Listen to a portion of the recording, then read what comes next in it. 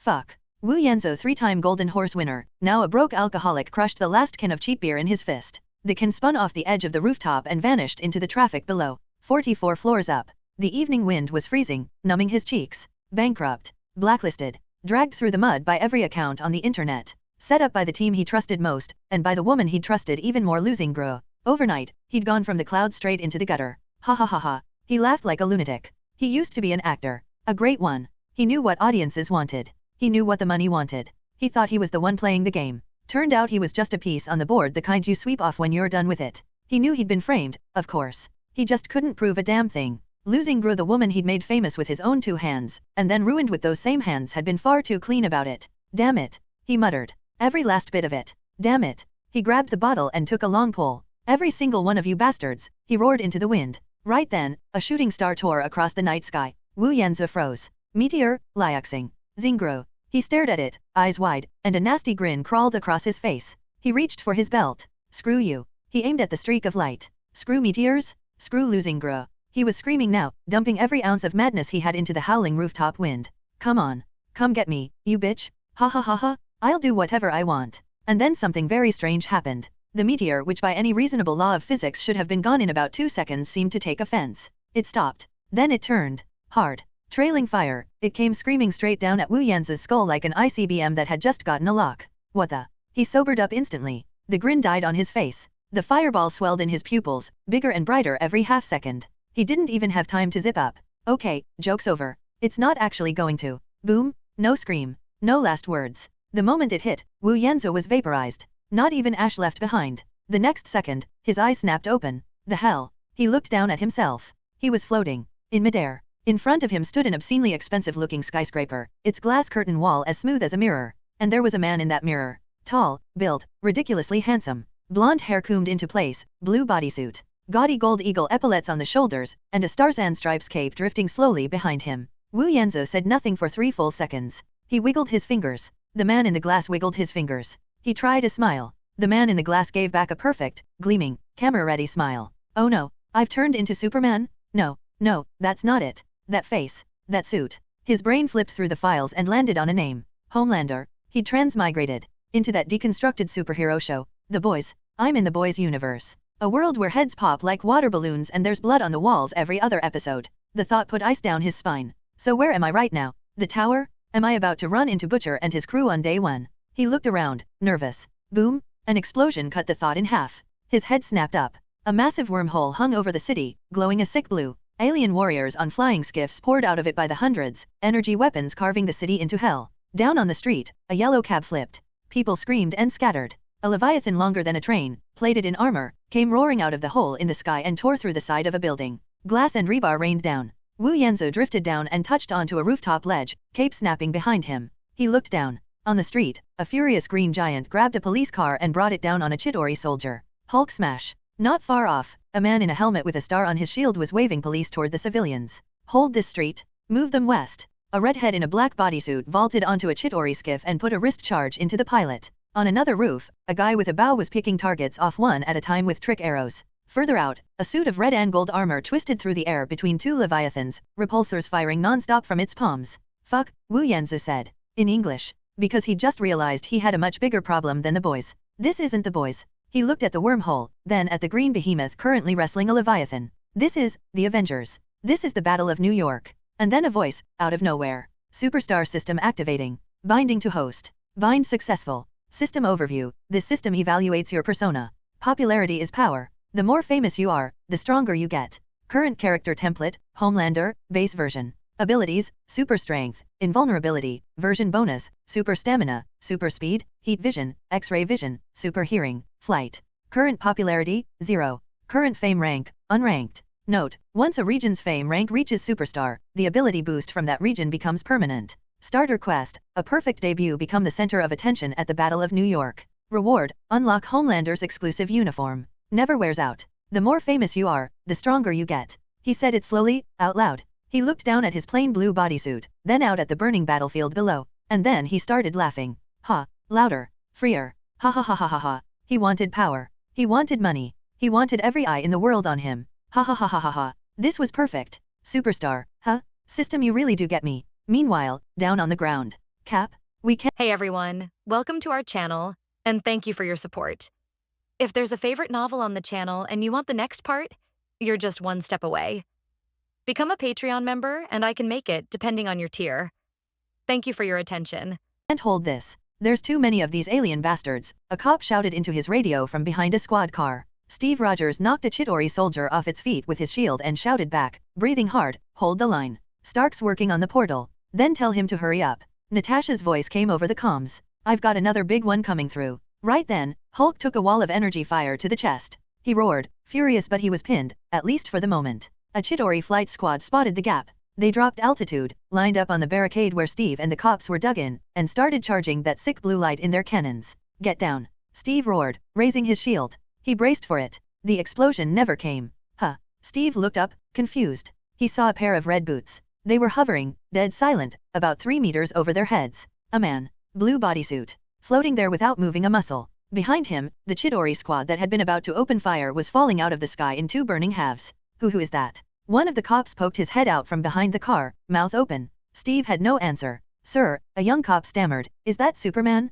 I read his comics when I was a kid. Shut up, George, the older cop snapped. Superman's Henry Cavill. Who the hell is that? S.H.I.E.L.D. Steve pressed his earpiece. Fury. Is this yours? Is this the card you've been sitting on? Silence on the other end. SHIELD helicarrier. Nick Fury stared at the figure on the screen with his one good eye. Hill. His voice was tight. Get me an analysis. Who is he? Is he on file anywhere? Where did he come from? And why is he dressed like he walked off a movie set? Sir. Maria Hill's fingers were already flying across the keyboard. No match in the database. No enhanced individual on record. He just appeared. And his thermal signature. She stopped. God. He's putting out heat like a small reactor. Center of the battlefield. Wu Yanzu hung in the air, soaking in every pair of eyes below him. Awe, shock, confusion, and a little bit of worship. Ding. Plus 120 popularity. Ding. Plus 45 popularity. Ding.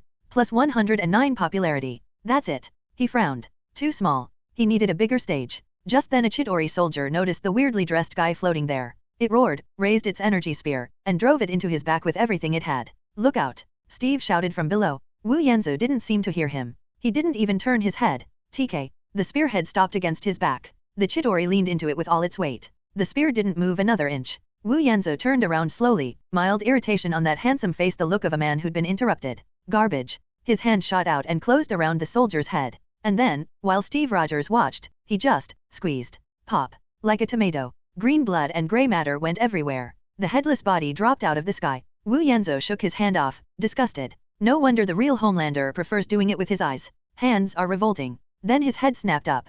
A wing of Chitauri skiffs was diving toward him. Heat gathered behind his retinas, building until it burned. SSSHK. 2 deep red beams lanced out of his eyes. He swept them sideways. 5 aircraft came apart at the middle, pilots and all. Molten metal and burnt debris rained down over the block. For a second, nobody made a sound. My God. George's gun clattered to the pavement. Fury. Steve took 2 full seconds to find his voice. I'm going to ask one more time. Is that yours or not? That's not Superman, right? Clint muttered to himself up on the roof. Tell me that's not Superman. He's strong, Natasha said over the comms. And he's enjoying himself. A lot. Tony Stark banked hard and pulled up in front of Wu Yanzu, faceplate lifting. Hey, Stars and Stripes. Nobody told me there was a cosplay thing today. Who are you supposed to be, Fury's new toy? Wu Yanzu looked him straight in the eye and gave him a perfect smile. You look a lot more like a toy than I do. Relax. I'm here to help. Help. Right. And your version of helping is very slick. Thank you. That wasn't a compliment. Tony. Steve cut in over the comms. Save it. We've got a problem. There's a big one coming down 5th. Hulk and Thor are tied up with the other 2. On it. Tony's faceplate snapped shut. No need, Mr. Stark. Wu Yanzu smiled and went first. He was fast. Too fast. Tony's armor caught nothing but a smear of red and blue. A second later, Wu Yanzu was in front of the Leviathan. And then he simply flew straight into it. At supersonic speed, he went through the thing's armored skull and out the other side. A perfectly round hole, several meters across, opened up in the beast's head. Boom. The whole enormous body went dead in the air and came down on the street, punching a crater into the asphalt. Wu Yanzu drifted at the far end of the corpse. He turned around slowly, not a mark on him, not a smudge, and gave the stunned crowd below a smile that belonged on a magazine cover. It's all right, everyone. His voice carried clean across several blocks. I'm here. Then he turned to the news helicopter that had been filming the whole thing, raised a hand, and smiled straight down the lens. Don't worry. I'm going to save every last one of you. Ding. Plus 2,400 popularity. Fuck you. Nick Fury slammed his fist on the table. Who is he? What is he doing? Is he putting on a show? Sir, a SHIELD agent said, adjusting his glasses, whoever he is, he's strong. Very strong. And look at the public's reaction. In the corner of the screen, there were live broadcasts from various TV stations. We saw it. An unbelievable scene. This mysterious Superman, he blew that monster apart. Who is he? Is he really Superman? But he doesn't have an S on his chest. Mommy, it's Superman. It really is Superman. The cheers of the crowd could be clearly heard even through the screen. Ding, you have gained plus 501 popularity points. Ding, you have gained plus 442 popularity points. Ding, you have gained plus 641 popularity points. Current popularity score, 150,124. Popularity skyrockets. New York City's popularity, emerging. Power boost. Thermal vision temperature boost. Wu Yanzhou felt the powerful force surging through his body, and he almost groaned with pleasure. The battle continues. With the addition of Wu Yanzhou, a seemingly unremarkable superhuman, the Chitauri invading forces were clearly overwhelmed and unable to raise their heads. He was like a red and blue lightning bolt, freely traversing the skies above the battlefield. This is not just fighting, it's putting on a show. Every punch must be delivered with the most magnificent style. Every thermal image must be cut with the utmost precision. Every rescue must be done at the most dangerous moment. He saw a bus full of commuters about to be crushed by the collapsing building. In a flash, he appeared on the roof of the bus, one hand. Boom! He caught half of the collapsed concrete slab with one hand. Oh my god! The passengers on the bus stared in shock at the man above them through the glass. Wu Yanzhou's figure, like a god descending to earth, and the fluttering stars and stripes cape, created a striking image. He even had the energy to wink at a child inside the car window. Wow! He saved us! Superman? It's Superman! I'm going to post this on my Facebook. The crowd erupted in enthusiastic cheers. Cell phones, cameras, everything that could take a picture was pointed at him. That's right, that's exactly it. Wu Yanzhou greedily savored it all. Look at me, worship me. Ding, you have gained plus 550 popularity points. Ding, you have gained plus 601 popularity points. Ding, you have gained plus 666 popularity points. Current popularity score, 170,124. Another huge wave of popularity points has been gained. He casually tossed the half-floor slab towards the Chitauri squad, then gracefully flew away to find the next shot. At this moment, he was like an elegant butcher, sometimes using thermal vision to perform precise surgery, and sometimes using absolute strength and speed to tear the enemy apart before they could react. He even had the leisure to fly above Black Widow and land in front of her when she was surrounded. Madam, do you need any help? He smiled, then his eyes flashed red, and he sliced apart all the dozen or so Chitauri soldiers in front of her. Natasha gripped her weapon tighter, watching him warily. Thank you, but you're too close. It's my honor. Wu Yanzhou winked at her with his left eye, bent his knees slightly, and soared into the sky. Bastard.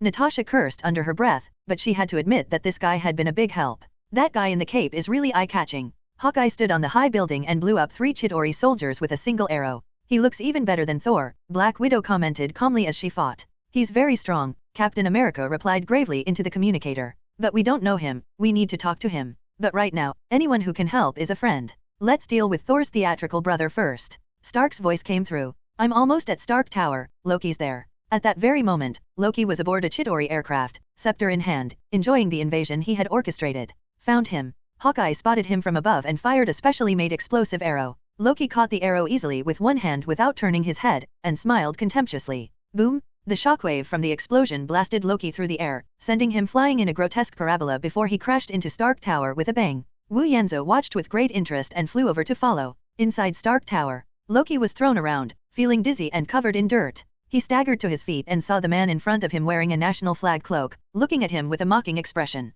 Ugh! Loki covered his head, his dignity as the son of Asgard had been insulted. Enough! Loki stood up angrily. Who do you think you are? I am a god. You stupid, inferior creature. Don't even think about bullying me. I won't be bullied by someone like that. Before Loki could finish speaking, Wu Yanzhou's figure had already vanished from the spot. Loki's pupils contracted. Too fast? The next second, Wu Yanzhou appeared in front of him, one hand gripping his neck like an iron clamp, lifting him high up. What did you just say? Wu Yanzhou smiled, but his eyes were cold. How dare you? Loki struggled, his face flushed red. Wu Yanzhou's smile became even brighter. He hurled Loki into the air, then flashed above him even faster, his feet landing a war stomp on Loki's stomach. Boom! The marble floor cracked instantly, creating a huge, human-shaped crater. Before Loki could catch his breath, Wu Yanzhou grabbed his ankle again and swung him around like a hammer. With a whooshing sound, Loki's body became a blur, crashing wildly against the pillars, walls, and ceilings inside Stark Tower. Boom, boom, boom, boom, boom. Each loud bang was accompanied by the sounds of steel bars twisting and cement cracking, and the entire building seemed to tremble.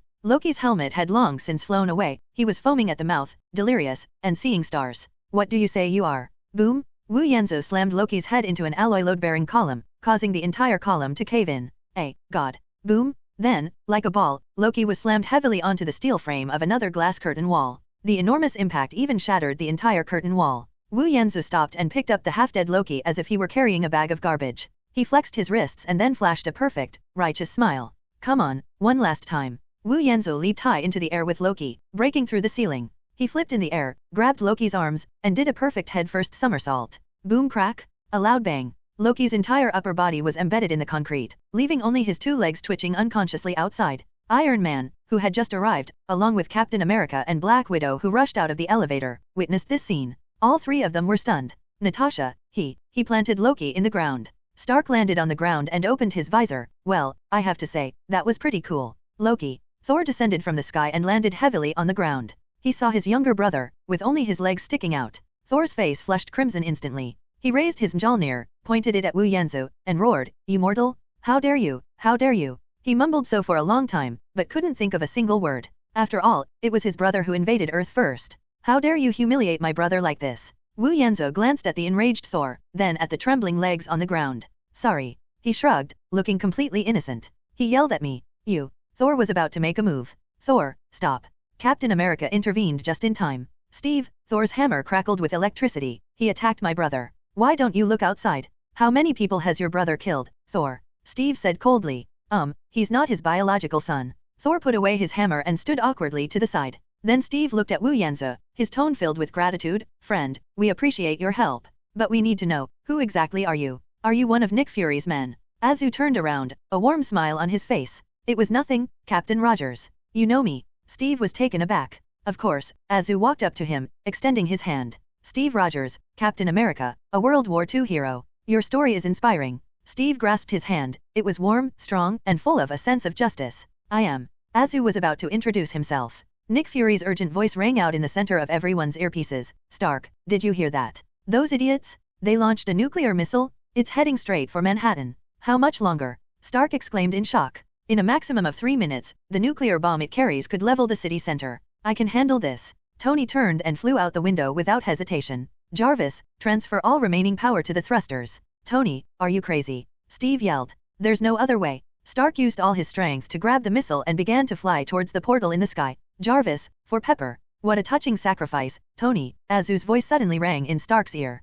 Stark turned around in horror and was shocked to find that this Superman was flying backwards at an even faster speed, keeping pace with him. Tony Stark, Wu Yanzu's voice was gentle. You were a hero, you shouldn't have died here. The people need you, Tony. And I. Azu gave Stark a tragic smile, as if he were about to die a heroic death. I was born to do this. You're insane? You'll die. Stark roared. Someone always has to make sacrifices, doesn't that mean? Tony, who was still pushing the missile, suddenly felt a lightness beneath him. What the hell? He looked down and saw that the nuclear bomb was gone. The red and blue figure was carrying the nuclear bomb and rushing towards the portal at several times his speed. That Superman cosplayer. Stark was dumbfounded. He stole my nuclear bomb. No. Tony Stark stopped outside the wormhole, watching helplessly as he disappeared. On the ground, Steve Rogers took off his hood, looked up at the sky, and had a complicated expression. We owe him a favor. The endless universe. The Chitauri mothership is right in front of us. Okay, throw it away and go home. Wu Yanzu was about to let go, but his X-ray vision instinctively swept across the entire mothership.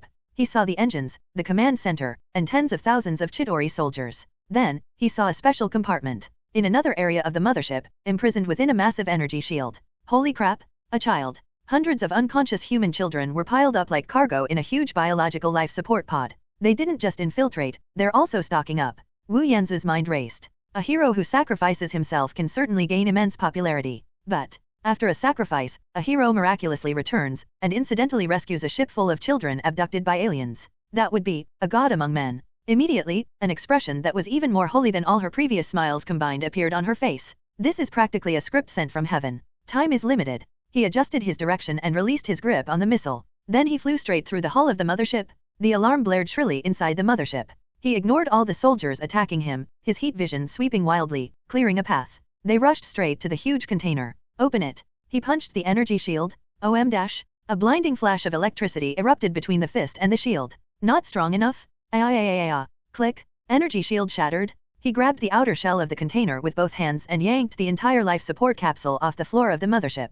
Hold on tight, little ones. Wu Yanzu pushed the huge container, turned around, and rushed towards the hole he had crashed into. Behind him was a world-destroying light. New York, under the portal. Has he been inside for too long? Natasha's expression was somewhat bitter. He's not coming back. Stark hovered in the air and said softly. Captain America tilted his head back and clenched his fists. Just as the portal was about to close. Look, what's that? The detective downstairs pointed to the sky. A burst of fire shot out from the portal. It's that Superman? He was also pushing a huge thing. Azu rushed out of the portal, which closed behind him. The Chidori army, still engaged in battle, lost all power and began to fall. The war is over. He did it. Stark murmured. Look, he seems to have passed out. Captain America noticed something was wrong. Wu Yanzu, pushing the huge container, lost power in midair and began to fall straight down. Quick, Tony, I'm coming. Stark was about to rush over. Suddenly, Wu Yanzu, who was falling, opened his eyes.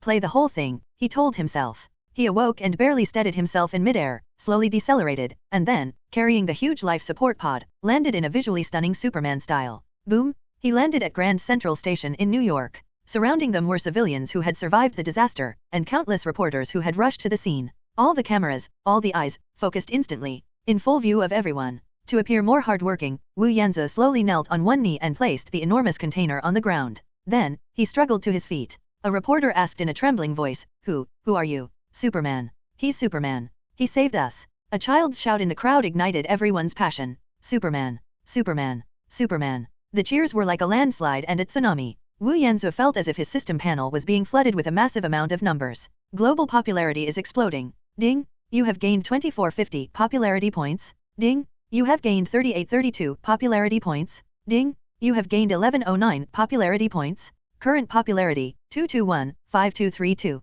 Template enhancement in progress, enhancing iron body. Template enhancement in progress. Enhancing super speed. Template enhancement in progress. Enhancing thermal vision. Mission accomplished. You have obtained the Homelander exclusive outfit. The Avengers also landed beside him. Captain America looked at him, his eyes filled with complex emotions but also gratitude. Mr. Superman. Wu Yanzu did not answer. He walked up to the life support pod and, under the watchful eyes of the world, slowly tore open the outer shell of the container with both hands. Laugh. Inside, hundreds of bewildered 12 or 13-year-old human children emerged, rubbing their eyes. Where's my mom? A little girl asked timidly. All of New York was quiet. Tony Stark's visor slammed open, his mouth agape, unable to utter a single word. The shield in Steve Rogers' hand slipped and fell to the ground. Thor's eyes widened, and he whispered, By Odin. Next second, indescribable cheers erupted from every corner of the city, screaming, crying, shouting. Ding! Popularity has exploded. Ding! You have gained plus 3011 popularity points. Ding! You have gained plus 4840 popularity points.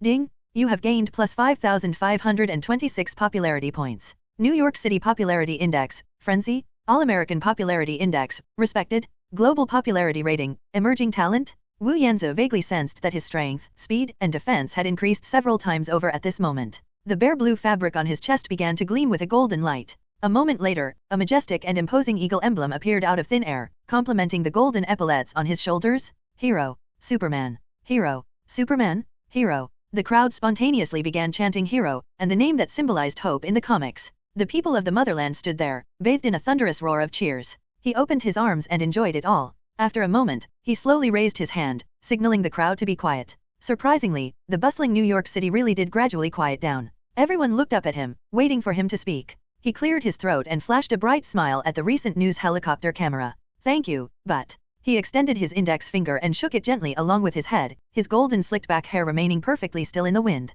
I'm not Superman. He paused for a moment, enjoying the moment when everyone held their breath in anticipation. I am a Homelander. And you? His smile grew even warmer, more approachable, as if the monster who had just slaughtered aliens had vanished. Are the true heroes. Homelander. Through Wu Yanzu's words, the name was clearly spread throughout the entire Central Station Plaza. It was transmitted globally in a fraction of a second via countless microphones and cameras. There was a brief moment of silence in the crowd. Then came an overwhelming roar of shouts. Homelander. Homelander. Homelander. This word seems to possess a kind of magic. After experiencing the horror of an alien invasion, people needed a symbol. And Wu Yanzu gave them the most perfect symbol at this moment. He was bathed in cheers, arms outstretched, his face displaying a perfect blend of holiness and humility. Damn it. Tony Stark, standing a few meters behind him, opened his visor and muttered a curse. This guy, he stole all the limelight, didn't he? Tony. Steve Rogers frowned, but he had to admit that Stark had expressed his feelings. This guy reminded him of himself when he was touring during World War II. Finally, the interview ended. So, have you guys ever eaten shawarma? Tony Stark broke the silence, struggling to remove his battered armor. I'm starving. I know a shop nearby, but I don't know if it's still open. Dr. Bruce Banner, who had returned to normal, sat weakly to the side and gave a wry smile upon hearing this. Soon, these strongest heroes on Earth learned what it meant to eat one by one without making a sound. 10 minutes later, they were sitting together, quietly eating shawarma. So, Tony couldn't stand the silence any longer, swallowed a mouthful of meat, and spoke first. Homelander? Seriously? Did you choose that name yourself, or your agent? Wu Yanzhou slowly revealed a perfect smile. It's just a code name, Mr. Stark. Like Iron Man, people need a symbol. Wow, Tony raised an eyebrow. It looks just like a PR statement. I like it. Tony, Steve put down his burrito. This isn't the time to talk about this. He looked at Thor. Thor, Steve said seriously, that Tesseract. Thor nodded and wiped his mouth. That's right, the Tesseract. My father, Odin, placed it on Earth hundreds of years ago to protect it. Now it seems it must be brought back to Asgard. Hey, wait a minute, here's the kicker, sir, Tony chimed in, that thing almost destroyed my city. You just took it like that? Without even a report. It doesn't belong here, Tony, Thor said seriously. He's right, Tony, Steve interrupted Stark. Taking it away from Earth is the best option, better than leaving it at Shield. Black Widow and Hawkeye chewed silently without saying a word, while Banner agreed. All right, Captain Popsicle, you're in charge. Stark smiled nonchalantly. After the dinner party, the next step was to deal with Loki, the god of mischief. At this moment, he was enjoying special treatment, a specially made Asgardian gag that completely shut his mouth, which was good at bewitching people. Moreover, after being planted into the floor by Wu Yanzhou, he was later pulled out by Hulk and subjected to a mockery of being a weak god. Now he is slumped on the ground, glaring resentfully at everyone present. Thor, the great prince of Asgard, the god of thunder, stood awkwardly next to his brother. He carried Thor's hammer in one hand and a container shimmering with blue light in the other, which contained the Tesseract. We're leaving? Thor looked at everyone present. Thank you for your help. Asgard owes you a favor. I'll take care of the Tesseract and him. Loki, gagged, could only make angry sounds. Okay, goodbye, blonde sweetheart. Tony waved his hand. Next time, bring your Bambi brother, and remember to bring a Christmas present. Steve nodded seriously. He must pay the price for his actions. He will. Thor's expression was grave. He activated the cosmic cube, and blue light enveloped the two of them. Just as the light reached its peak and they were about to teleport, Loki's gaze swept over everyone and finally landed firmly on Homelander's back. In those eyes, besides hatred, there was also an inescapable fear. A flash of light, and Thor and Loki vanished. If Loki was the external problem, then now, only the internal problem remains in the room. All eyes Stark, Steve, Natasha, Clint, Banner were fixed on the red and blue figure. All right, the main character from the explosive point is gone. Stark walked over, arms crossed. Now, Stars and Stripes boy, can we talk? Wu Yanzhou slowly turned around. Of course, Mr. Stark. His voice was gentle and magnetic. I suppose you have many questions. Oh, you're right. A deep voice came from not far away. Nick Fury, director of SHIELD, strode in, wearing his signature black trench coat. His single eye locked onto Wu Yanzhou like an eagle's. The people of New York thank you for your performance, Mr. Homelander, Fury said, his tone devoid of gratitude. But I don't like surprises. And you, Fury's one eye narrowed, are the biggest surprise of the day. Sir, Wu Yanzhou greeted with a smile and a nod. Nice to meet you. I suppose you're the boss here. My name is Nick Fury. Please come with me. Fury didn't waste any more words and directly extended an invitation. Let's talk somewhere else. Sky Carrier, circular conference room. At this moment, sitting around the long table in the conference room were the highest-ranking officials of SHIELD and the core members of the Avengers. Fury sat in the head seat, his single eye appearing particularly sharp under the light. Agent Maria Hill stood behind Fury. Tony Stark, with his legs crossed, gave him a get-started-your-performance look. Steve Rogers sat upright with a serious expression. Natasha Romanoff, on the other hand, was like a black panther poised to pounce. She sat in the shadows, silent, observing. Bruce Banner and Clint Barton were not involved. They needed rest and evaluation. Today's performance was truly spectacular, Mr. Homelander. Fury's voice was icy. You were just too perfect. So perfect it was unreal. Director Fury, Wu Yanzhou said, still smiling. I just did what I was supposed to do. Is that so? Fury sneered. Then you certainly have a lot to do. All right, Nick, Tony Stark said, somewhat annoyed with Fury. Don't be so heartless. This guy, no matter how much of a scene stealer he is, he did save my life and this city. So, Homelander, who are you anyway? Where did you come from? And who designed this outfit of yours? Nice fabric. I'm here to help, Mr. Stark. Homelander began his prepared speech. I come from a very far place. A place that's really far away. Fury interrupted him. Is it Smallville, Kansas, or Krypton? Nick. Steve called out, clearly disapproving of Fury's interrogation. He saved everyone. We should at least give him respect. Respect is earned, Captain. Not through a fancy costume. Fury's one eye shifted to Steve, then back to Homelander's face. I'm asking you questions. Are you an alien? SHIELD has never discovered a superhuman like you on Earth. Who do you work for? What's your purpose here? The air around him seemed to freeze. Black Widow stood not far away, her hand never leaving her weapon. Thor has returned to Asgard, and Wu Yanzu knows that these people in front of him are nothing but dirt chickens and dogs to him. But as an actor, he felt compelled to act. And right now, it's his first performance, the most crucial performance since he came from another world. He was just about to start making up that classic script about the M78 Nebula. Sir. Agent Maria Hill strode over, holding a tablet computer in her hand, her expression extremely strange. Sir, you'd better take a look at this. Fury impatiently took the tablet, but when his gaze swept across the screen, his one eye suddenly widened. What did you see? Stark asked curiously as he leaned closer, and when he saw what was on the screen, he was stunned. Wow, this is really unbelievable. All right, I know who you are. Fury's voice was full of pressure. Wu Yanzu's mind went blank for half a second. What? Did he find out? I know nothing? I'm a time traveler. So, let me explain, Mr. Homelander. Nick Fury slammed the tablet computer onto the table and slid it in front of Wu Yanzu. On the screen is a file. Wu Yanzu's pupils contracted slightly. The file contained a passport photo. The person in the photo has the exact same blonde hair, the same handsome face, and the same deep blue eyes as him. The only difference is that the person in the photo is wearing a Columbia University t-shirt, and their smile is very youthful. Name, Anthony Starr. Date of birth, April 1992, 10.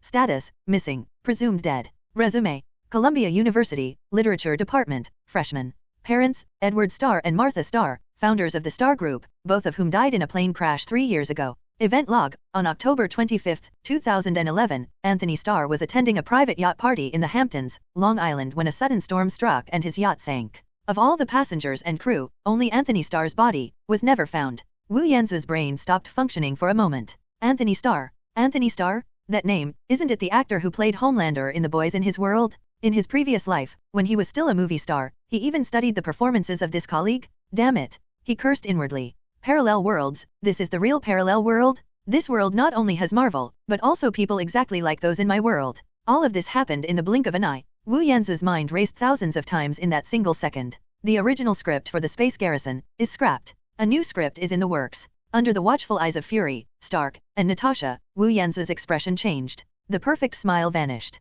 Anthony. He murmured the name softly, as if chanting a spell. No. Wu Yanzu raised his head, his eyes reddening, filled with the immense sorrow of being resurrected and things changing. Are you all right? Steve Rogers keenly noticed this, and his tone softened. I just remembered something. That's right. I am Anthony Starr. The moment those words were spoken, the air in the entire conference room seemed to freeze. Tony Stark slowly lowered his crossed legs. Natasha leaned forward slightly. Fury's single eye was fixed on him, trying to find the slightest flaw in his face. That's impossible, Agent Hill whispered from behind. Anthony Starr has been dead for a year. I am not dead. Azio began his performance. I remember that storm. His voice was low and filled with painful memories. The yacht capsized, the icy sea water rushed into me, and I thought I was going to die. I lost consciousness. I thought it was all over. When I wake up again. He paused, creating enough suspense. I'll be in a place, I can't describe it. Where? Fury immediately asked. A place with neither light nor darkness. I don't know how much time has passed. Wu Yanzu began his most skillful vague narrative. The more vague the narrative, the more the other person fills in the blanks. Then, something found me. What is it? Tony couldn't help but ask. I don't know. Azu shook his head painfully. They erased most of my memories, including what they looked like. I only remember that they modified me, they experimented on me, they gave me this. He raised his hand and looked at his palm. This power was given to me. This curse. When I regained consciousness, I was already on a deserted island. I don't know how long it took me to learn to control this power. I learned to fly, and I flew back to the mainland. But I've even forgotten where my home is. His performance entered the most crucial self-analysis stage. I've become a monster, haven't I? He laughed self-deprecatingly. I've found myself able to hear heartbeats miles away and see your bones. He suddenly looked at Natasha. Agent Romanoff, your heart is racing. 92 beats per minute. You're nervous. Natasha's expression changed instantly. He then looked at Tony. Mr. Stark, that light bulb on your chest is causing you a lot of pain, isn't it? And you have an old injury on your left knee. Tony's smile froze on his face. Finally, he looked at Fury. Chief, in the inside pocket of your jacket, there's an FNP-9 pistol, 13 rounds, 1 loaded. And a pager? How retro. Fuck you, that's enough. Fury slammed his fist on the table. The room was deathly silent. I'm sorry. Azu lowered his head, his superb acting skills making him appear very innocent at this moment. I was afraid my power would hurt others, I was afraid the world would see me as a monster. So I hid, like a homeless person, hiding in the shadows of the city. Until today. He raised his head, and the light of belief rekindled in his eyes. I saw a hole in the sky, I saw aliens slaughtering my people, in my city. I realized, maybe I'm not a monster. Perhaps. He paused, then uttered the most crucial line. The reason I came back is for this moment. Silence. A long silence. Steve Rogers, the veteran hero, was the first to stand up. He walked up to Anthony, a man who had awakened from his frozen state and was out of touch with the times. In Anthony, he saw a reflection of himself. Child, Steve's voice softened, you're not a monster. He reached out and placed his hand firmly on Anthony's shoulder. You are a hero. Ding! A voice that only Wu Yanzhou could hear rang out. System notification, the approval of the key figure Captain America has been detected. The hero persona has been initially established. Gained a special popularity bonus, plus 10,000? One taken care of. Wu Yanzhou sneered inwardly, but put on a redeemed expression on his face. Thank you, Captain. You're the real hero. Tony Stark stroked his chin, deep in thought. He was very skeptical, but damn it, this story was too bizarre. A rich second generation who survived a shipwreck was transformed by a mysterious person, hid for a year, and then returned as a hero? This script feels a bit familiar, Tony muttered, but he couldn't find any flaws for the time being. Only Natasha and Fury remained skeptical. Natasha doesn't believe in coincidences that are too perfect. And Nick Fury, he never trusted anyone. All right, Mr. Starr. Fury leaned back in his chair, accepting this setup, at least for now. Welcome home. We'll handle your immigration status. A large sum of money from your parents' inheritance is in a trust fund. Your apartment on the Upper East Side of Manhattan has probably been gathering dust for a year now. Fury stood up and walked over to Anthony. SHIELD will restore your identity. In return, you'll be available whenever we need you. Don't worry, it won't get to 1 o'clock. Of course. Wu Yanzhou gave a submissive smile. I need a place to start over. Very good. Fury nodded, then handed over a smartphone. I've had Agent Hill initiate legal proceedings to restore your legal status. Your trust fund, your assets, are all being unfrozen. Fury patted him on the shoulder. Here's an apartment address your parents left you. Go on, kid. Take a rest. New York, thank you. We'll stay in touch, right? Fury concluded. Wu Yanzhou took the phone, inwardly scoffing. Right. Too bad my bodysuit doesn't have pockets. I don't carry my phone when I go out, so you'll have a hard time contacting me. But you can shout for help at the sky and see if that makes me happy. But being new to the job, he had to maintain the image of a sensible good kid for the time being. Thank you, Chief Fury. Thank you all. He stood up and walked to the conference room door, paused, then turned back and gave the Avengers what he considered to be his most sincere smile. If you need me, you know how to find me. Whoosh dash. He transformed into a streak of blue light and vanished from the sky heli-carrier. Cool. Stark whistled. I'm starting to like him. He might really be a hero, Tony, Steve murmured, gazing in the direction Azu had gone. He's a mystery, Nick, Nasuda added. Are you sure he really is this Anthony Starr? You know, plastic surgery isn't that difficult. The iris scan has already been checked against the database, so there shouldn't be any problems, Nick Fury replied with a dark expression. He stared intently at the doorway, a sense of foreboding creeping over him, even though the man was behaving well. I hope I'm just overthinking it, and that he's a real superhero, not some disobedient ancestor. Nick Fury then sent a message. Hill, bring Homelander into Project Insight.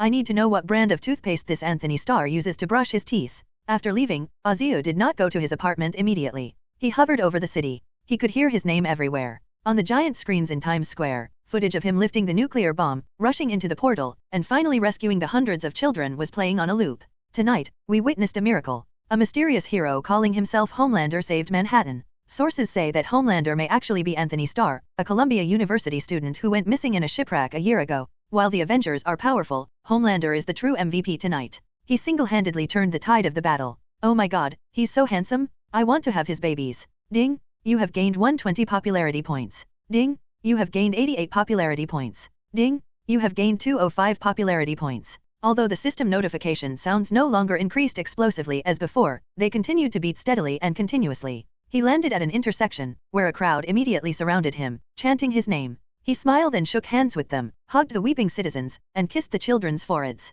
Don't be afraid, it's all over now. With me here, New York is safe. He enjoyed it all, enjoying every admiring glance. At that moment, the news was being broadcast on the Times Square screen. We'd like to interrupt our broadcast with a report from our reporter's discovery amidst the battlefield ruins. A reporter is standing in front of a half-collapsed luxury apartment building. Right here, at the height of the battle, a 9-year-old girl named Kate was trapped. Her father, tragically perished. The camera focused on the little girl. She was thin, wrapped in a blanket, her face covered in dust, but her large eyes shone with an unusual light. The reporter handed her the microphone. Child, were you scared at the time? The little girl Kate nodded, then shook her head. I thought I was going to die. An alien, it was going to kill me. What happened? Kate's eyes lit up. It's Homelander? He flew down from the sky, with the light shooting from his eyes? Zzz. The bastard snapped. He saved you? Yes. Kate nodded vigorously. He was so tall. He gave me a smile, and then, he flew away. To save more people. In the image, Kate is tightly clutching a Superman comic book that is half burnt. He is a true hero. Wu Yanzu did not hear this little incident. After enjoying the cheers for a full hour, he finally escaped the enthusiastic crowd and flew to the apartment address that SHIELD had given him. The apartment is near Columbia University. He landed on the fire escape ladder, and X-rays scanned him. Empty. Covered in dust. He pushed the door open and entered. A long dormant smell wafted over. This is the home of Anthony Starr. Guitar, basketball, scattered textbooks, and a photograph. In the photo, Anthony Starr is hugging his parents, laughing heartily. Anthony. Wu Yanzu picked up the photo frame and looked at the identical face in the mirror. Your life is truly tragic. He casually tossed the photo frame aside. But it's okay. He walked to the window, drew back the curtains, and looked down at the city he had just saved. Your life is now in my hands. The following month was the most pleasant time of Wu Yanzu's life. In his previous life, he was a movie star who worked himself to the bone and schemed against others, but he was nothing more than a plaything of capital. And now, he is capital itself. The Star Group is a long-established New York conglomerate with interests in real estate, energy, and biotechnology. Anthony's parents, Edward and Martha, both died in a plane crash 3 years ago, leaving their enormous estate, along with a trust fund, to their only son. Now, this resurrected successor has returned as a hero of Homelander, a story so dramatic it's worthy of being written into textbooks. The top-floor duplex of the Starr family in Manhattan's Upper East Side. This place occupies 3 entire floors and includes a helipad and an outdoor swimming pool. Wu Yanzu stood before the enormous floor-to-ceiling window, overlooking Central Park bathed in the morning light. He wore only an expensive silk robe and held a glass of priceless Romani Conti in his hand. This is what fucking life is all about, he said softly. A few days ago, the legal team from the Star Group and executives from trust funds lined up to see him. Mr. Anthony, this is your parents' after-tax inheritance document. You only need to sign here. From that day on, Wu Yanzu officially took control of everything. This body could inherit hundreds of billions of dollars in personal assets and absolute control of a group system. I feel fantastic right now. He gave a bright smile to his reflection in the floor-to-ceiling window. Current popularity score, 798-2301. Global popularity rating, rising to fame. Enhanced abilities, steel body, planetary level, thermal vision, 4000 degrees Celsius, super speed, Mach 15. Not enough? Wu Yanzu narrowed his eyes. The benefits from the Battle of New York are almost exhausted. The growth in popularity has gone from an explosion to a trickle. As a former movie star, he understands the power of generating buzz all too well. Without consistent work and exposure, audiences will quickly forget you. Popularity is a matter of progress or decline. Looks like it's time to open for business. He put down his coffee cup. The next second, the red and blue uniform with a star-striped cape was already covering his body. For the next 2 weeks, New Yorkers had a real eye-opener. What the hell is this sense of security? This is what we call a sense of security. Look, it's Homelander. Oh my god, he's here again. Midtown Manhattan. An out-of-control bus is screaming and hurtling toward the sidewalk. The driver is clearly unconscious. Pedestrians scattered in terror. At this critical moment, a red and blue figure appeared in front of the bus as if by teleportation. It's not some fancy technique. Wu Yanzu simply stood there, extending one hand. Boom! A piercing, metallic, distorting sound. The fully loaded bus crashed into his fair palm as if it had struck an unshakable mountain. The front of the car visibly collapsed rapidly, the engine was destroyed on the spot, and Wu Yanzu didn't even have his hair messed up. He even had the leisure to flash a standard 8-tooth smile at the terrified passengers in the car. Is everyone all right? He casually torn open the car door, picked up the driver like a chick, and put him on the ground. Ding! You have gained 54 popularity points. Ding! You have gained 31 popularity points. Ding! You have gained 36 popularity points. It's better than nothing. Wu Yanzu thought to himself, pursing his lips. 3 more days have passed, and it's 2 p.m. Robbery? Someone's robbing a bank. A black Dodge Warrior roared out of the bank, the robbers inside firing wildly with automatic weapons, suppressing the arriving NYPD. Get out of here. All of you, get the fuck out of here. We have heavy firepower. Anyone who doesn't want to die. Boom! A loud bang. The 3 robbers didn't even see what happened. Boss, what's that in the sky? The lead robber looked up in confusion, then burst into a tirade. Shit! It's that freak in the cape.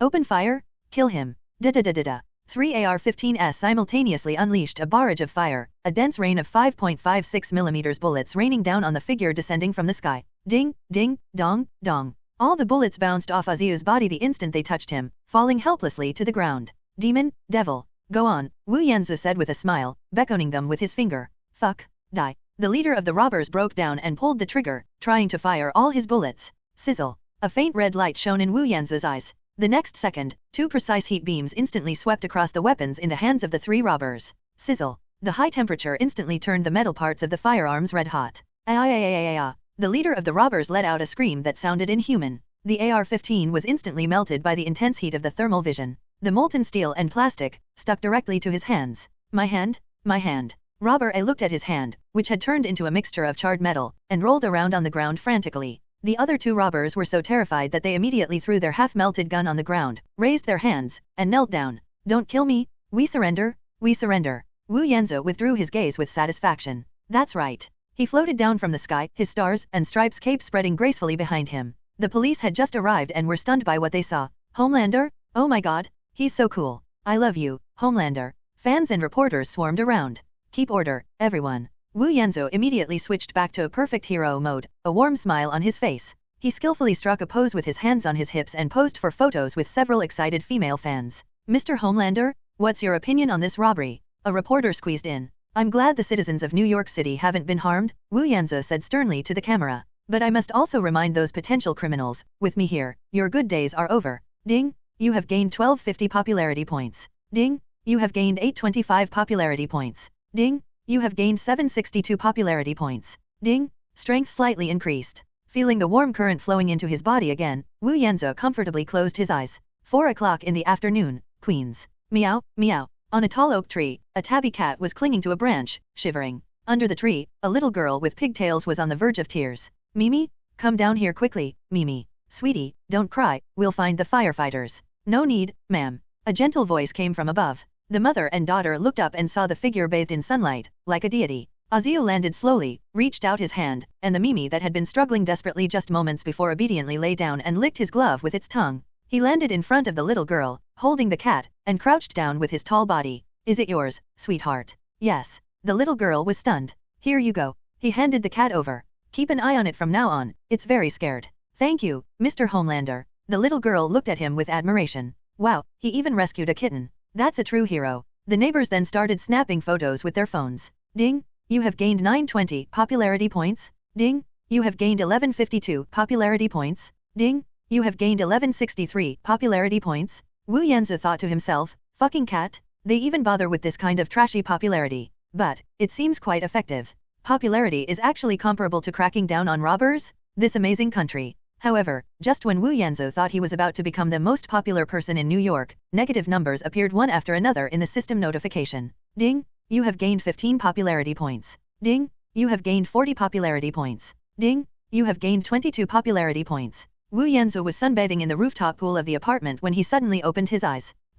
Popularity is declining, though not by much, it's very stable. He frowned, this was not a good sign. He casually scrolled through social media on his phone. Soon, he found the source. Wu Yanzu looked at the headline news on his tablet and laughed in anger. The Daily Bugle, are Homelander's heroes or the next tyrant? New York Post, Devil in Stars and Stripes, does Homelander's power need regulation? Fox News, special commentator we don't need a god to tell us how to cross the street. He destroyed half a building while fighting a fire yesterday? Who's going to pay for it? He picked up the remote and turned on the TV. On the screen, a man with a neatly square mustache and an agitated expression was roaring. He's a threat? A threat wearing the national flag. The man's left hand was pointing at a high-resolution photograph. The photo shows the robber whose hand was welded by thermal imaging. He is being carried away by paramedics. His hand is now completely useless. Look at this. A hero. Jameson's spittle seemed to leap off the screen. Would a real hero do this? This is lynching. This is torture. This is abuse. And this too. The scene shifts to the bus that was saved. Yes, he saved the passengers. But what about the car? It's totaled. The insurance company is probably crying their eyes out. And what about this damn road? The camera zooms out to a rescue site where Wu Yanzu is standing. 2 deep footprints are left where he is standing, and the surrounding floor is cracked in large areas. He doesn't care about the losses. He only cares about whether his damn hair is messed up. We've reviewed the Battle of New York. This Homelander caused more collateral damage than any of those damn alien bastards. He's just a brute, blonde bastard. He's a threat to New York. Jameson of the Daily Bugle, will continue to report on his misdeeds. Wu Yanzu watched the passionate speech with a blank expression. Ding, you have gained 105 popularity points. Ding, you have gained 98 popularity points. Ding, you have gained 112 popularity points. Ha, he laughed. Easy. He muttered to himself, sure enough, no matter which world you're in, these flies who make a living by talking are all the same. Wasn't he heavily criticized in his previous life as a movie star? Jameson, the Daily Bugle. Wu Yanzu's eyes turned cold. You're right, buddy. I genuinely don't care about the losses. But the question is, why did you even say it? He knew very well that he wasn't that red underweared cousin from DC. He doesn't have that invisible biofield to envelop everything he comes into contact with. He saves people entirely through precise control of his strength. But no matter how well he controls it, the laws of physics still apply. If he catches a falling person at supersonic speed, that person will still be smashed into a pulp, so he can only try to slow himself down as much as possible. It seems, establishing my own media company needs to be put on the agenda. He needs an institution that can control public opinion, an institution that can turn black into white, an institution that can turn justice into a business. Wu Yanzu's lips curled into a cold smile. However, before that, it's 11 p.m. Only the editor-in-chief's office on the top floor of the entire building was still brightly lit. Jonah Jameson, cigar in hand, was yelling into the phone, spitting as he spoke. What do you mean no evidence? Do I need evidence? I saw it with my own eyes. That megalomaniac in the bodysuit? He was flying in the sky. He was shooting lasers with his eyes. That's the biggest threat of all. Shut up. You're fired. What? You're my boss. Okay, let's talk again tomorrow. Jameson angrily hung up the phone, grabbed the whiskey on the table, and took a big gulp. He still vividly remembers how his newly bought Mercedes was cut into 4 pieces by a laser in the eyes of the Homelander during the Battle of New York, and the insurance company won't pay. They say his mother's alien invasion is an unforeseen event. He felt he needed to teach this Superman who acted without any method a lesson. A bunch of cowards, cowards. This city doesn't need gods. It needs me, Jonathan Jameson, to tell them. Mr. Jameson. A voice, seemingly gentle yet chillingly abrupt, rang out behind him. Jameson's hair stood on end instantly. He turned around abruptly. The man who had been making headlines every day lately was sitting in the middle of his office, watching him with a leisurely air. His handsome face no longer displayed the perfect smile he wore in front of the camera during the day. Instead, it bore an almost blank expression. It's like watching an insect. How did you get in? Jameson took a step back and bumped into a chair. I came in directly, Jonah. Can I call you Jonah? Wu Yanzu slowly walked forward. No, don't come any closer. Don't call me Jonah. You monster. Jameson shouted, his voice trembling with fear. Security? Security. They can't hear you, Jonah. Homelander smiled, glancing downstairs with X-ray vision. The security guards are watching a rerun of Saturday Night Live, and it's very loud. What do you think you're doing? Jameson grabbed the ashtray on the table. I'm warning you, if you dare touch me, the whole world will know your true colors tomorrow. The real face. Homelander laughed, stepped forward, and picked up the Daily Bugle from the table. An arrogant tyrant? A devil draped in the stars and stripes. The man shook his head, his face showing only the disappointment and sadness of someone with formal training. Jonah, do you know what? I saved 13 people in that building. I saved the NYPD trembling under a hail of bullets. I saved this city, and you're hiding behind a keyboard, using these, to attack me. I'm telling the truth. Jameson roared, his voice trembling with fear. You lunatic in costume. You think I'm afraid of you? Oh. Wu Yanzu's figure vanished from the spot in an instant. Jameson felt a tightness around his neck, and his whole body was lifted up by a tremendous force. You let me go. You Nazi. Jameson screamed in terror, kicking his legs wildly in the air. I came here because I wanted to have a good talk with you about what constitutes correct news reporting, Aziu said gently. But now it seems you're not the Jonah I knew. I've changed my mind. I've decided to take you to see a bigger world. You can't, do this. Jameson's face had turned a deep purplish red. You're a hero. Now you know I'm a hero. Wu Yanzu laughed. Crack. He grabbed Jameson and smashed through the French windows on the other side, shooting into the New York night sky. The biting cold wind and the feeling of weightlessness instantly enveloped Jameson. Wu Yanzu dragged him along, like a rocket, and he soared into the sky. 1,000 meters. 5,000 meters. 10,000 meters. The air here was extremely thin, and Jameson's screams turned into gasps of oxygen, and his eyes quickly became bloodshot. Jonah. Homelander had to shout in his ear because the wind was too strong. Look down there. What do you think of the view, Jonah? Please, can you give me another chance? I have a daughter. Jameson completely broke down. What do you think? Wu Yanzu revealed a wicked smile. He let go. No. Jameson, the star editor of the Daily Bugle, began his free fall. Fuck. He flailed his limbs wildly in the air, but it was all in vain. The fear of death gripped his heart instantly. The clouds rushed past him. Below, the lights of New York City resembled a giant spider web about to engulf him. Help me. He couldn't even make a sound anymore. Just when he thought he was going to die and was about to be smashed into a pile of minced meat. Call. A blue after image. Wu Yanzu swooped down at an even faster speed, and less than 100 meters from the ground, he casually grabbed him, and then slowed down and descended slowly. Oh, we caught him. Jameson had stopped thinking. A few seconds later, Wu Yanzu flew back to the office with its glass walls and casually tossed Jameson onto the carpet. Bang! Jameson lay sprawled on the ground like a lump of mud, coughing violently and greedily inhaling the air. A pungent, foul odor permeated the ground. He was so scared he peed his pants. Vomit. Wu Yanzhou took 2 steps back in disgust and glanced at him with his X-ray vision. Tisk tisk. Jonah, your bladder isn't very good. The prostate is also a bit enlarged. Jameson trembled all over as he looked up at the demon, his teeth chattering. Wu Yanzhou slowly squatted down, his perfect smile returning to his face. He patted Jameson's wet cheeks. Listen, Jonah. I'm a hero in New York. People love me. And you, he said, pointing to the puddle on the ground, are a smart man. So, I hope to see something positive on tomorrow's front page. For example, Homelander, the guardian angel of New York? Or, Jonah Jameson, I owe Homelander an apology. He tilted his head. Which title do you think is better? Guardian angel. Jameson managed to squeeze out these words with all his might. Good boy. Wu Yanzhou stood up and straightened his uniform. Whoosh. He disappeared into the night. Inside the office, only Jonah Jameson and the warm patch in his trousers remained. Wu Yanzhou returned to his penthouse apartment.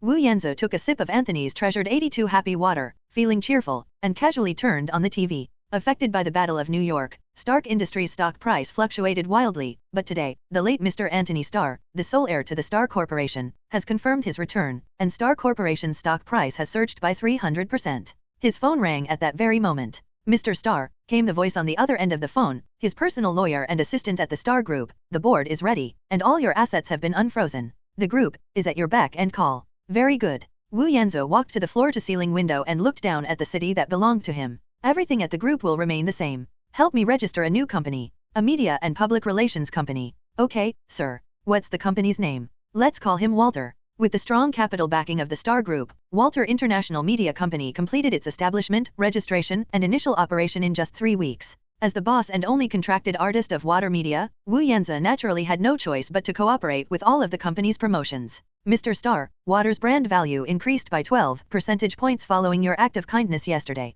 Our public relations strategy was very successful. Homelander is now the most sought-after brand in the world. It's not an IP address, darling, Wu Yanzhou interrupted her. He was wearing a uniform, and slowly walked to the floor-to-ceiling window, looking down at New York. It's Faith. Yes, sir. The female assistant's breathing quickened slightly. What's the schedule for tonight? The Tonight Show starring Jimmy Kimmel Live, Mr. Liv. Very good. Wu Yanzhou turned around, revealing a perfect smile. It's time to let the American people see how approachable their heroes are. That evening, before participating in the talk show, Wu Yan's ancestor was invited to a charity gala for the Battle of New York Victims Fund, held at Stark Tower. No, it should now be called Avengers Tower. And there, unsurprisingly, he ran into Tony Stark. Hey, Pepper Potts, look. Blonde sweetheart is here. Tony Stark, holding a martini, leaned lazily against the bar and whispered to Pepper Potts beside him. The alien pressure from the Battle of New York still lingers, but because Wu Yanzhou stole the spotlight, Tony Stark didn't experience that near-death space journey. Since there was no near-death experience, there was no so-called post-traumatic stress disorder, so unlike in the original storyline, there were no nightmares every day, and the only way to find a sense of security was to be wrapped in the armor.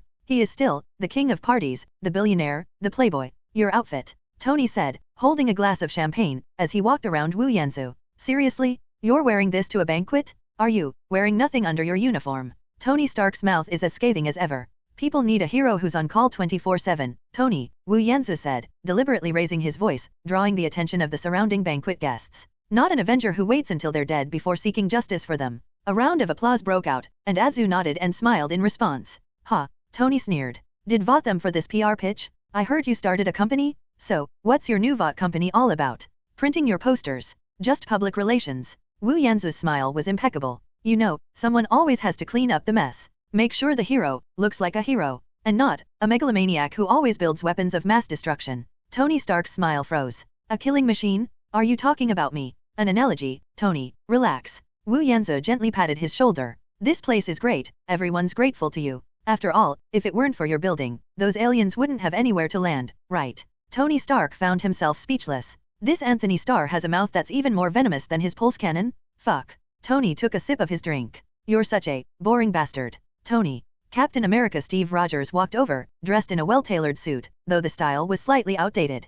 Homelander, Steve extended his hand. It's nice to see you again. What you've been doing lately is remarkable. I'm just learning from you, Captain. Wu Yanzhou grasped his hand, his expression humble. You are the true hero. Steve Rogers is very receptive to this approach. You're too modest. You're adapting very well. All right, American Idol duo. Tony couldn't stand this damn positive energy anymore. You guys keep chatting, I'm going to find some people who can drink. Tony left, but Steve stayed. Do you have any other plans tonight? I'm not really comfortable with the atmosphere here. How about we go somewhere else for a few drinks? Sorry, Captain, I have an interview on The Tonight Show tonight, Wu Yanzi replied. Talk show? Steve frowned. That kind of entertainment program? Are you sure? They ask some weird questions. I know, Wu Yanzi smiled, but people have the right to know about their heroes, don't they? Steve, we can't hide behind masks forever. Steve nodded thoughtfully. Perhaps you are right. Ding. Special popularity points gained plus 2,000. Wu Yanzi thought to himself, getting old popsicle approval is pretty easy. Soon after attending the charity gala and generously donating $100 million, gaining a huge wave of popularity, she immediately took to the night sky to head to the next show. He understands the importance of persona all too well. Fuck. Tony watched his departing figure, took another swig of champagne, and said, I hate that guy. I swear, I'll build an anti-Homelander suit of armor one day and grind that damn smile of his into the ground. I'm afraid you'll have to wait in line, Mr. Stark. A cold female voice came from behind him. Natasha Romanoff walked over with a martini in her hand, her gaze fixed on Wu Yanzi's back. Oh, look who's here, my dear Naza. Tony raised an eyebrow. What, you want to rub him too? Natasha ignored his lewd remarks and simply said, Frey's assessment report is out. He is dangerous. More dangerous than Loki and Hulk combined. Danger? No, no, no, he's just a show-off megalomaniac. Tony dismissed it. Tony, he's too perfect. And in this world, nothing is perfect. Unless, Natasha took a sip of her drink, leaving a mark on the rim of her glass with her red lips. He was faking it. Welcome back, tonight's guest? Honestly, I never thought I'd get him. Ladies and gentlemen, let's give him a cheer, Homelander. In the Tonight Show studio, the applause and screams almost lifted the roof off. Accompanied by heavy metal background music and deafening cheers, Wu Yanzi, wearing his never-wearing uniform and sporting a perfect smile, stepped onto the stage of The Tonight Show starring Jimmy Fallon. Wow, wow, please sit down, please sit down. Host Jimmy fanned himself dramatically. My God, Homelander, in my studio? This is insane. Thank you, Jimmy. It's a pleasure to be here. Wu Yanzi sat down gracefully. No, no, no, I should be thanking you. Jimmy exaggeratedly patted his chest. Seriously, buddy, do you usually dress like this? Well, you could say that. Wu Yanzi gave a shy, boy-next-door smile. It is very comfortable. And, you know, it's always ready to go to work. The audience let out a good-natured chuckle. Ha ha ha, going to work. I love this. Jimmy laughed. You go to work to catch robbers, I go to work to catch guests. So, I want to ask a question that everyone is curious about. Jimmy leaned closer, feigning mystery. Can you really fly? Or are you like Stark, using thrusters? Well, Wu Yanzi glanced at the ceiling, and then, in front of all the audience, he slowly floated up from the sofa. His feet were half a meter off the ground, and he was suspended in the air. The studio exploded instantly. Oh my God, he really can fly. That's so cool. Ding, you have gained 541 popularity points. Ding, you have gained 632 popularity points. Wu Yanzi landed slowly and shrugged. Sometimes, this trick works quite well to avoid New York traffic. The audience burst into laughter again. Wow, Jimmy wiped his sweat exaggeratedly. Homelander, seriously, you're the first guest I've ever had to fly onto the stage. That's so cool. We all know you are Anthony Starr. You survived that terrible shipwreck and then disappeared for a year. Now, you've returned as a hero. Can you tell us what you went through that year? This was a script that the Walter PR team had prepared long ago. Wu Yanzi's face displayed just the right amount of confusion and determination. Jimmy, to be honest, there are many things.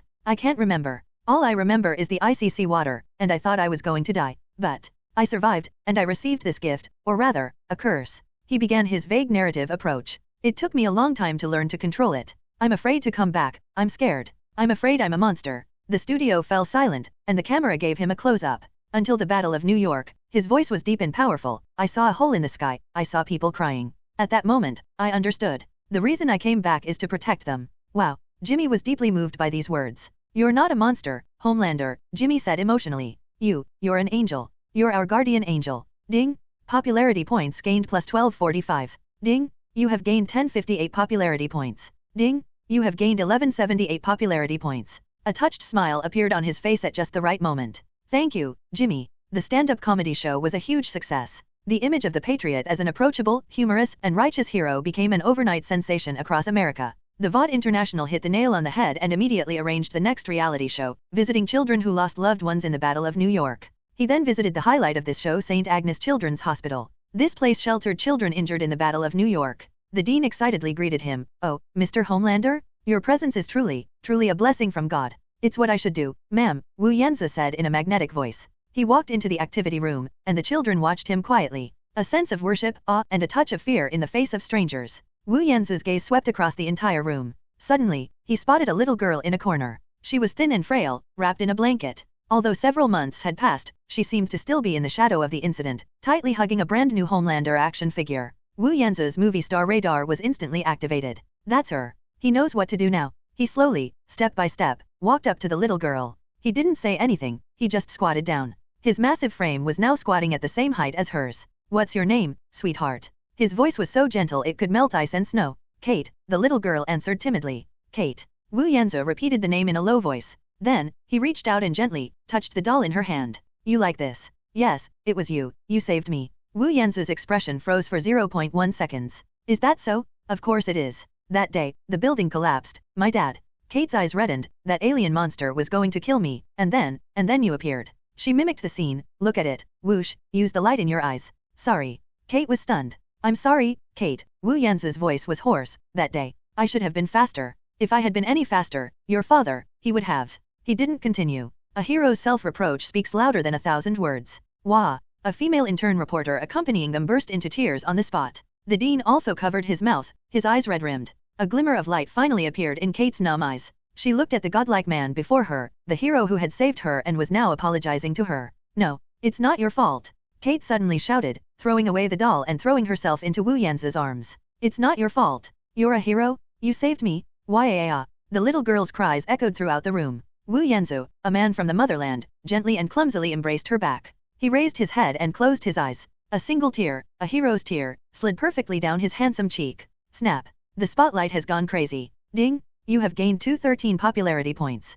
Ding. You have gained 480 popularity points. Ding. You have gained 355 popularity points. Ding. Special popularity points gained plus 10,000. Wu Yanzu laughed wildly to himself. Excellent. The performance was perfect. Once Walter's influence takes hold, my popularity will skyrocket, and everyone will love me. After the show was over, Wu Yanzu left the orphanage with a satisfied heart. Instead of returning immediately, he decided to fly around New York twice to enjoy the cheers of the crowd. Just as he flew over the chaotic area of Hell's Kitchen, his keen super hearing caught a hint of something unusual. No, please, let me go, came a woman's voice, filled with suppressed fear. Hell's Kitchen. The name of this godforsaken place is perfectly apt. Even a month after the Battle of New York ended, the air here still smelled foul. Jessica Jones threw the empty bottle into the sink with a loud thud. In the mirror was a woman with a pale face and dark circles under her eyes. Her black hair was a mess, like a bird's nest, and she wore her ever-present black leather jacket and ripped jeans. Fuck. She muttered a curse under her breath and grabbed the keys. Jessica has superpowers. She herself didn't know how she got it. That damned car accident took away her family, but gave her this gift: super strength and the ability to jump from the 10th floor and break her legs. But this gift meant nothing to her. It brought only trouble, isolation, and a reputation as a monster. So she learned to hide. She changed jobs countless times, cashier, bartender, and even pretended to be a furry squirrel handing out flyers in Times Square. She lived her life in a daze until the Battle of New York broke out. That day, she witnessed the side of a building being smashed by the Leviathan behemoth. She saw a blonde, caped Superman carrying a nuclear bomb as he rushed into the wormhole. At her feet, a Chidori soldier was about to pierce a little girl hiding behind a taxi with an energy spear. Jessica didn't even think about it. She rushed out, grabbed the alien bastard's head, and with the brute force she had hidden for 10 years, slammed it hard into the asphalt. She saved the girl. From that day on, something she thought was long dead came back to life. Stop right there, you bitch. Hand over the money. Hell's Kitchen, 2 a.m. 3 drug addicts cornered a nurse who had just finished her night shift in an alley, one of them even brandishing a switchblade. Please, go to hell. The leader of the thugs slapped the nurse across the face. Hey. A lazy, yet impatient female voice came from the alley entrance. Can you guys use some different words? It's always the same old bitch and pay up, it's so unoriginal. The 3 thugs turned around and saw Jessica Jones. It's you, that weirdo in the leather jacket. The leader had clearly heard of her. Brothers? She's all alone?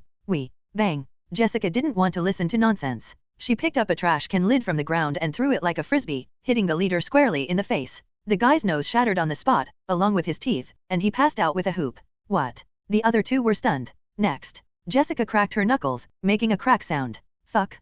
Kill her. The one with the knife rushed over like a madman. Jessica dodged to the side, grabbed his wrist, and twisted it in the opposite direction. Snap. The thug immediately rolled on the ground in pain. Upon seeing this, the 3rd thug turned and ran. Jessica lunged forward, grabbed him by the back of his collar, and hurled him like a bowling ball at the brick wall at the end of the alley. Boom. The brick wall collapsed, creating a small crater, and the guy slid down like a lump of mud. Jessica dusted off her hands, walked up to the terrified nurse, and pulled a crumpled $20 bill from the thug's pocket on the ground. Here you go, take a taxi home. Don't take this road. Thank you, you are a hero. I'm not a hero, Jessica said, waving her hand sheepishly. I'm just Jessica Jones. She turned and left, disappearing into the darkness. In the shadows across the street, a man wearing a purple shirt and a purple tie witnessed everything. A sickly smile curled at the corners of his mouth. Oh, my God, he murmured. How primal, how powerful. You are mine. The next day, Jessica went to her usual rundown bar. The cheapest whiskey, Jack, on the rocks. You've gone off to fight crime again, Jones, the bartender said, wiping a glass. You're going to get yourself into big trouble sooner or later. Shut up, give me the wine. Hey, mind if I buy you a drink? A gentle male voice came from inside. Jessica turned around and saw the man. He had a British accent, wore a purple suit, and was not bad looking, but he exuded an indescribable eeriness. I don't know you, Jessica said warily. My name is Kilgrave. The man smiled and sat down next to her. I saw you last night, in the alley. You're special, Jessica. Jessica sobered up halfway instantly. You've been following me. Her hand tightened around the wine glass.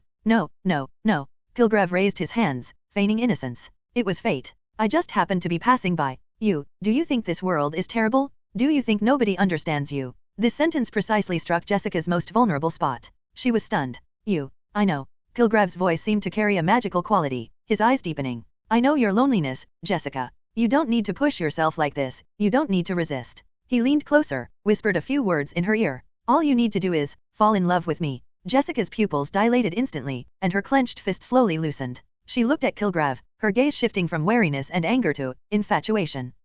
You love me, Kilgrave repeated, savoring her change. Now, stand up and come with me, that's what you want to do. Yes. Jessica stood up, her eyes vacant, yet carrying a strange sense of happiness. I want to go with you. Bartender Jack frowned. Hey, Jessica, are you alright? You don't know this guy. Kilgrave glanced back at the bartender and smiled. Jack? You think your biggest wish in this life is to jump onto the bar and imitate a chicken's crow for 5 minutes? What? Coo. Bartender Jack suddenly jumped onto the bar counter and started frantically slapping his arms, making a loud chicken-like sound. The bar was in chaos. Kilgrave, with his arm around Jessica Jones, walked out the door. Look, Jessica. He stroked her hair. This world is my playground. And you are my most beautiful toy. Marriott Hotel Penthouse Suite. Jessica Jones stood in the center of the room like a puppet. Her consciousness was trapped in a deep purple cage. She could hear and see, but she couldn't control her body. This is a fear deeper than death. You're so beautiful, Jessica. Kilgrave loosened his tie and poured 2 glasses of red wine. Do you know how long I've been looking for you? I saw your video of the Battle of New York on Facebook.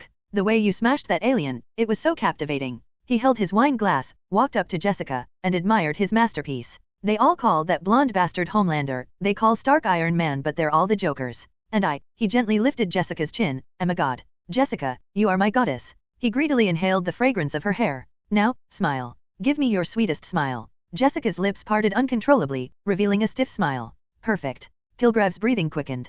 Now, take off your jacket. You want to do this for me. Jessica's hands began to tremble. Her consciousness was screaming, crying, and resisting. No, no, no, please, let me go. But her fingers, still uncontrollably, pulled towards the zipper. Yes, that's it. Kilgrave's face flushed with excitement. Just then, thump, thump, thump. 3 polite knocks came from the French windows of the balcony. Kilgrave's excitement was interrupted, and he turned around angrily. Who the hell? He saw the figure that had been appearing on various screens every day during this period. Homelander. Wu Yanzhou was suspended outside the balcony, a perfectly commercial smile on his face, his stars and stripes cape fluttering in the night wind. Damn it, this is the 60th floor? Good evening. Wu Yanzhou punched through the glass and landed inside the room. Excuse me, I was flying in the sky just now, and I think I heard this lady say no. It's none of your business. Get out of my way. Kilgrave's face twisted instantly. How dare this blonde bastard ruin his perfect night? Can't you understand human language? Kilgrave pointed at Wu Yanzhou and gave Jessica, who was beside him, the cruelest order. Jessica, kill him, twist his head off his neck. Jessica's gaze instantly shifted from infatuation to killing intent. Yes. She turned abruptly, like an enraged wild beast, and charged at Wu Yanzhou, throwing a heavy punch at him. That punch had enough power to send a truck flying. Bang. A muffled thud. Jessica's fist landed squarely on Wu Yanzhou's chest. Wu Yanzhou remained motionless, looked down at the fist in his chest, then looked up at Jessica's struggling face, and gave her an encouraging smile. Not bad, but not enough. What are you waiting for? Kill him. Kilgrave screamed frantically from behind. Madam, I'm sorry. Wu Yanzhou extended his right hand, making a delicate gesture with his fingers, and lightly touched Jessica's forehead. Thump. A crisp flick on the forehead, mixed with a slight sting, instantly vibrated through her forehead and into her brain. Buzz. Jessica Jones felt a sudden darkness before her eyes, and Kilgrave's damned voice instantly disappeared from her mind. She suddenly came to her senses, her body went limp, and she fell backward. Wu Yanzu reached out and helped her up. You. Jessica gasped for breath, her body covered in cold sweat. She turned around sharply in horror to look at the figure in the purple shirt. Kilgrav. The fear, anger, and humiliation that had been suppressed along the way erupted completely at this moment. I'm going to kill you. Jessica charged at Kilgrav like an enraged lioness. No, no, Jessica, stop. I order you to stop. Kilgrav was so scared that he wet himself and turned to run away. But his orders had no effect on Jessica, who was forced to wake up. I command you, Homelander. Kilgrav, seeing that Jessica couldn't stop her, turned to Wu Yanzu for help. Protect me, quickly, protect me, kill her. Wu Yanzu stood there, arms crossed, as if watching a farce. Why aren't you moving? Kilgrav looked at Homelander in horror. Wu Yanzu picked at his ear. You're disturbing me. No, this is impossible. My ability works on everyone. Kilgrav broke down. Within Wu Yanzu's body, compound number 5 had already given him strong mental resistance, not to mention that now, after being strengthened by the system, his willpower was estimated to be only shaken by the mind gem. Kilgrav's mind control was like the buzzing of a mosquito to him. I command you Before Kilgrav could finish speaking, Jessica caught up with him and broke his knee with a kick. Snap. You bitch. I command you to love me. I command you to stop. Go to hell. You almost ruined my life. Jessica grabbed his collar and punched him in the face. Bang. Kilgrav's nose collapsed on the spot, and his face was covered in blood. I command you. I command. Kilgrav was beaten unconscious, but he was still trying to give orders. This is really so noisy. Wu Yanzu frowned. Jessica, move aside. Jessica stopped what she was doing, and when she turned around, she saw Homelander's eyes, which were starting to redden. What do you want to do? Me. Wu Yanzu smiled. I'm helping you solve this problem forever. Sizzle. Before Jessica could react, 2 precise, deep red heat beams shot out instantly. Ha. Kilgrav's screams abruptly stopped. He clutched his neck in terror. There was no blood, only 2 small, charred holes instantly welded by the high temperature. He opened his mouth wide and roared with all his might, but no sound could be produced. His vocal cords, trachea, and surrounding nerve tissue had been completely burned. Kilgrav opened his mouth wide, trying to scream, trying to beg for mercy. Ho, thump. Kilgrav, struggling to breathe, rolled his eyes back and collapsed to the ground, convulsing in silent terror. The room fell silent instantly. You. Jessica's voice was hoarse, she didn't know what to say. You killed him. This kind of ability shouldn't exist in the world. Wu Yanzu regained his perfect smile. No prison can hold him, right? And I don't have Arkham either. But Jessica wanted to say something more. Jessica, you're not the first victim. Think about what would have happened if I hadn't come. Your fists would have become his killing tools. Jessica fell silent. She herself was a vigilante who operated outside the law and used vigilante justice. Besides, this scumbag really deserves to die. Azu walked up to Jessica, and X-rays swept over her. Tisk tisk. You've got a really good physique, lots of strength. What do you want? Jessica remained wary. She had just escaped one danger only to fall into another. Me. Wu Yanzu pointed to the eagle emblem on his uniform. I am a citizen of the motherland. You must have seen me on TV. I want to build a team. Wu Yanzu opened his arms wide, as if embracing the entire New York night view. A real superhero team. Not the kind of aloof Avengers made up of gods and billionaires. It's not a team led by me, but a team that can truly protect this world. He looked at Jessica and gave her a sincere smile. And you, madam, you have great potential. It just needs a little packaging. Me. Jessica was stunned. I'm just what? A drunkard? A freak? Wu Yanzu interrupted her. No, you're a born hero. You just need an agent. Why should I believe you? Because, Wu Yanzu pointed to the lifeless Kilgrav on the ground, I just saved your life. And I can make you 10,000 times more dazzling than you are now. I don't need to be dazzling. No, you need it, Wu Yanzu said without room for argument. You crave acceptance, you crave for people to stop looking at you like you're a monster, you crave popularity. Jessica fell silent. That bastard, he's right. All right. Wu Yanzu extended his hand. Tell me your name loudly, warrior. Jessica said hesitantly. Jessica Jones. Jessica Jones. Wu Yanzu stroked his chin, pretending to be deep in thought. This name is too plain. It's not catchy enough. He looked Jessica up and down. She had an air of unruliness and defiance. Your temper is just like a queen's. Got it. Wu Yanzu snapped his fingers. From now on, your codename will be Queen Jones. What? Jessica Jones rolled her eyes. This is the most fucking stupid name I've ever heard in my life. You'll get used to it. Wu Yanzu smiled, handing over a card.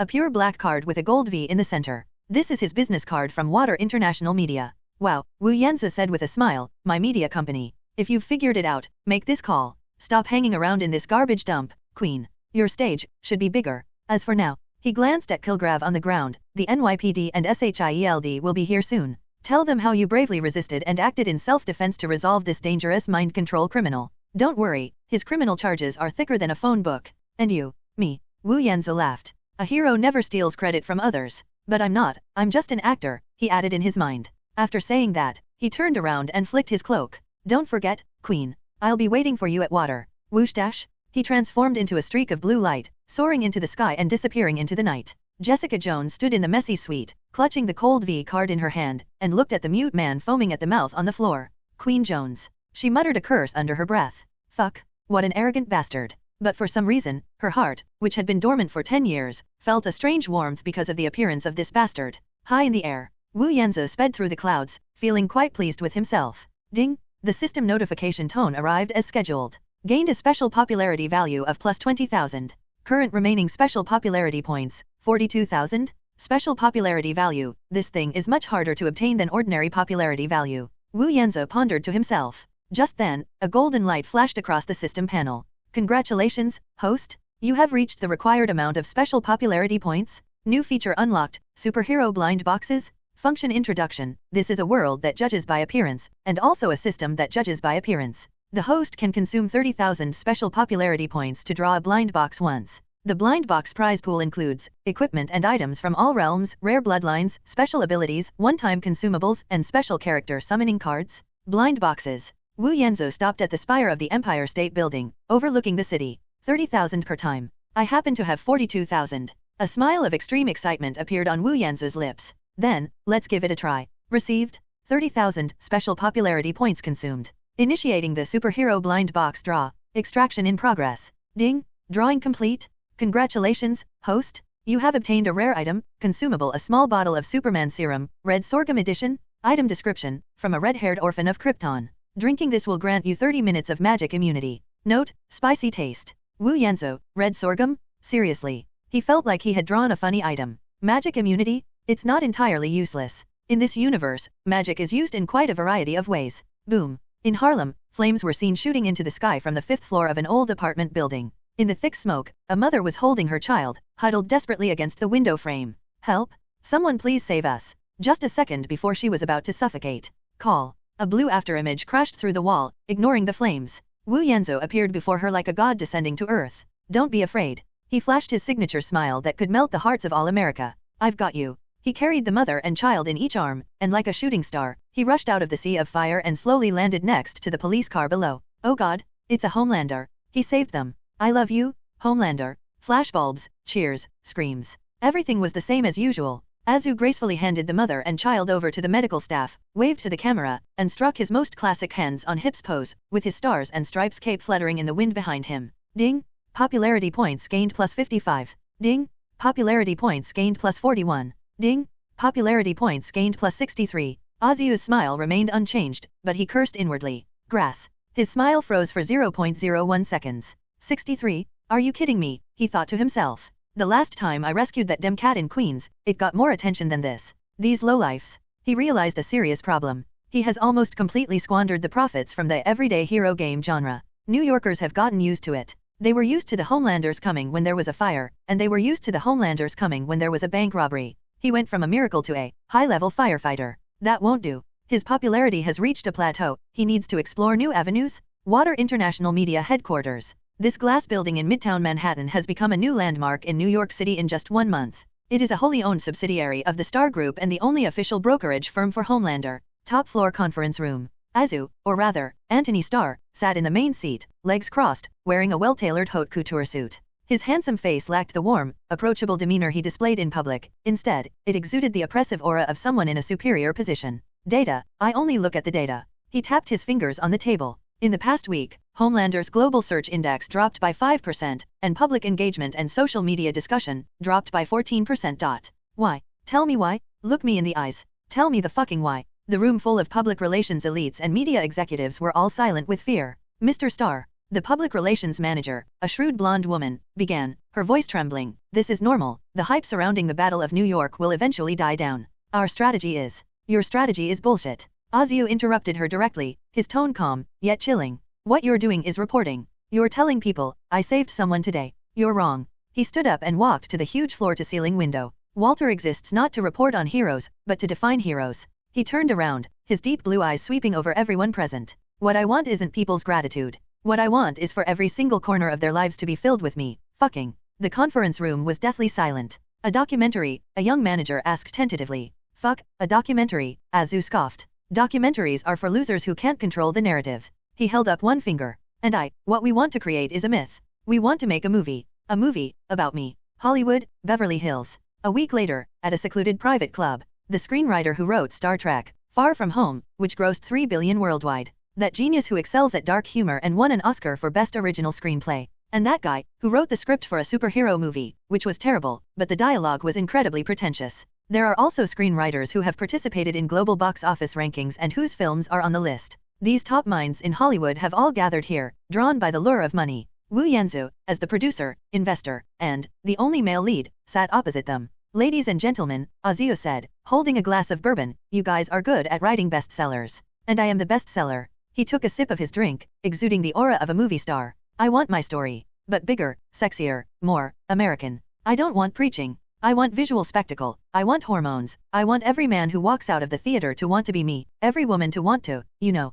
The screenwriters were thrilled. This was what they did best. Okay, Mr. Homelander, we have a few brilliant ideas for your film. Screenwriter A begins. Idea 1. Extraterrestrial visitor? You are an orphan from a dying planet, launched to Earth, and landed in a cornfield in Kansas. Azu looked at him expressionlessly.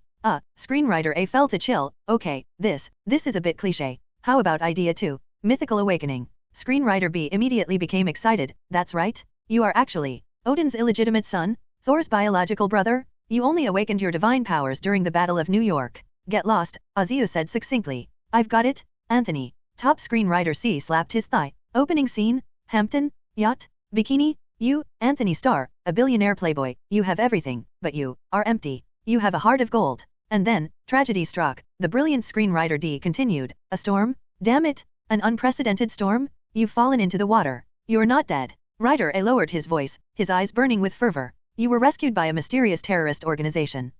We call them Chaos. Chaos. Azu nodded. Not bad, that's cheesy enough, I like it. They saw your potential. They used you as a guinea pig. Writer B launched into a dramatic performance. They tortured you, they injected you with synthetic chemicals. They wanted to turn you into their most powerful weapon. Oh, Azu's eyes lit up. Screenwriter C, but your spirit? Your damn, unbreakable American spirit? It made you pull through. You pretended to give in, learned to control your power. Screenwriter D, then you fought back. You fucking fought back. You destroyed their base. You ripped their leader to smithereens. Screenwriter E, you've risen from the ashes, you've crossed the Pacific. You're back in New York. You're no longer Anthony Starr. Everyone, including Azio, shouted in unison. You are a Homelander. Fuck yeah. Azu suddenly stood up, downed the drink in one gulp. This is exactly what I wanted. This is me. Inner monologue. So cliché. So cliché. This is fucking Disney. Whatever. The audience loves this. The title. Azio waved his hand. Let's call it Homelander's Origins. He's even started fantasizing about wearing a tuxedo, standing on the Oscar stage, and winning his first golden statuette in this damn Marvel universe. The screenwriters applauded wildly. They knew the money was in the bag. The day after the film was officially greenlit, Water International's media machinery began operating at full capacity. Azio has only one order: maximize popularity. First front, comics and related products. Find me the best illustrator in the entire country. Azu roared at the head of the comics department. I don't care which company he's from, just throw money at him, poach him. I want my jawline to be perfect. I want my muscle proportions to surpass those of a Greek sculpture. Colors? Give me the most vibrant reds, whites, and blues. I want children's eyes to be filled with nothing but these 3 colors. First issue, The Adventures of Homelander #1. It must be in comic book stores across America before the movie trailer is released. 3 days later, pre-sales for Homelanders, the first edition began. Cover, Homelander punches and destroys a Chaos Organization's spaceship, with the stars and stripes burning in the background. Second front, derivatives. Walter's toy production line is fully operational. We need 2 dolls. Azu personally reviewed the design drawings. 1. Hampton Playboy, Anthony, complete with detachable sunglasses and a martini cup. Another 1. Hero arrives Homelander, must wear lead eyes. Press the eagle emblem on your chest and be able to say my line, you are the true hero. And Azu pointed to the villain's design sketches. Make the Chaos leader ugly, the uglier the better. That way the kids will want to beat him up. Soon, the supermarket shelves were completely occupied by Homelanders. Homeland breakfast cereal? VOD energy drinks, drink your superpowers? The trailer for the Homelander-themed video game has been released, and it has topped the charts in pre-registrations. Azio's philosophy is very straightforward. People don't just need to see me, they need to buy me, eat me, and impersonate me. I want to fucking seep into their blood, their dreams, their damn DNA. Avengers Tower. Steve Rogers is sketching, trying to adapt to the 21st century, while Natasha is wiping away her widow stings. Tony Stark, the billionaire who has just finished renovating his mansion, is enjoying a rare moment of leisure. Until he saw today's magazine headline. Snapped. Tony tossed the tablet computer onto the lounge table. Can you believe it? Headline, The Power of Star. The film Homelander, Origins has been greenlit, and Tony Starr will star in it, himself. Tony exaggeratedly mimicked a broadcaster's voice. My god? This guy's narcissism, it's epic. He's going to act out his own origin story? This is fucking. I have to admit, I'm starting to admire him a little. He turned being a hero into a business. Tony exclaimed in disbelief. He started a company, made his own movies, and he's even playing himself? Jarvis, get me VOT's stock ticker, I'm going to short it. Sir, Water is not publicly traded, it is a wholly owned subsidiary of the Star Group. Fuck. Steve frowned and put down his paintbrush. Tony, is this appropriate? He's commercializing the word hero. Commercialization. Tony laughed, pouring himself a drink. He knows this stuff all too well. Look at this. Tony swiped the screen and switched to the Waters website. Damn it, he has his own comic book. Homelander. Tony pointed at the screen. Steve, how long after you went to war did your Captain America comic book come out? A year? Or two? This guy, 1 month? He got the whole supply chain sorted out in just 1 month. Natasha leaned closer and clicked on the leaked plot synopsis online. Wait a minute. She exclaimed in surprise, captured by a mysterious shadow organization? Suffered inhuman torture and experimentation? Persecuted, and finally awakened. Natasha looked up at Tony and Steve. This is the story he told Fury, isn't it? Tony Stark's smile froze. Then he burst into even louder laughter. Ha ha ha, genius? This is a fucking shameless genius. Tony slapped his thigh. He couldn't even be bothered to write a new story. He just took that melodramatic script he gave to SHIELD and made it into a movie. Asia, this was definitely the screenwriter's idea. I'm not taking the blame for this. Yeah, why bother telling two lies? Tony exclaimed. This guy, he's not a hero, Steve. He's a brand? A walking American logo. Steve Rogers frowned, his expression extremely serious. This is wrong. Heroism shouldn't be like this. It shouldn't become a product. Really? Tony pointed to a 1945 Captain America-themed lunchbox, a collector's item belonging to Agent Coulson, in the corner. Then you'd better talk to that tin box. Okay, Tony, you know, I had no choice at the time. Steve laughed awkwardly. Listen, Captain, Tony's expression turned serious. The real bombshell is in outer space. The big green guy is playing hide-and-seek. Right now, in this city, only a few of us can keep an eye on him. Burbank, California. The largest green screen studio in Hollywood. This place has been transformed into a secret laboratory for the Chaos Organization. Azu was wearing a battle-damaged prop bodysuit and was tied to a cold metal laboratory table. Surrounding them were villain actors dressed in white coats with ferocious expressions. Okay, Anthony. The director shouted through a megaphone. We're going to suffer? They're injecting you with synthetic chemicals. They're going to destroy your will? They're mocking you. I want rage. I want that look in your eyes, that look of a beast that crawled back from hell. Understand? Action. The clapperboard is struck. The surrounding actors began reciting menacing lines. Take a deep breath. Star, dizziness is normal. You will be our strongest weapon. The prop telescopic syringe plunged deep into Azu's neck. Azu's eyes closed. Next second, he suddenly opened his eyes. That wasn't the perfect smile of a Homelander, nor was it Anthony's playboy face. Those were Wu Yanzu's eyes. He remembered his past life. He recalled being betrayed by the team he trusted most, and being framed by losing Grua, the very person he had made famous.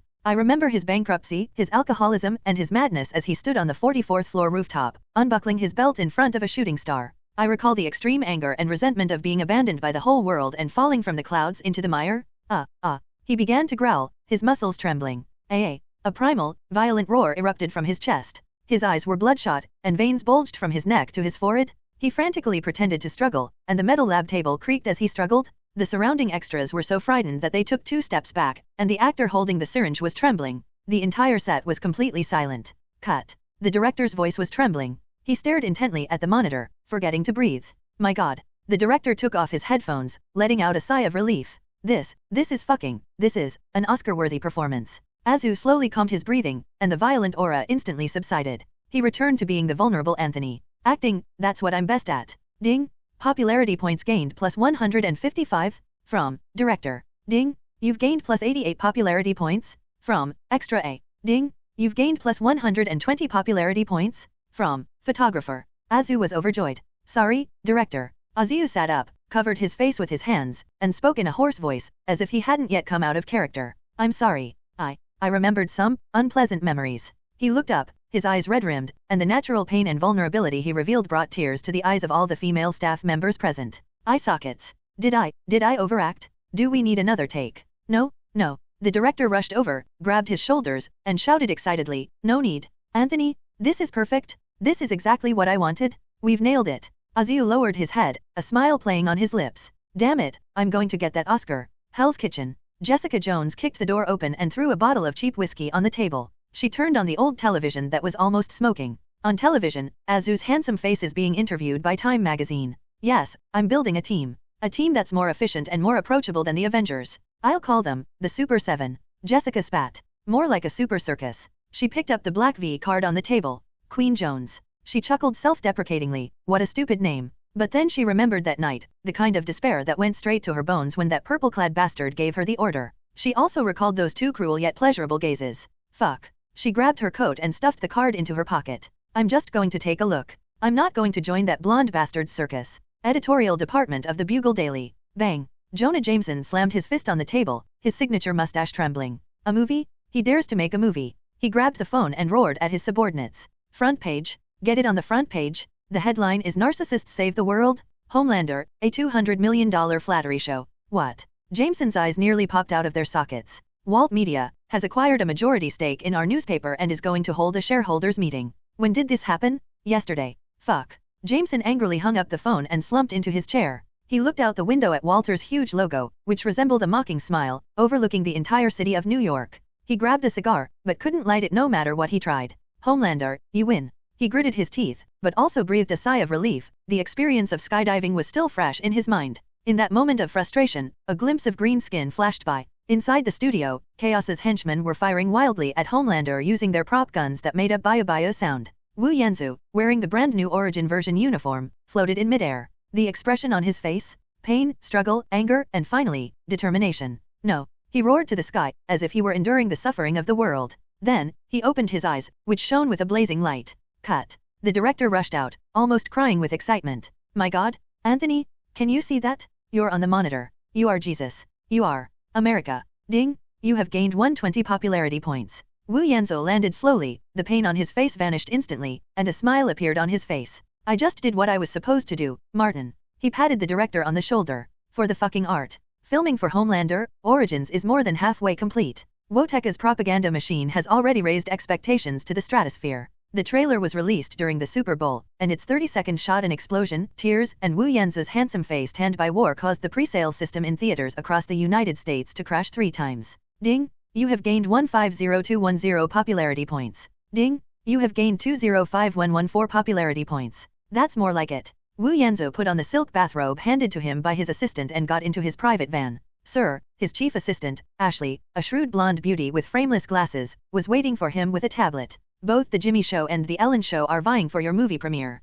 Let them fight over it. Wu Yanzu took a glass of chilled soda water. That's how you generate buzz. And another thing, Ashley's expression was somewhat subtle, is a woman waiting for you downstairs in the building. She said her name is Jessica Jones. She has your V-card. Wu Yanzu paused for a moment. Oh, yes, Jones. Queen. He smiled. The headquarters of the water tower. The marble floor was as smooth as a mirror, and the air was filled with expensive fragrances and the scent of success. This place made Jessica Jones very uncomfortable. She was wearing her ever-present black leather jacket and ripped jeans, her hair a mess, reeking of the sour smell of cheap whiskey from the previous night. She stood in front of the huge Homelander sculpture in the center of the hall, her face a complex mix of emotions. Fuck, she muttered under her breath. She hates this place, she hates everything about it. She didn't fit in here. Everyone around, from the receptionist to the security guards, looked like they'd been torn from the pages of a fashion magazine. Their smiles were perfect and they were highly trained. Ma'am, do you have an appointment? I'm looking for Homelander. Jessica slammed the black V sign onto the front desk with a thud. 10 minutes later.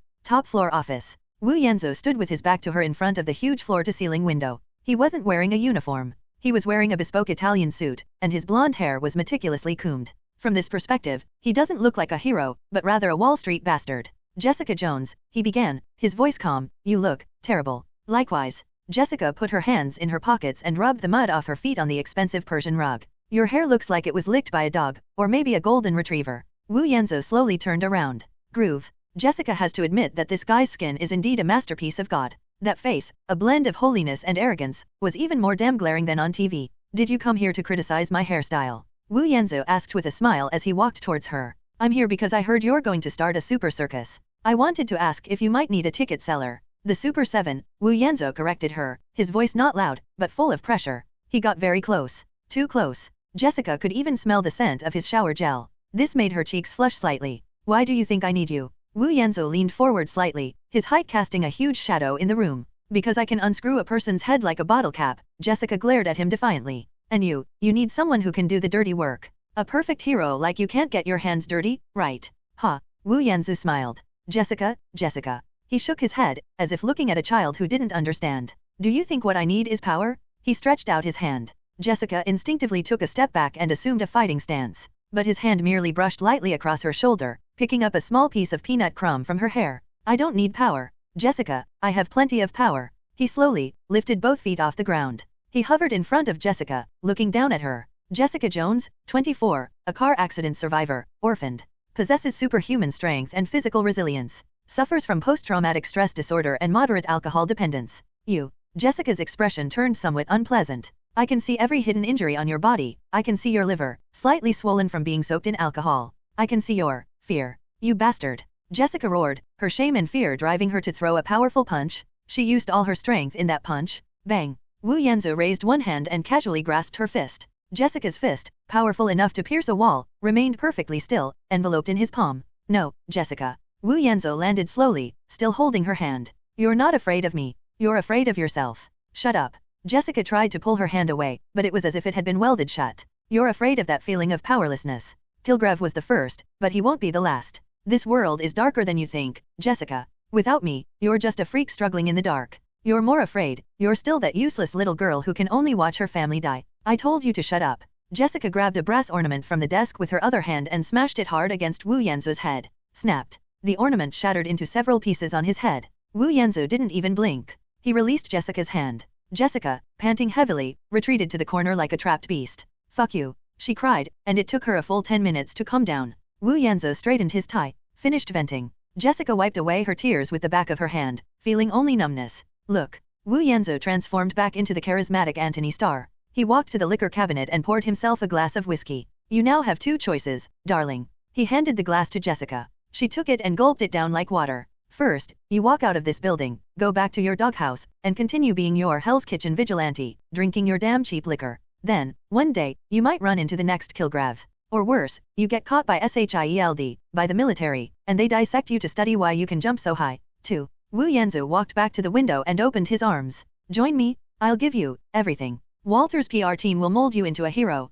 Not the kind of street hero who fights and brawls, but the kind of hero people will scream for you, buy your dolls, and put your posters on their beds. I'll also give you money, and you'll have an endless supply of top-quality whiskey for the rest of your life. Most importantly, he turned around, his azure eyes gleaming with a light that Jessica couldn't understand, yet was inexplicably drawn to. I can give you approval and love. Love. Jessica was stunned. Don't you want to be loved by everyone?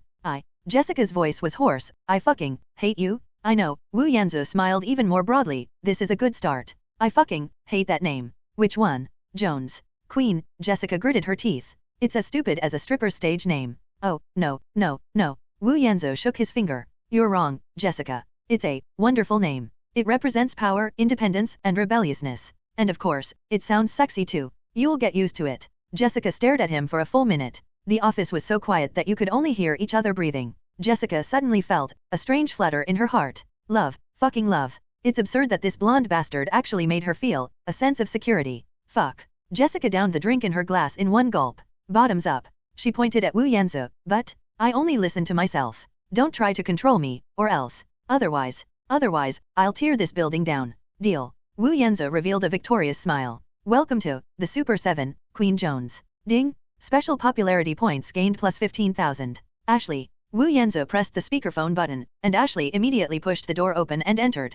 Take Ms. Jones to the styling department. She needs Walter's baptism. Yes, sir. Wait, Jessica was pulled away by Ashley. Styling department? What baptism? I don't fucking need that. No, you do. Wu Yanzhou's voice came from behind her. You must be worthy of that name, Queen. You blonde bastard. Fuck you. The door closed. Jessica Jones has been frozen out by Walter. She was thrown into a grueling training camp. Not for strength, but for appearance. No, Ms. Jones? Smile? Show 8 teeth? Like Mr. Homelander. Ms. Jones? Your lines are wrong. You can't tell the public to get out of my sight. Ms. Jones? Put down that bottle of whiskey. Heroes only drink water. Jessica felt like she was going crazy, but it wasn't over yet. Ashley ignored her emotions and swiped the screen. Your origin story. We're polishing it too. Do I fucking need an origin story? Of course. You can't exactly tell the public that you spend your days hanging out in Hell's Kitchen, fighting with thugs, can you? Ashley looked at her with a "you're so naive" expression. Listen, this is the new script. You, Jessica Jones, a Columbia University dropout, gained superpowers during a, well, alien radiation? You were lost for a time, until you met Homelander? He, like a lighthouse, guided you, making you realize, with great power comes great responsibility. Jessica felt like she was going to throw up the whiskey she drank last night. Then the stylist brought over a set of clothes. Jessica Jones was petrified. It was a white bodysuit. It wasn't pure white, it was the kind of white with a pearly sheen, damnably, sparkly white. On its chest was a tacky purple gold Q. I'll kill you, Jessica growled. Oh, no, the stylist shrieked excitedly. You promised Mr. Star. This, darling, this queen suit uses the Star Group's latest memory fiber. It will accentuate all your best features. Ashley. Jessica turned to her beautiful assistant. Fuck your mother. Calm down, Jessica. Ashley took a step back. This is your new look. You have to accept it. We've arranged a 6-week training program for you on media, facial expressions, and combat stance. I don't need a fighting stance. I can fucking fight. You can fight, sweetheart, the bearded stylist said, making a delicate gesture with his fingers. But you can't fight. Your movements are too dirty. What the audience wants to see is beauty, ballet, this. The stylist struck a classic Homelander pose with hands on hips. Roll. Listen, Ashley's expression turned serious. Homelander's movie, Homelander, Origins, will have its world premiere in 6 weeks. And you, Queen Jones, will be Walter's surprise trump card, appearing at the premiere alongside the Super 7 project. You will be the brightest star that night, second only to him. Jessica looked in the mirror at the woman who had been forced to wear white armor and whose hair had been styled into softer waves by a stylist. It was as if she was seeing herself for the first time. Damn it. She sighed softly. Yes, that's the expression. Hold it. The stylist excitedly pulled out his phone. With a touch of brokenness. The audience loves it. Meanwhile, Vought Media's PR team has completely erased Jessica Jones from Hell's Kitchen's records. Before the movie is released, she must remain a mystery. Meanwhile, Wu Yanzu's film Homelander's Origins has finally wrapped up filming. He returned to his penthouse, poured himself a glass of 82 soda, and casually turned on the TV. Meanwhile, another big news story was being broadcast on television. Billionaire Tony Stark, Iron Man, had his Malibu mansion attacked by an unidentified armed helicopter. The villa was completely destroyed and crashed into the sea. In the scene, the mansion on the cliff turns into a fireball. Reports indicate that Mr. Stark is missing following the attack. His bodyguard, Happy Hogan, remains in intensive care. The White House. Previously, Tony Stark publicly declared war on terrorists through the media, and even introduced himself. Madness. Wu Yanzu shook his head. Tony, you're always like this. He knew the plot well, he understood what was going on better than anyone else. He then picked up his private phone, an encrypted internal line of the Water Group. Ashley, send me a statement immediately. Vought International and Homelander himself express our strongest condemnation of what happened to our friend, Mr. Tony Stark. Homelanders will use all available resources to assist in the search for Mr. Stark. And we declare war on this cowardly act of terrorism. Hang up the phone. The blood in Wu Yanzu's body began to burn. Another chance to boost popularity has arrived. And ring ring, ring ring. Just then, Nick Fury's cell phone rang. He pressed the answer button. Chief Fury. His voice instantly filled with sadness and anger. I just saw the news. Tony. I can't believe it. I request authorization from SHIELD. I have to do something. These damn terrorists, they have to pay the price. Nick Fury was silent for a moment on the other end of the phone. Star, calm down.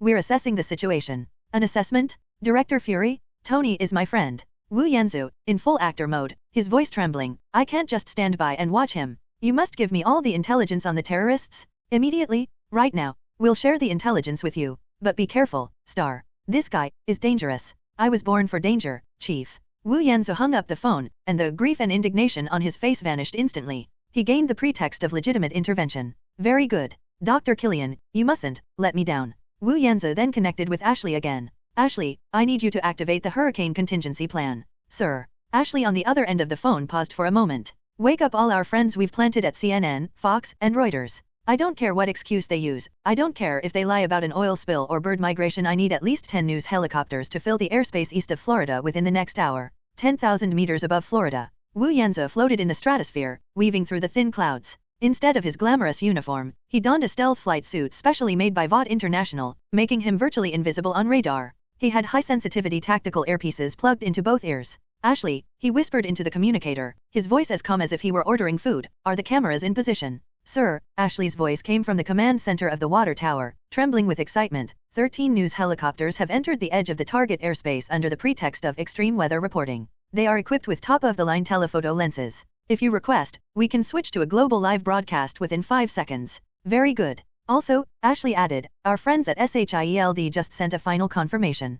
President Matthew Ellis's Air Force One will be entering your intercept point in 3 minutes. War Machine is really on it. Of course he's on top, Wu Yanzu chuckled. Sir, the target has been spotted, Ashley's voice came through. Wu Yanzu's X-ray vision had already pierced through the clouds and locked onto the iconic Boeing 747 dozens of kilometers away. Received. Track my location. Turn on your phone in 20 minutes. Wu Yanzu turned off the communicator. He was like a shooting star, silently streaking across the sky, hanging far behind Air Force One. Rewind to an hour earlier, the Iron Patriot armor landed smoothly in front of Air Force One's runway. It wasn't Rhodes inside, of course, but Killian's right-hand man, Eric Savan. Unaware of the truth, President Ellis personally saluted and said, Colonel Rhodes, with you here, I feel like this is the safest place in the whole country. Eric Savan, inside his armor, nodded without speaking. The Secret Service agents were completely unsuspecting and let him board the plane. The aircraft then climbed to cruising altitude. Savan glanced at the clock on the plane and headed towards the presidential conference room. The agents on the plane also relaxed their vigilance, and when they saw the Iron Patriot approaching, they even prepared to take a selfie.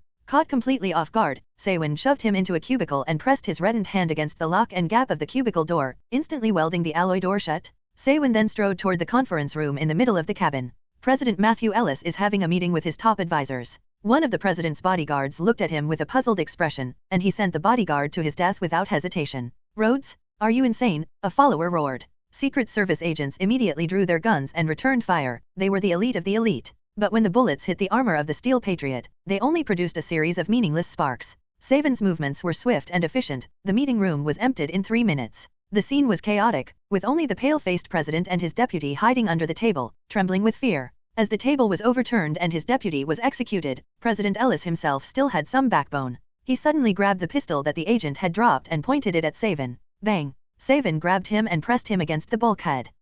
Savan ripped off his armor and helmet, revealing his cold face. This isn't Rhodes, President Ellis gasped. Kill me if you dare, Ellis said defiantly. Don't rush, Your Excellency. Your stage isn't here, Sawan sneered. He gave the president no chance, roughly dragged Matthew Ellis over, and forced him into the internal cavity of the Steel Patriot armor. Bang! The armor closed. Savan quickly set the coordinates on the control panel on his arm. Whoosh! The Iron Patriot armor carrying the president detached automatically from Air Force One and disappeared into the horizon. Goodbye, Mr. President. Thus, the president was successfully abducted. Savan remained inside the cabin, locking the remaining officials and crew members at the stern, while he prepared to parachute away. Without realizing it, he caught a glimpse of the view outside the window. My whole body suddenly tensed up. A black figure, bathed in sunlight, hovered silently outside the cabin, staring at him expressionlessly through 3 layers of glass. That face, Homelander. Savan was stunned. Damn it, how did he get here? Azil looked at him and slowly revealed an 8-tooth smile. Damn, that's fucking perfect. Wu Yanzu witnessed all of this from outside the window. His X-ray vision was crystal clear. The president was stuffed into a can and flew away. Well done, darling. Wu Yanzu smiled his standard smile and suddenly ripped off his stealth flight suit, revealing a blue bodysuit with the stars and stripes fluttering in the wind. Whoosh! He transformed into a streak of light, crashing through 3 layers of alloy partitions to Savan's astonishment, and hovered in the center of the cabin. He was bathed in the shattered sparks of electricity, his stars and stripes cape billowing wildly behind him. Excuse me, just kidding. Wu Yanzu's voice drowned out the howling wind. The in-flight service on this flight looks terrible. Savan was momentarily at a loss for words. He hadn't expected this biggest variable to appear here. You fucking SHH. Wu Yanzu held up one finger. Where's the president? Ha.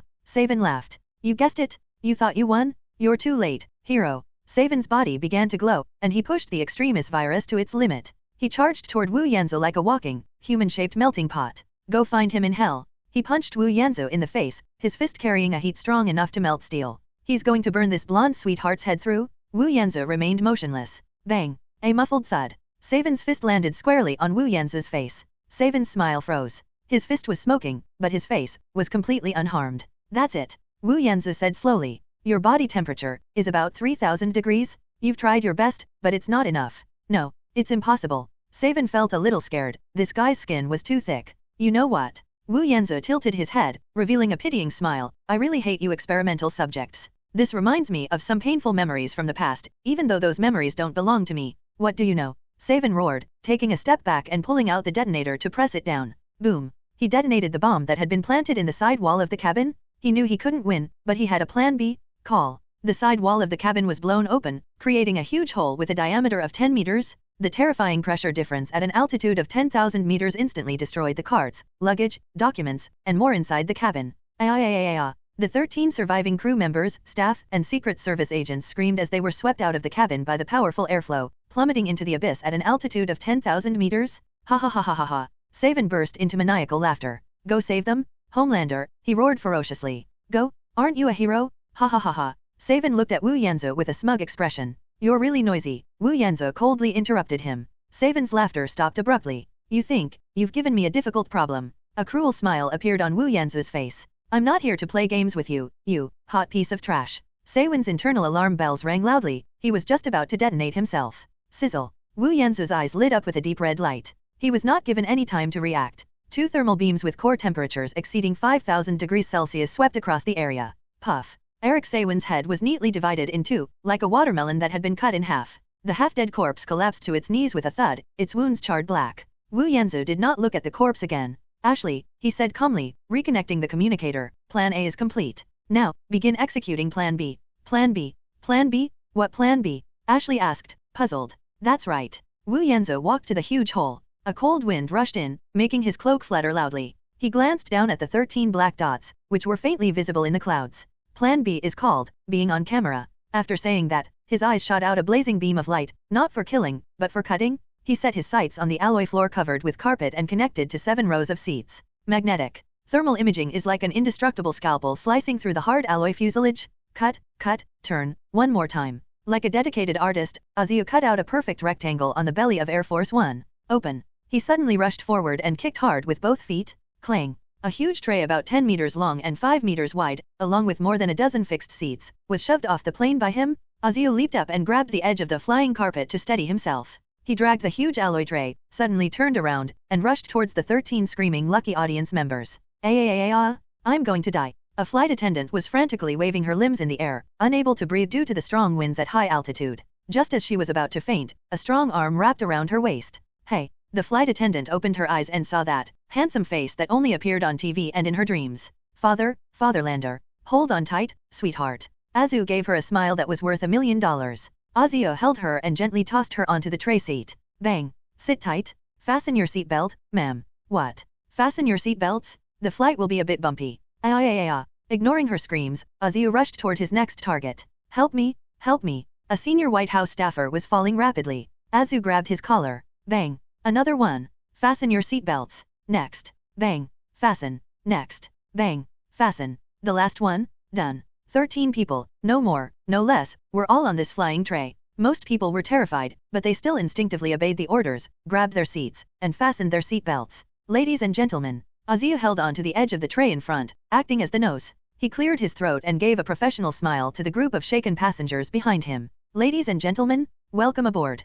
Homelander. There might be some turbulence during the flight, so please fasten your damn seatbelts. Buzz. He suddenly accelerated. This enormous tray, which was part of the Air Force One assembly, stabilized its downward trajectory under his traction and began to glide smoothly. Meanwhile, in Times Square, New York, it was as noisy as ever here. A giant GG sign is playing the movie trailer for Homelander, Origins on a loop. Suddenly, all the screens went black. Hey, what's going on? Where is my beloved motherland? The next second, all the screens switched to the same emergency live broadcast. My God, we are witnessing something unbelievable. The footage shows shaky aerial shots taken from a helicopter. Air Force One, no, it's the wreckage of Air Force One. A huge airplane floor, carrying a dozen or so people, is smoothly skimming over the New York City skyline. At the very front of that floor, a figure in red and blue was leading them. He did it. Homelander. He captured everyone. My God, he cut the plane in half and used it as a life raft. Tens of thousands of people in Times Square simultaneously looked up, their mouths agape. They saw it.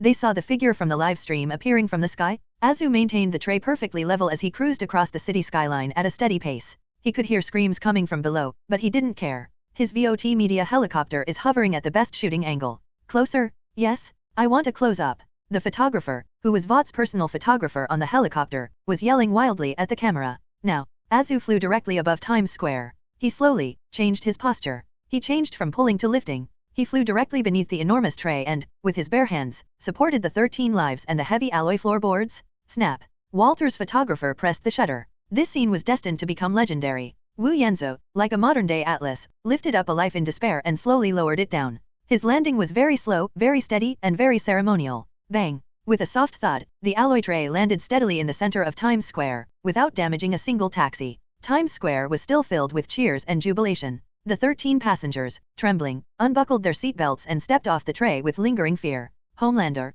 Homelander, Homelander. Azu stood in front of the tray, a stars and stripes cape slowly falling behind him. Then, facing the recent Walt News camera, he gave a just right tired and relieved smile. I just did what I was supposed to do. Everyone is safe now. Snap, snap, snap, snap.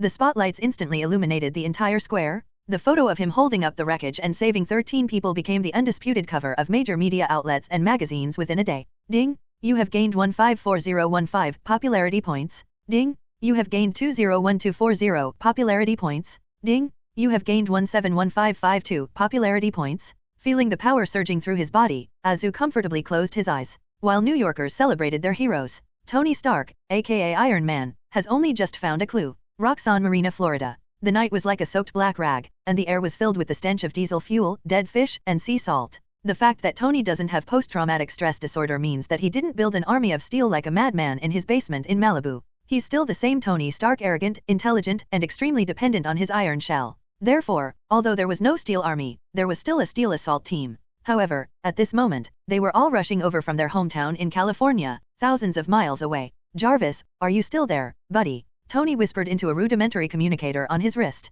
At your service, sir. But the signal is extremely unstable. Jarvis's voice trailed off. That bastard Killian is right here. Rhodes gestured, pointing to the brightly lit drilling platform area in the center of the tanker. The president must be there. They crept along in the shadows, and Tony felt like he was playing Metal Gear Solid, but he didn't even have a cardboard box. Shit. Rod suddenly pulled him into the shadow of a shipping container. 2 soldiers, their bodies radiating an orange-red glow, walked over. The extremis virus. Tony narrowed his eyes. They're walking time bombs. Jarvis, analyze their heat signature. Where's their weakness? Analysis in progress, sir. Their core heat source is in their head, but their body surface temperature can reach 3000 degrees Celsius. Fuck. Hey, Rhodes. Tony suddenly pointed to a huge crude oil storage tank above. Look there. Rod looked in the direction he was pointing. A figure was suspended atop the giant fuel tank, which was as tall as a 5-story building. It was the US president, looking utterly hopeless, trapped inside the steel Patriot armor. My God. Rhodes gasped. They've hung the president from a fuel tank. It's a bit like a Viking funeral.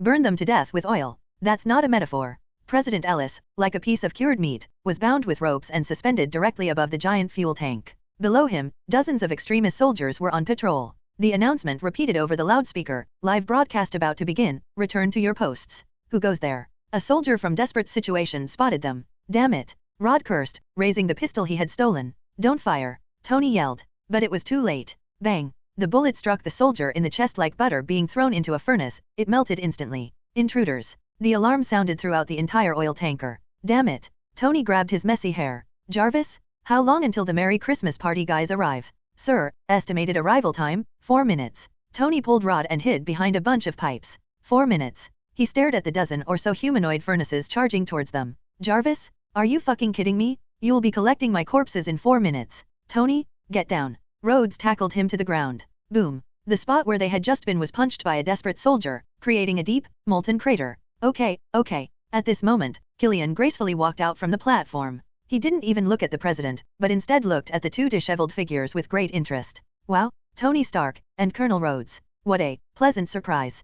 Killian smiled calmly and confidently. Killian. Tony stood up, brushing the dust off his clothes. Long time no see. Your outfit, did you join some cult? Or is the desperate artist your new look this year? Tony, Killian's face twisted. You're nothing but a turtle that hides in its shell. You're looking for the Mandarin? No substitute. I am the Mandarin, always have been. Ha ha ha. And you will die at the hands of the Mandarin today. Killian roared, and with a command, his men poured out. Just then, whoosh whoosh whoosh, a piercing sound came from the western sky. They're here. Tony exclaimed with delight. A dozen or so beams of light from the boosters ripped through the night sky like a swarm of angry meteors, unleashing a concentrated barrage of fire upon the tanker's deck. Boom, boom, boom. Arriving are the Mark 17 Heartbreaker, the Mark 19 Tiger, the Mark 20 Python, and Tony's latest development, the Mark 24 tank. These are 18 armored vehicles in total. Put it on, Rhodes. Tony pointed to the black Mark 12 suit next to him. Finally here. Rhodes rolled over, and the armor quickly fused with his body. Tony was immediately enveloped by the tank.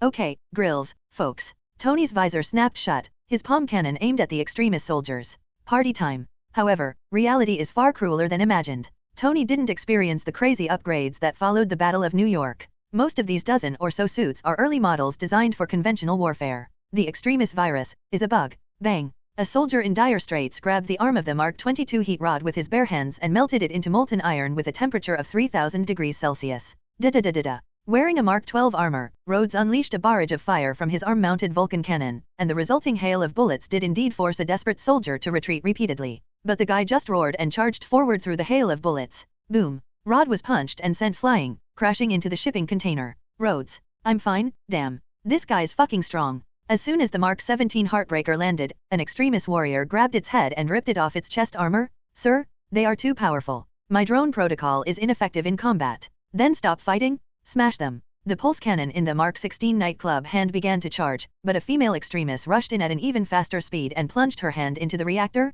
Boom. The nightclub exploded on the spot, turning into an expensive firework. Tony was stunned. This is not a battle, this is a massacre. Jarvis, analyze the weaknesses. Why can't you kill him? Tony activated the thrusters on his back, flew into the air, and strafed with the pulse cannon. Sir, their healing abilities are too strong. Unless, a single, fatal blow. Easy for you to say. Bang. Shit. Tony was grabbed from midair by two extremist soldiers and slammed onto the deck. Tony. Killian's voice came from above. He stood on the tower crane, dressed in an elegant suit, his hair neatly combed, but his face was glowing with a hellish red light under the intense heat. Look at you, Tony. You're always so dependent on these toys. Killian. Tony pointed his cluster cannon at him. Where's Pepper? What did you do to her? Her? She's evolving, Tony. Killian spread his arms wide, enjoying his masterpiece. I gave her a gift? A perfection you could never give her. Go to hell. Tony's armored missiles were launched, but Killian was faster. Call. He unleashed a burst of flames like dragon's breath, detonating the missile as soon as it left the launch bay. Boom. The shockwave slammed Tony hard against the shipping container. Sir, the family party is completely ruined.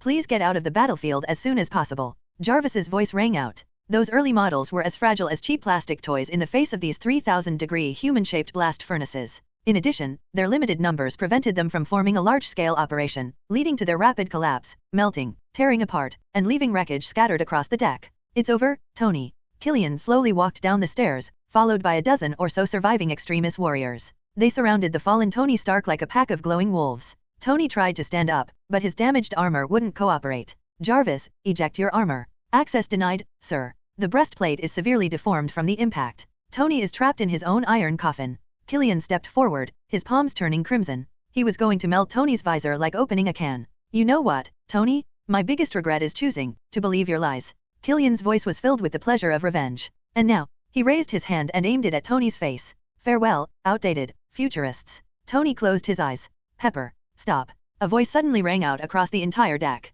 The man slowly descended into the night sky. Her golden hair was perfectly styled, and her deep blue eyes were completely still. The stars and stripes cape fluttered behind him even without wind. Homelander. Tony could barely breathe. WH. What? Killian's smile froze.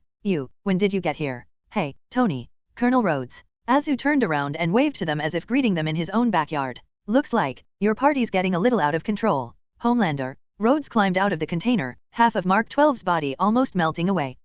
How did you get here? Oh, me. Azu pointed to himself. I'm saving the world. He turned to the side. Everyone, including Killian, saw what was behind him. Behind Azu stood a person. A man dressed in a well-tailored suit, still shaken but unharmed. Mr. President. Rod's jaw nearly dropped. Good evening, Colonel. President Ellis swallowed, trying to remain calm. Tony Stark's brain has gone blank. Wait a minute. Tony struggled to his feet. The president is still up there. We're here to rescue him. Azu smiled. Tony, did you think I just arrived? He scanned Tony's chest with an X-ray vision. Your little heart is beating pretty fast. I arrived 20 minutes ago. What? Tony and Rod exclaimed in unison. Just as you, we're scrambling up like two headless flies. Azu shrugged. I flew to the top of that oil tank and untied the president. By the way, I also told him a joke. He turned to the president. Do you find this funny, Mr. President? Very, very humorous, Mr. Homelander. President Ellis wiped away a cold sweat. Tony Stark felt he had been subjected to the greatest insult of his life. So, Tony pointed at him, trembling with rage. After you rescued the president, you just hid up there, and watched us get beaten like dogs. Wow, Tony, watch your words. Azu feigned surprise and covered his mouth. I wasn't looking. That's called trust. I trust the abilities of you Avengers. Tony. Rod pulled Stark back from his near rage. Enough. Killian finally snapped out of his shock. coldly pointing at Azu, and who do you think you are? You're just a clown in a costume? Kill him. Go to hell. One of the soldiers closest to Azu roared and charged forward, his body engulfed in scorching flames, his hands like branding irons as he reached for Wu Yanzu's head. Azu didn't even look at him. He simply, casually slapped her across the face. Smack. A slap that was crisp and clear. The extremist soldier, who could tear apart steel armor with his bare hands, had his neck rotate 720 degrees from that slap. Thump. The body fell to the ground, and the entire audience gasped for breath. Tony Stark held his breath. Colonel Rhodes's armor system showed that his heart skipped a beat. Rod whispered. Oh, I'm sorry. Azu shook her hand in disgust, as if it had gotten dirty. I hate it when people touch my hair. Damn monster. Killian took a step back without making a sound. No. Azu shook his head, and that holy smile returned to his face. I am a citizen of my homeland. Everyone. Killian roared, charge. Tear him apart. Melt him. Die. On the deck, the remaining 20-odd desperate soldiers, like a pack of enraged beasts, surged toward Azu from all directions at the same time. They're going to use their intense heat to roast this blonde bastard alive into a charcoal? No? Homelander? Get out of the way. Rhodes shouted instinctively. Danger. Tony raised his last remaining palm cannon. Azu stood in the eye of the storm. He slowly closed his eyes. It's so noisy. Sometimes I really don't want this super hearing, he said softly. The next second, he opened his eyes. Those deep blue eyes were instantly filled with fiery crimson. Zzz. Azu's eyes shot out death rays. 5,000 degrees Celsius. He started spinning. He was like an elegant ballerina, slowly turning in place. Those two intense gazes, like two invincible blades, swept across the entire battlefield with him at the center. Time seemed to slow down. Through his tattered visor, Tony Stark witnessed a scene he would never forget. A soldier in dire straits leaped high into the air, pouncing towards Azu. A heat wave swept across his waist. His upper body was still in a forward-leaning position in the air, but his lower body had already separated from his body. Splash, splash, splash. The 7 or 8 desperate soldiers at the forefront were all cut in half at the waist without exception. Their upper bodies fell to the ground, and they were even twitching. A soldier with only half a body looked down at his empty lower body and let out a painful roar. It's not over yet. Azu raised his head. Thermal imaging has become a cutting machine. Sizzle, sizzle, sizzle. He's like a cold-blooded artist, using his paintbrush to dissect these human melting pots. Vertical cut, horizontal cut, diagonal cut. Arms, thighs, torso, head. In just 3 seconds, those 20-odd arrogant soldiers from the desperate situation were all sliced into pieces. 3 minutes later, Azu withdrew his gaze, and his eyes returned to their azure blue. He stood in the center of a mass of severed limbs, his body spotless. The stars and stripes cape remained sacred. Ugh. President Ellis was the first to break down. He gripped the railing and vomited violently. My God. Colonel Rhodes slammed off his Patriot armor and ran to the president, patting him on the back. Tony Stark stood still, motionless. He looked at the parts scattered all over the ground, then at that smiling face, and felt a chill run down his spine. You demon, you demon. Killian was left alone, looking at the works scattered all over the ground, clearly on the verge of a mental breakdown. Oh, you're still alive. Azu pretended to have just noticed him. No, don't come any closer. Killian hurriedly scrambled backward. Don't come any closer. I still have hostages. Killian suddenly remembered something and rushed towards a half-open shipping container. Pepper. Tony remembered too. Killian rushed into the shipping container and grabbed a woman. Pepper Potts? She looked very weak, and her body emitted the orange-red glow of the extremis virus. Don't move. Killian grabbed Pepper by the neck with his hand, which was already turning red. Tony. Pepper said weakly. Let her go. Killian, you son of a bitch. Tony raised his Panzerfaust cannon. You come at me. Too late, Tony. Killian's face was contorted with madness. You all have to die. I want her dead. I want you to see her. Hey. Azu's voice suddenly rang in Kirian's ears. Killian's pupils contracted sharply. What? My ass. He discovered, he was no longer at the dock. He discovered, Tony and Pepper were both, below him. He is in heaven. Azu, without anyone noticing, had already grabbed Killian at a speed exceeding the limits of human vision, lifting him thousands of meters into the night sky. Take a deep breath, it's normal to feel dizzy. Azu and Killian faced each other, their smiles unchanged. Put me down, you monster, let me go, you can't kill me. Killian struggled frantically in midair. Why can't I? Because I am, Azu's eyes lit up again. This time, the heat vision didn't cut him. But, sizzle. Two thin, hot eyes pierced precisely through Killian's eyes. Killian's screams abruptly ceased. His brain was completely roasted into protein charcoal by a temperature of 5,000 degrees Celsius in 0.01 seconds. Azu loosened his grip. Killian's body, like a tattered rag, tumbled and fell back onto the dock. On the deck of an oil tanker, Tony Stark finally broke free of his tattered armor. He rushed towards Pepper, and the two embraced tightly. Tony, I'm so hot, Pepper's body flickered between light and shadow. It's okay, Chili Pepper, I'm here. I can heal you, I definitely can.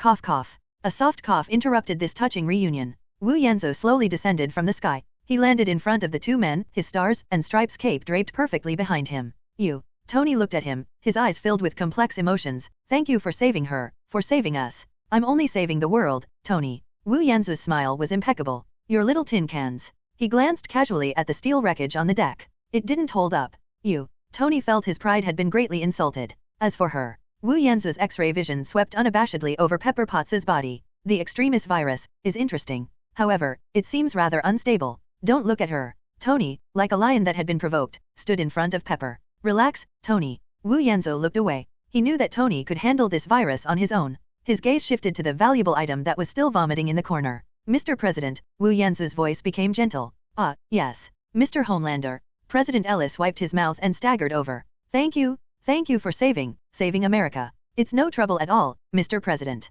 Wu Yanzhou patted the president on the shoulder. I'm taking you back to the White House now, the reporters are all waiting for you. And what about them? The president pointed to Tony and Pepper. Oh, Mr. Stark. Wu Yanzhou smiled. He walked up to Tony and looked down at the man who had just crawled out of a tin can. He seems to need some personal space. By the way, Tony. A sincere smile appeared on Wu Yanzhou's face. My movie, Homelander's Origins, will have its world premiere in 6 weeks. At that time, I'll send you a VIP invitation. You, arrogant, blonde bastard. Tony trembled with anger. Thank you for the compliment. Wu Yanzhou stopped looking at him, turned around, and his cloak drew an elegant arc in the air. Mr. President, let's go. He grabbed the president's arm, leaped into the air, and disappeared into the darkness before dawn. Tony Stark was left alone, holding his glowing lover, standing on the deck full of wreckage and charred corpses, in the cold sea wind, disheveled. High in the air, Wu Yanzhou looked at the exhausted man in his arms and gave him a meaningful smile. President Matthew Ellis, how will you repay me? The night sky was filled with the cold wind, which seemed like thousands of icy needles, trying to pierce through President Ellis's expensive suit.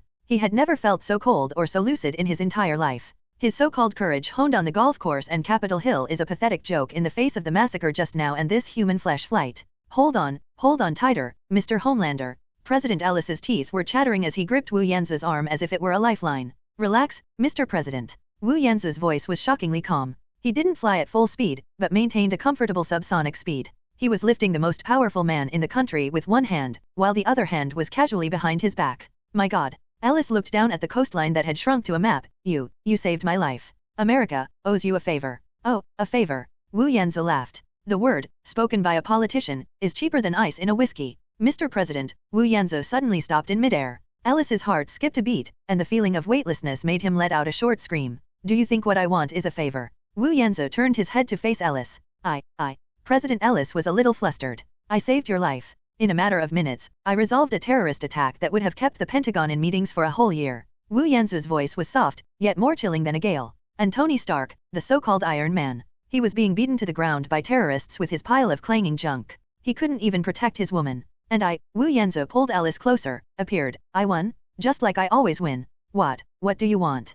President Ellis finally asked. What I want. Wu Yanzhou smiled. Mr. President, I don't want anything. It's you who needs me. The last vestiges of darkness before dawn over Washington, D.C., were pierced by a red and blue figure. Wu Yanzhou was flying across half of America at a relatively comfortable speed, carrying an ordinary person with him. That mortal, Matthew Ellis, the current president of America, had his eyes tightly shut, his face deathly pale, and was gripping Homelander's arm tightly. Relax, Mr. President, we're almost there. Your suit needs changing, it's really poor quality. President Ellis didn't hear the second half of the sentence at all, he only felt as if his internal organs were about to be thrown out of his throat. Hold on tight, prepare for landing. 4 a.m., the White House. All the lights on the South Lawn were turned on, and the entire Washington security system was on the verge of a breakdown. Secret Service agents, armed with P-90 assault rifles, tensely established a defensive line on the lawn, while helicopters circled overhead. My God. Look, what's that? A young agent pointed to the sky. Unidentified flying object? Approaching at high speed. Fire, wait, don't fire, that's. Call. A sudden gust of wind arose. Wu Yanzhou, holding President Ellis, landed slowly in the center of the South Lawn with a powerful and perfect posture. His stars and stripes cape hung gracefully behind him. Dozens of Secret Service agents, guns at the ready, stared in disbelief at the scene. Mr. President. My God, it's Homelander. He brought the president back. Snap, snap, snap, snap. The reporters who were scrambling outside the White House were driven mad. They frantically pressed the shutter button through the iron fence, the flashes making it as bright as day. This photograph is destined to become one of the most classic Pulitzer Prize nominees of this century. Homelander saves the United States. Ding, You have gained 250410 popularity points. Ding. You have gained 301152 popularity points. Ding. You have gained 284471 popularity points. The power within Azu's body surged once more. Well done, myself, he thought. This is fucking what marketing is all about. Mr. President. The head of the Secret Service, an agent named Flynn, was the first to react. He led his men forward and took the president from him. Oval Office. The fireplace was burning brightly. President Matthew Ellis was wrapped in a thick wool blanket, holding a glass of freshly poured brandy, but his hand was still trembling uncontrollably. The office was packed with people. The Secretary of Defense, the Secretary of State, and the Vice President, who remained out of sight throughout the incident. The Vice President's face was even paler than the President's. He knew he was finished. Everyone out, President Ellis suddenly said, his voice hoarse. Mr. President, we must. I said, all of you get the fuck out. Ellis exploded, slamming his glass to the ground. Leave only. Mr. Homelander. The crowd looked at each other, but no one dared to disobey. Under Azu's ambiguous gaze, the Vice President practically scrambled out of the office. The heavy oak door closed. Now, only 2 people are left here. All right. President Ellis opened his mouth. Anyway, I owe you a life, Mr. Homelander. Just call me Anthony, Mr. President. You look terrible, Matthew, he said, addressing the president by his first name. President Ellis was taken aback, but did not refute. In front of this man, his presidential authority was as fragile as a piece of paper. He betrayed me. Ellis's voice was filled with lingering fear and anger. My vice president, damn it, he was involved too. He wanted me publicly executed, and then take my place. Yes, he thought so. Azu turned around, his deep blue eyes revealing no emotion. And he almost succeeded. And that scumbag S.H.I.E.L.D. Ellis slammed her hand on the table. I'm fucking supporting that Nick Fury? The Security Council gave him hundreds of billions in funding? My Air Force One was hijacked. I was hanging from an oil tanker? Where is he? Where is he? Azu gave a perfectly timed sarcastic look. Director Fury is probably assessing the threat level and analyzing intelligence. Maybe in 2 hours, he'll send a squad to collect your corpse. Ellis's breathing became heavy. And Stark, he roared again. That Avengers? What the hell did he bring? A bunch of remote-controlled toys that just fly around. President Ellis recalled that battle. More than a dozen armored vehicles were wiped out within 20 minutes. Tony Stark, the billionaire, was trampled underfoot by Killian like a cockroach, unable to move. Ellis's voice trailed off. He's a loser, isn't he? Arrogance is in his nature, Matthew, Azu corrected. He thinks he can handle everything. But he forgets that he's just a man hiding in a tin can. And Killian, he's no longer human. Azu paced slowly, his acting prowess fully unleashed, his voice filled with a commanding presence. Matthew, you need to face one fact. Times have changed, Mr. President. The Battle of New York opened Pandora's box. Aliens, super soldiers, madmen who can grow bigger. This world is no longer under the control of you politicians in suits. Azu walked up to Ellis and bowed slightly. Your NCPD is still using Glock pistols. But what about on the black market? Chidori energy guns cost $50,000 each, and gangsters are fighting over them. SWAT stormed a building, only to be blasted to smithereens by a particle cannon. What do you do? Like tonight, Killian? 20 or 30 extremist soldiers. If regular troops went there, it would be a massacre. SHIELD is too weak, and the Avengers are too slow. President Ellis broke out in a cold sweat. He found that every word the blonde man said pierced his heart. What exactly are you trying to say? I'm saying you need a new team. Azu straightened up and gave him a priceless smile. A professional and efficient firefighting team. A team, led by me. Mr. President, Azu turned around, revealing his true intentions. Walter, my company, is preparing to sell security to the entire United States. Sell. A business model. Azu's tone became lighter. The mayor of Los Angeles, if he wants to solve the rampant Chidori weapons crime, he can hire us. Chicago, if they get another extremist virus, they can hire us too. Of course, Washington, D.C., free. Azu winked at him. This is protection money. Ellis frowned. No, Mr. President, Azu laughed. This is capitalism. This is what Americans are best at. Americans capitalize on healthcare, education, prisons. Why can't they capitalize on superheroes too? I'm providing high-end services, Mr. President. High-end services naturally require a certain fee. That's reasonable, isn't it? President Ellis remained silent. He was a politician, and he instantly grasped the logic behind it. Turn superheroes into a commodity rather than simply a spiritual label. Goods can be regulated and cooperated with. He looked at Wu Yanzu. Go on, Anthony. Your team, has it picked its players? Of course. Wu Yanzu resumed his sunny and upright image. He pointed to the eagle emblem on his chest, will be the captain and leader of this team. And, he smiled mysteriously, I've recruited our second member. A very powerful woman. She was once lost in the darkness, but now, under my guidance, she will embrace the light. Fuck. Jessica Jones, who was being forced to do smile training in the Star Building in New York, sneezed violently. As for the others, Wu Yanzu's gaze drifted to the window. This world is never short of capable people, they just lack an agent like me. President Ellis fell silent, his politician's mind racing. This plan is crazy, but, damn, it's incredibly tempting. Outsource the mess that the superhumans made to a controllable private company.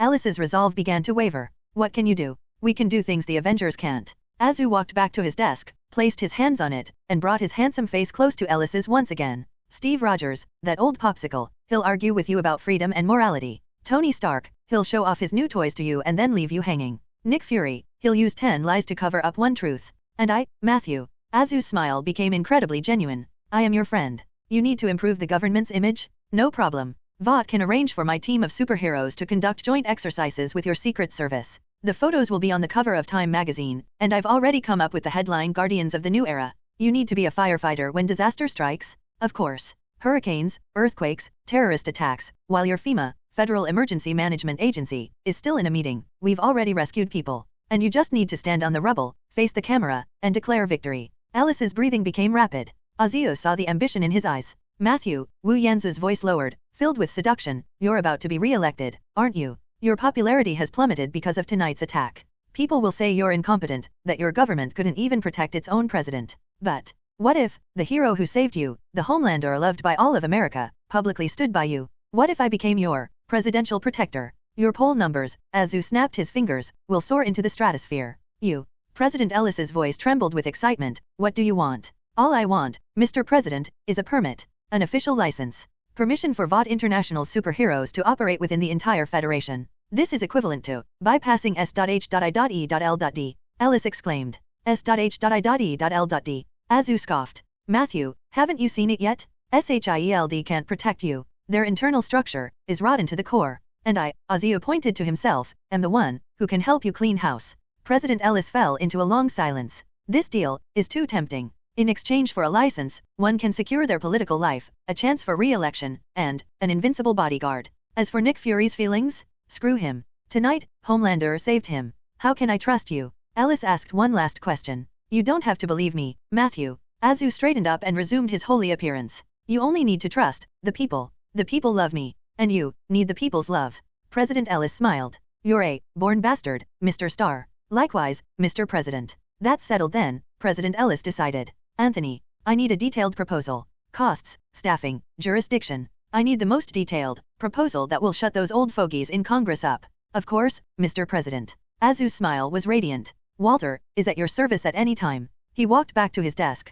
picked up a pen, and scribbled a number on Ellis's notepad. A 10-digit number. What is this? Ellis asked, puzzled. Oh, this is Water International, their estimated tax payment for next year. Azu's smile was full of meaning. We are a patriotic company, Mr. President. We firmly believe in giving back to society. We will not only pay taxes to the tax authorities in accordance with the law. Azio tapped the table gently and rhythmically with that pen. We will also pay the taxes that all our friends who support us deserve. I understand. President Ellis paused for a moment, then broke into a bright smile. Mr. Starr, I think we will have a pleasant working relationship. I've always thought so. Azio put away his pen and walked towards the gate. Oh, right. He stopped at the doorway, turning back to say, about that traitorous vice president, do you need me to take care of him? You know, heat vision, quick, clean, leaves no evidence. President Ellis's heart skipped a beat. Looking into the deep blue eyes of the man from his homeland, he felt a chill creep into his heart. No need. Ellis's voice trembled slightly. We are a country ruled by law. He will stand trial.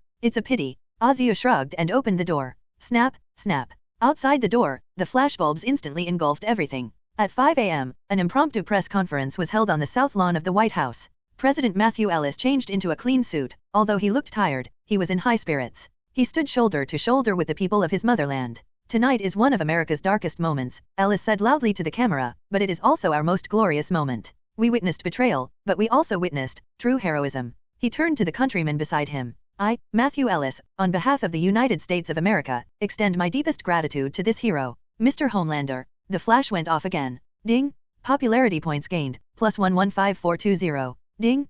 Popularity points gained, plus 125781. Ding! Popularity points gained, plus 135688. He stepped forward, took the microphone, and gave a humble smile. Thank you, Mr. President. He looked around, his gaze sweeping over every camera lens. I'm just an American, who did the right thing. The threat of tonight is over, but new threats emerge every day. Therefore, He paused, dropping the bombshell of the evening. I am pleased to announce that my company, Water International, will be engaging in a deep collaboration with the Ellis government. We. He opened his arms, as if embracing the entire nation, will protect America. From shore to shore, from the sky to the deep sea. With us here, you are safe. The cheers drowned out his last words. On the helicarrier, Nick Fury turned off the screen with a blank expression. Hill, sir. Raise the Homelander threat level. Fury narrowed his one eye, to the highest. Yes, sir. Ashley's call came in midair as Wu Yanzi flew away from Washington. Sir? My God. Sir. Ashley's voice was shrill with extreme excitement. She even forgot to use honorifics. Anthony? You did it? You fucking did it. Calm down, Ashley. Wu Yanzi was hovering in the stratosphere, the sea of clouds below dyed golden by the rising sun, mirroring his current mood. It's just work. A job. Ashley screamed in the top floor office of the water tower. Sir? You call this a job? You saved the president. You saved America. Our PR department has gone mad? CNN, Fox, MSNBC, they're all using the press releases we provided. Time magazine tore off their prepared cover for the week and replaced it with your lifting up the wreckage photo. The headline is The New Atlas. The pre-sale box office for Homelander, Origins. Ashley's voice trembled, tripled in the past hour, and industry insiders are speculating that it might break box office records. Very good. Wu Yanzi, bathed in the morning light, spread his arms wide, his stars and stripes cape fluttering behind him. This is fucking life. Ding. Popularity points gained, plus 540812. Ding. Popularity points gained, plus 612404. Current popularity score, 31202524. Ding. Popularity level in North America has increased. Everyone is a household name. Ding. Ability enhancement, super strength, 1,500 tons, steel body, planetary level plus, heat vision, 6,000 degrees Celsius, super speed, Mach 55. Ha ha ha, ha ha ha ha ha ha. At an altitude of 10,000 meters, Wu Yanzi let out a wild and unrestrained laugh. Avengers Tower, top floor lounge. On the huge 8K screen, Wu Yanzi's humble speech on the White House lawn is being played on a loop. I'm just an American, who did the right thing. Bang. Tony Stark smashed a $30,000 whiskey glass onto the screen. Fuck, fuck, fuck. Tony Stark's eyes were bloodshot, and his expensive t-shirt was stained with dock oil and smelled of blood. He had just returned to New York, battered and bruised, with chili pepper still burning up, in his spare armor. This is what awaited him. Look at him, look at his dim hair gel-covered face. Tony pointed at the paused, perfect smile on the screen, shaking with rage. Damn it. Did the right thing. That bastard. He was already there. Steve Rogers, wearing a vest, had just finished his morning workout. He stared intently at the screen. Tony, calm down. What happened? Calm down. Tony jumped up like a cat whose tail had been stepped on. I'll tell you what happened, you old popsicle. That blonde bastard? He was at least 20 minutes early? He saved the president, and then he just sat there watching the show. Tony pointed to his chest. He just watched those Killian Grill guys tear my dozen or so precious suits of armor to shreds like scrap metal. He watched me get pinned to the ground and beaten. He watched me get trapped in a sardine can and wait to die. He did it on purpose. Natasha Romanoff walked in from outside, having just ended her call with SHIELD, and her face was equally grim. Of course he did it on purpose, Tony. Natasha's voice was cold. It's called narrative control. If he had acted from the beginning, it would have just been Homelander and Iron Man teaming up to thwart a conspiracy. But now, she pointed to the screen. The story now is, Iron Man suffers a crushing defeat, and the Avengers are absent. But Homelander, when all the heroes have failed, descends from the sky and single-handedly saves the president and the country. Damn it. Tony slammed his fist on the bar. He's just a show-off bastard.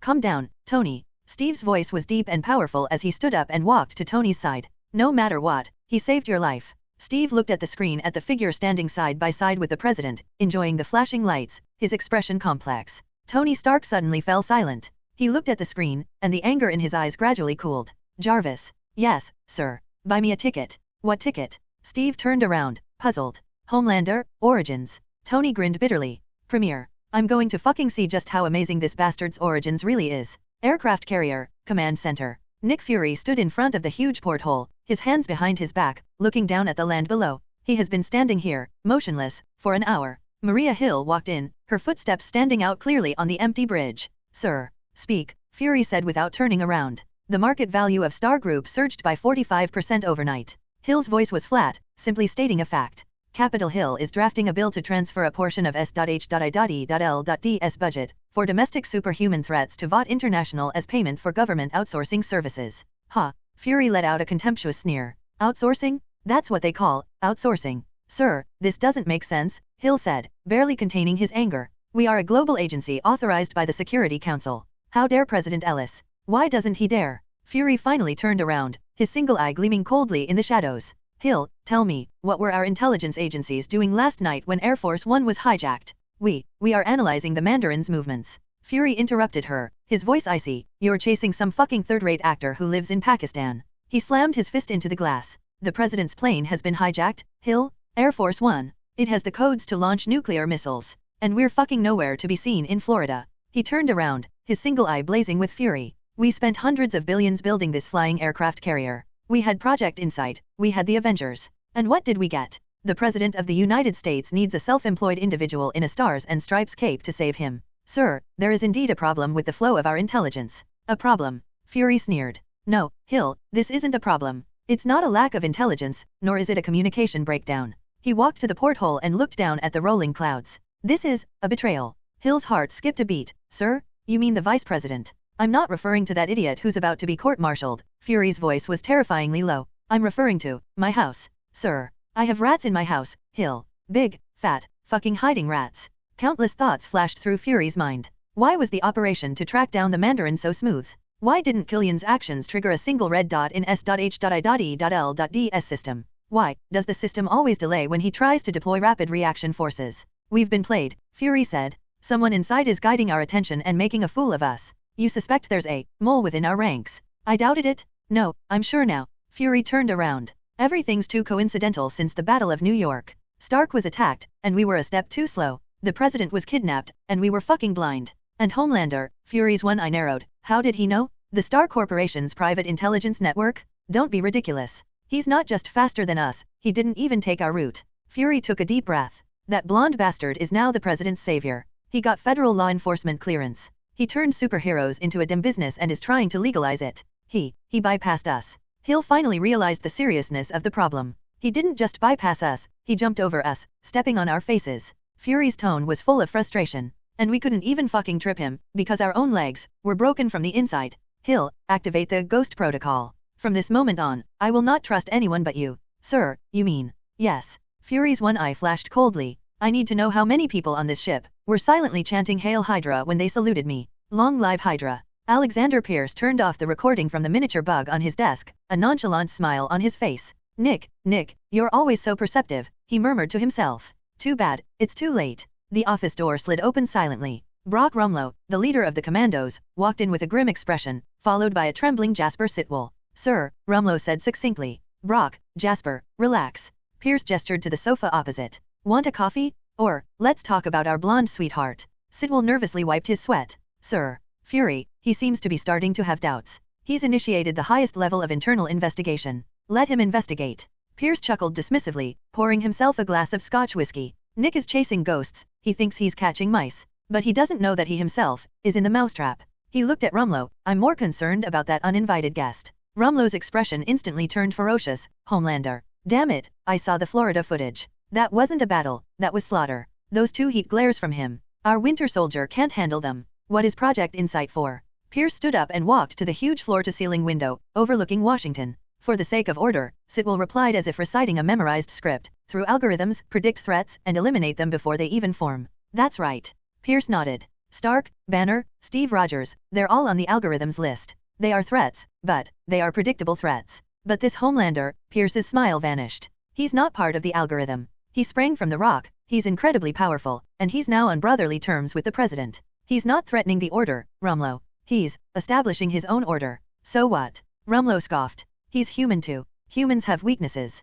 Oh. Pierce turned to look at him. Weaknesses. Pierce's voice turned cold. Brock, report on the results so far. Rumlow's smile froze. Our agent planted backstage at the Jimmy show was trying to extract saliva from the glass he drank from. The glass accidentally broke before the agent could touch it. We sent a level 7 agent, disguised as an extra on the set of Homelander, Origins, to try and bump into him. Before the actor could even get into his van, his assistant, Ashley, fired him on the spot for allegedly falsifying his resume. We even sent our best snipers with specially made sampling rounds to try to scrape a little bit of skin off him. Pierce scoffed. As a result, that sniper was vaporized by his thermal vision from 2 kilometers away. The sniper is still in a mental rehabilitation center, convinced he saw God. That bastard. Sweat beaded on Rumlow's forehead. Brock. Pierce sat back in his chair, his fingers interlaced. He can hear our heartbeats, he can see through our bones. He might even be eavesdropping on our conversation right now. Meanwhile, Wu Yanzu, who was sunbathing on the beach, suddenly gave the middle finger towards Washington. What do we do, sir? Sitwell's brow furrowed deeply.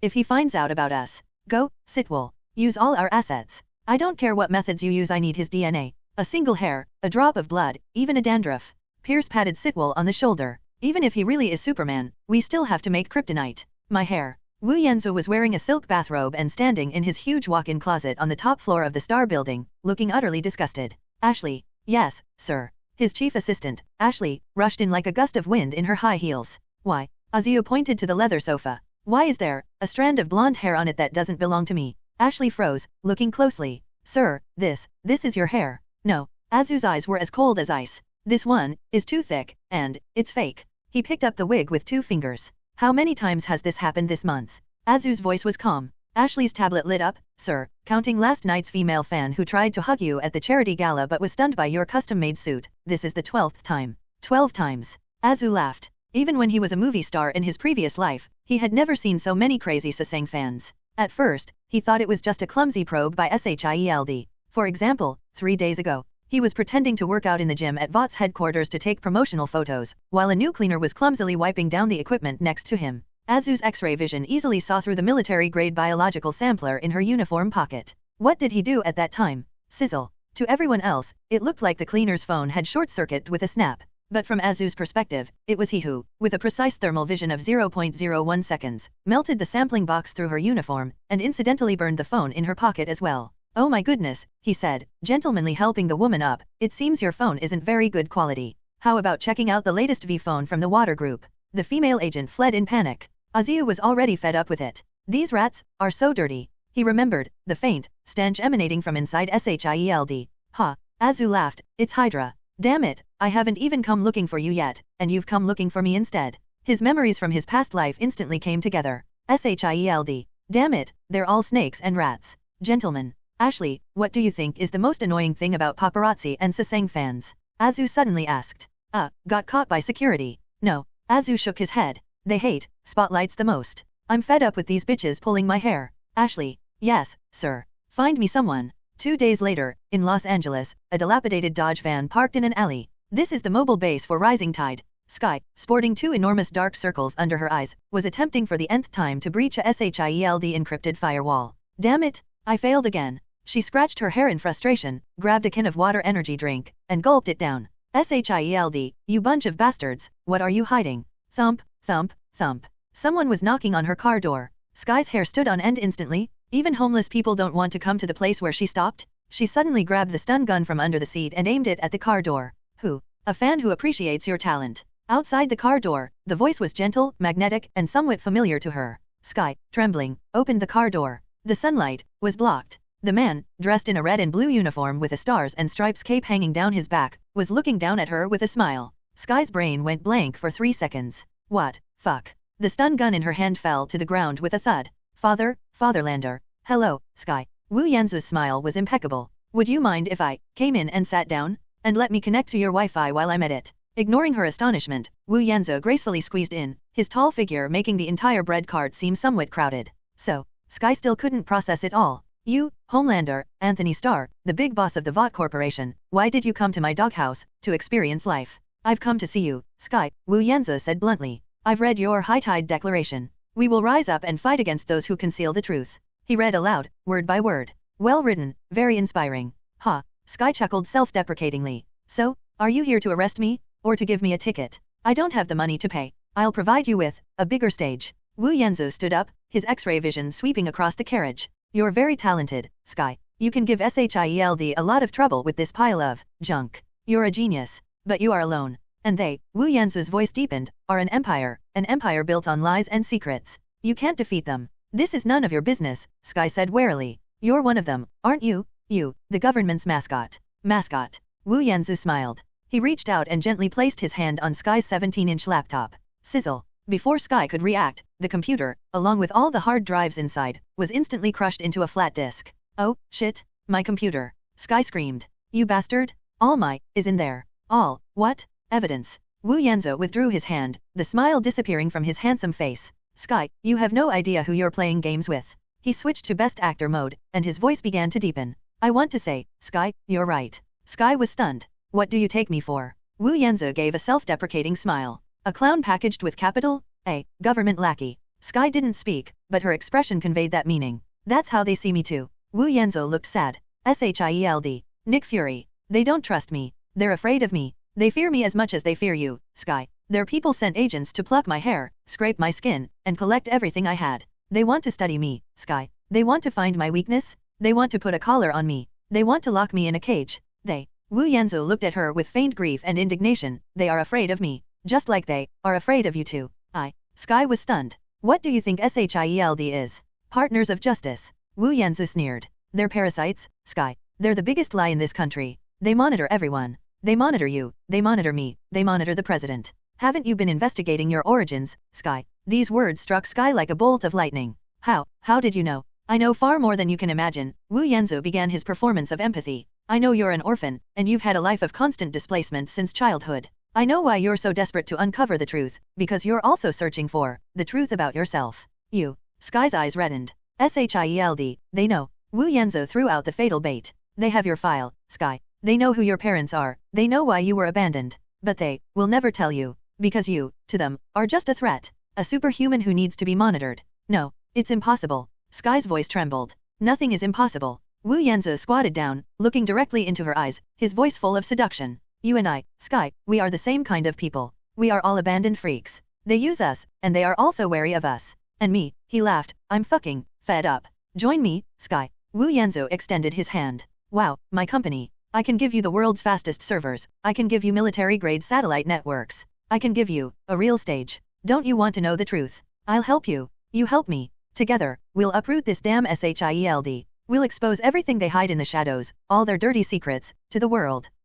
Sky looked at his outstretched hand, then at his sincere eyes. Does she hate Shield?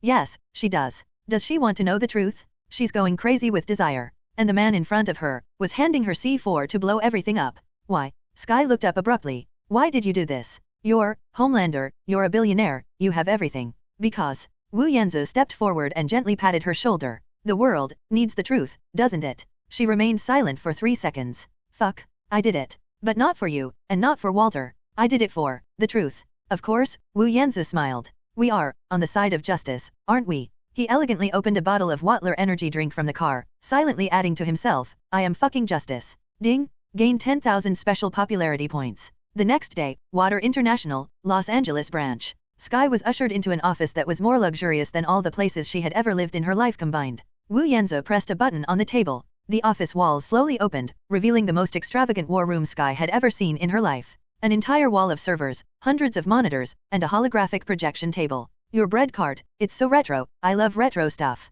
Wu Yanzhou's tone was full of enticement. But this is VOT's global data center, quantum encrypted. Here, you are God. Sky's breathing quickened. She walked over uncontrollably, as if on a pilgrimage. For the next 72 hours, the entire Shield intelligence system went crazy. A hacker group calling itself Rising Tide 2.0 has begun dumping data on the internet. First day, S.H.I.E.L.D.'s secret spending. They spent $50 billion a year. Building Yo-Yo. Sky revealed the encrypted budget document from Shield, filled with bizarre codenames such as Project Tahiti and Project Centipede. The public was in uproar. 500 billion. My damn health insurance isn't even secured yet. What's Tahiti? A resort. The next day, Project Insight, S.H.I.E.L.D's global surveillance network. Sky hacked into the helicarrier's database. Although she didn't get the core, she revealed the concept art and objectives of Project Insight. 3 carrier battle groups, equipped with railguns, can eliminate 1 million potential threats worldwide in 1 minute. This is protection? This is Nazis.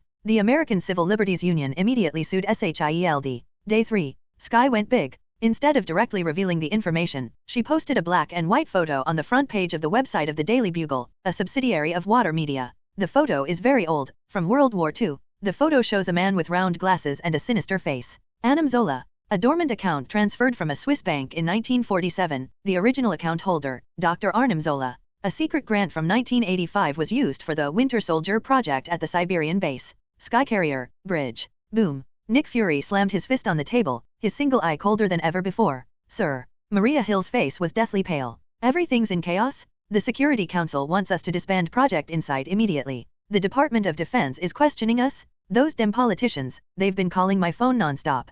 Carlson. Yes, sir. Fuck. That girl with the rising tide. Sky, find her. Fury growled. Sir, Carlson, now resurrected, said with a strange expression, "We can't find her. She's vanished. All traces of her have been deliberately erased." Walter, Fury uttered the name. What followed was complete chaos for SHIELD. SHIELD agents, under Nick Fury's orders, are frantically investigating who Zora and the Winter Soldier really are. Meanwhile, the lurking Hydra agents are frantically trying to cover up these traces. Fuck. How did they know Zola's account? The Winter Soldier has been revealed. Quick, remove Bucky Barnes' name from the database. Chairman Pierce wants us to speed things up.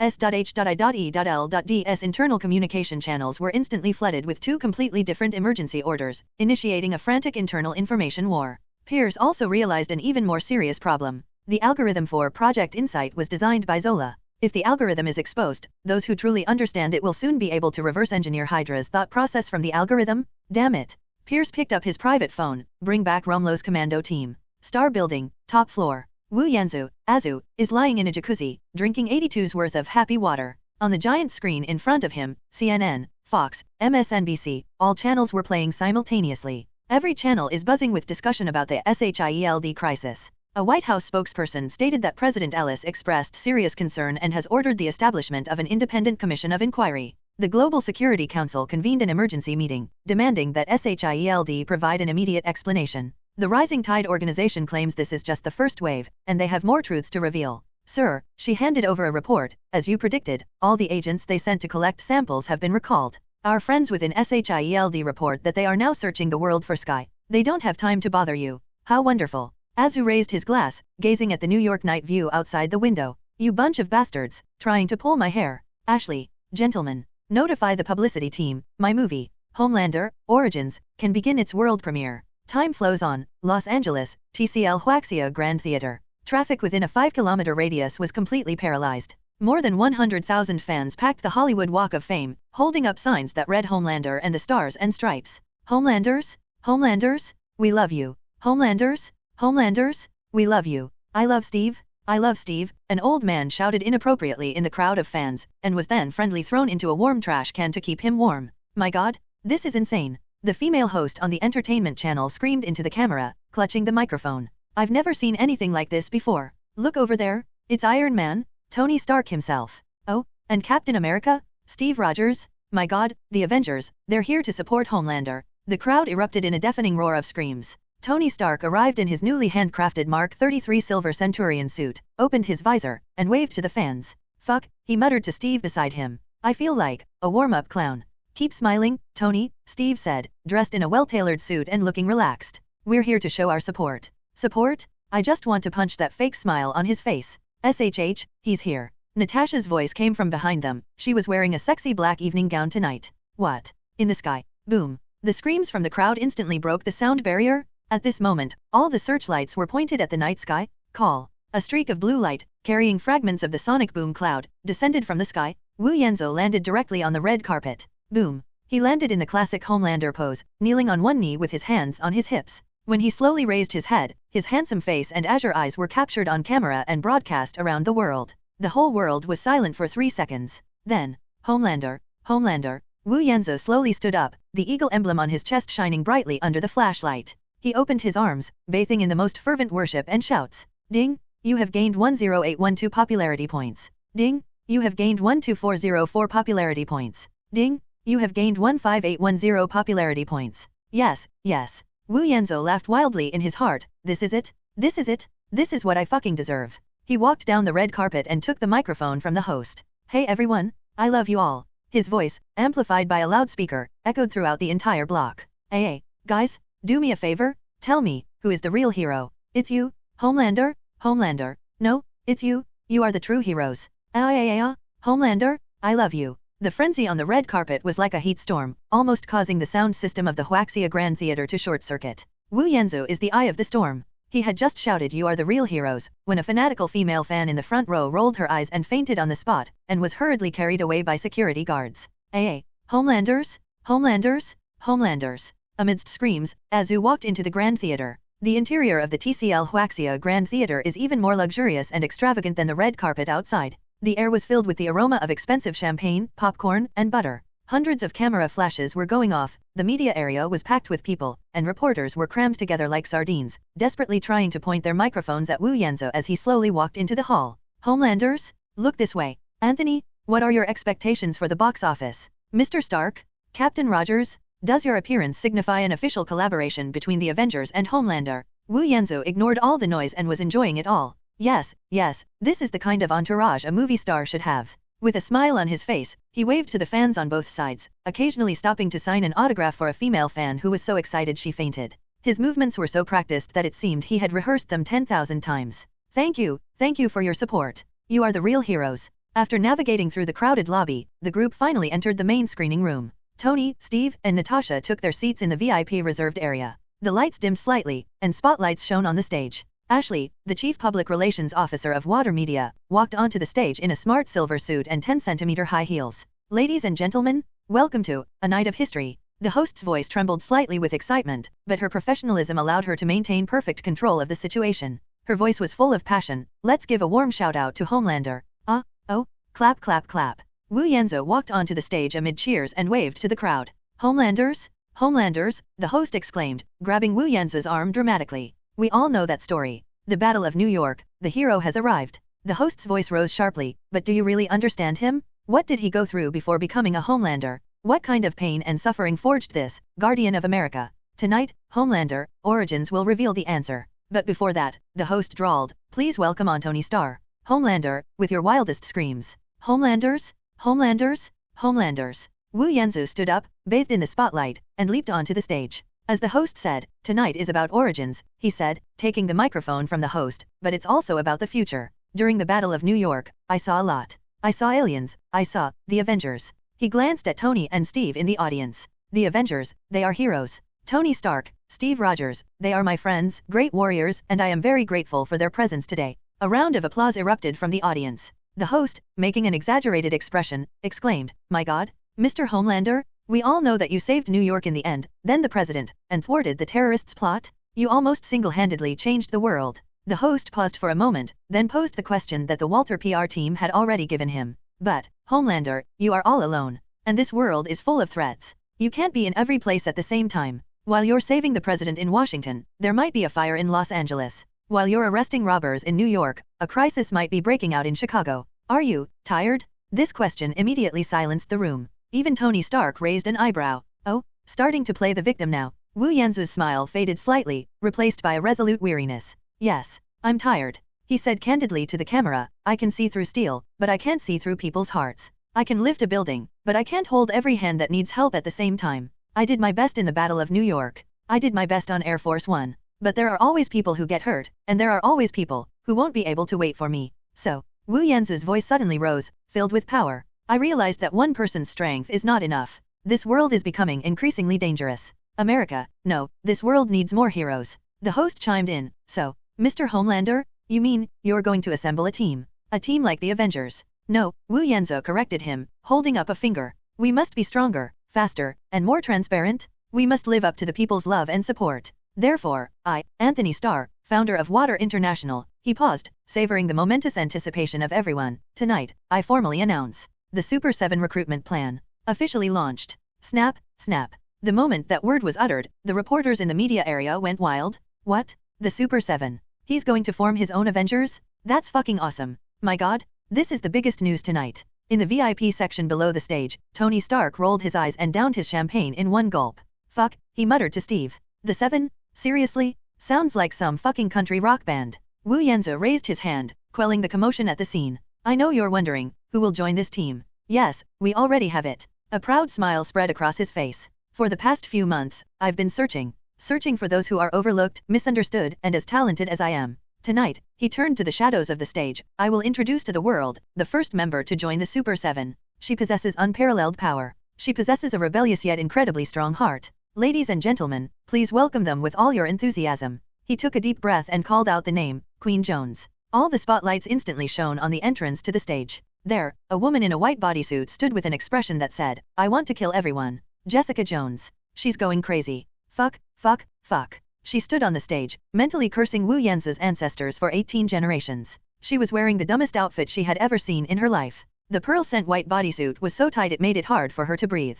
Those damned memory fibers outlined all her curves clearly, making her feel as if she had been stripped naked. Fuck. She looked at the thousands of eyes below the stage, and her legs felt a little weak. Go, Your Majesty, Ashley whispered encouragingly from behind her. Smile. Remember your training? Show 8 teeth. Roll. Jessica cursed under her breath, but still forced herself to go outside. The moment she stepped into the spotlight, the entire theater erupted in a frenzy once again. What did they see? A woman I've never seen before. She was very tall, at least 1.7 meters, and her white battlesuit made her look like an ancient Greek goddess of war. Unlike other red carpet stars who are thin and frail, she exudes strength. What's most deadly is that her face, pale and delicate, carries a cold indifference that keeps strangers at bay. This sense of fragmentation creates a fatally cute contrast with her sacred battle armor. Wow. A top Hollywood director murmured to himself from the audience, that face, that aura. Bang. One reporter was the first to react and pressed the shutter. Immediately, a storm of flashes engulfed everything once again. Who is she? Queen Jones? That name? So cool.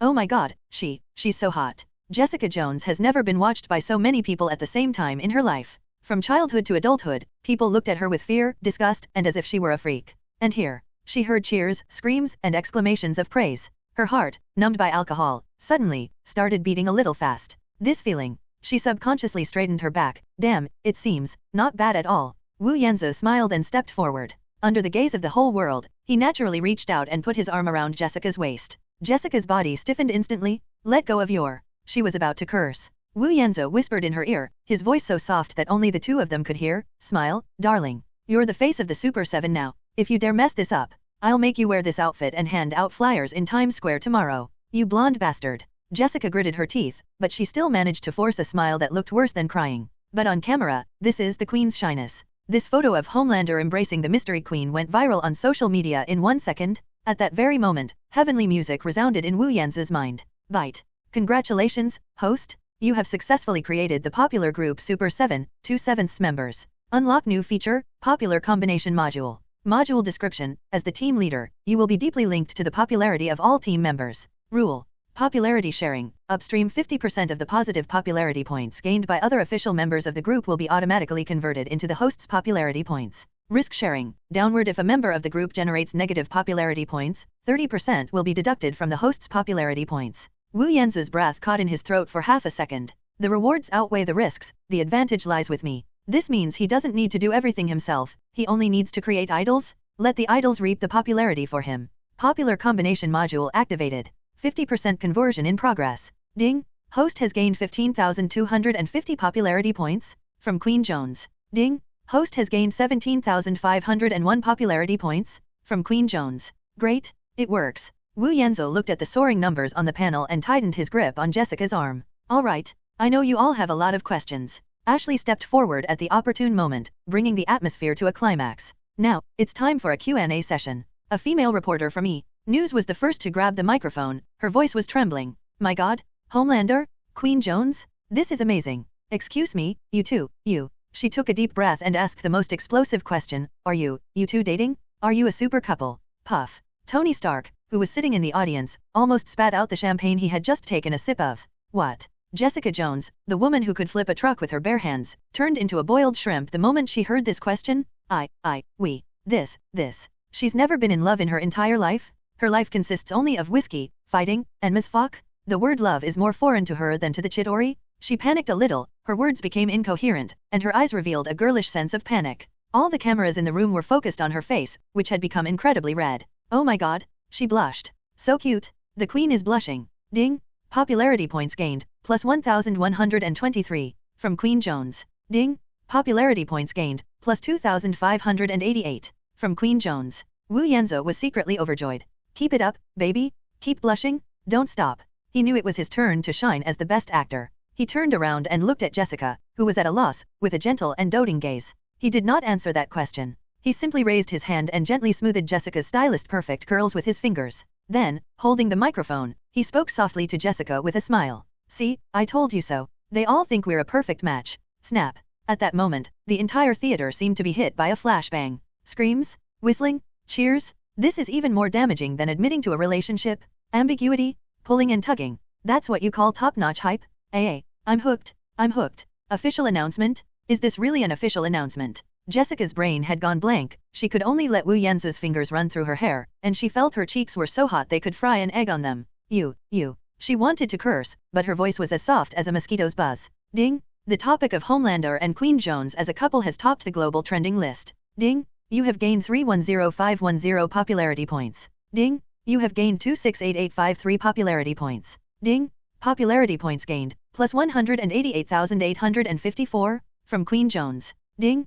Popularity points gained, plus 173,112, from Queen Jones. Fuck, Maze fuck. Tony Stark, sitting in the audience, was completely dumbfounded. He grabbed his hair in jealousy. What is he doing? This guy is creating a CP, couple pairing. Tony growled at Steve. What? Steve looked bewildered. What is, creating a CP, couple pairing? It's bullshit. Tony roared, furious. He's using that poor girl in the tights, to hype up his fucking relationship. He's using the relationship to gain popularity?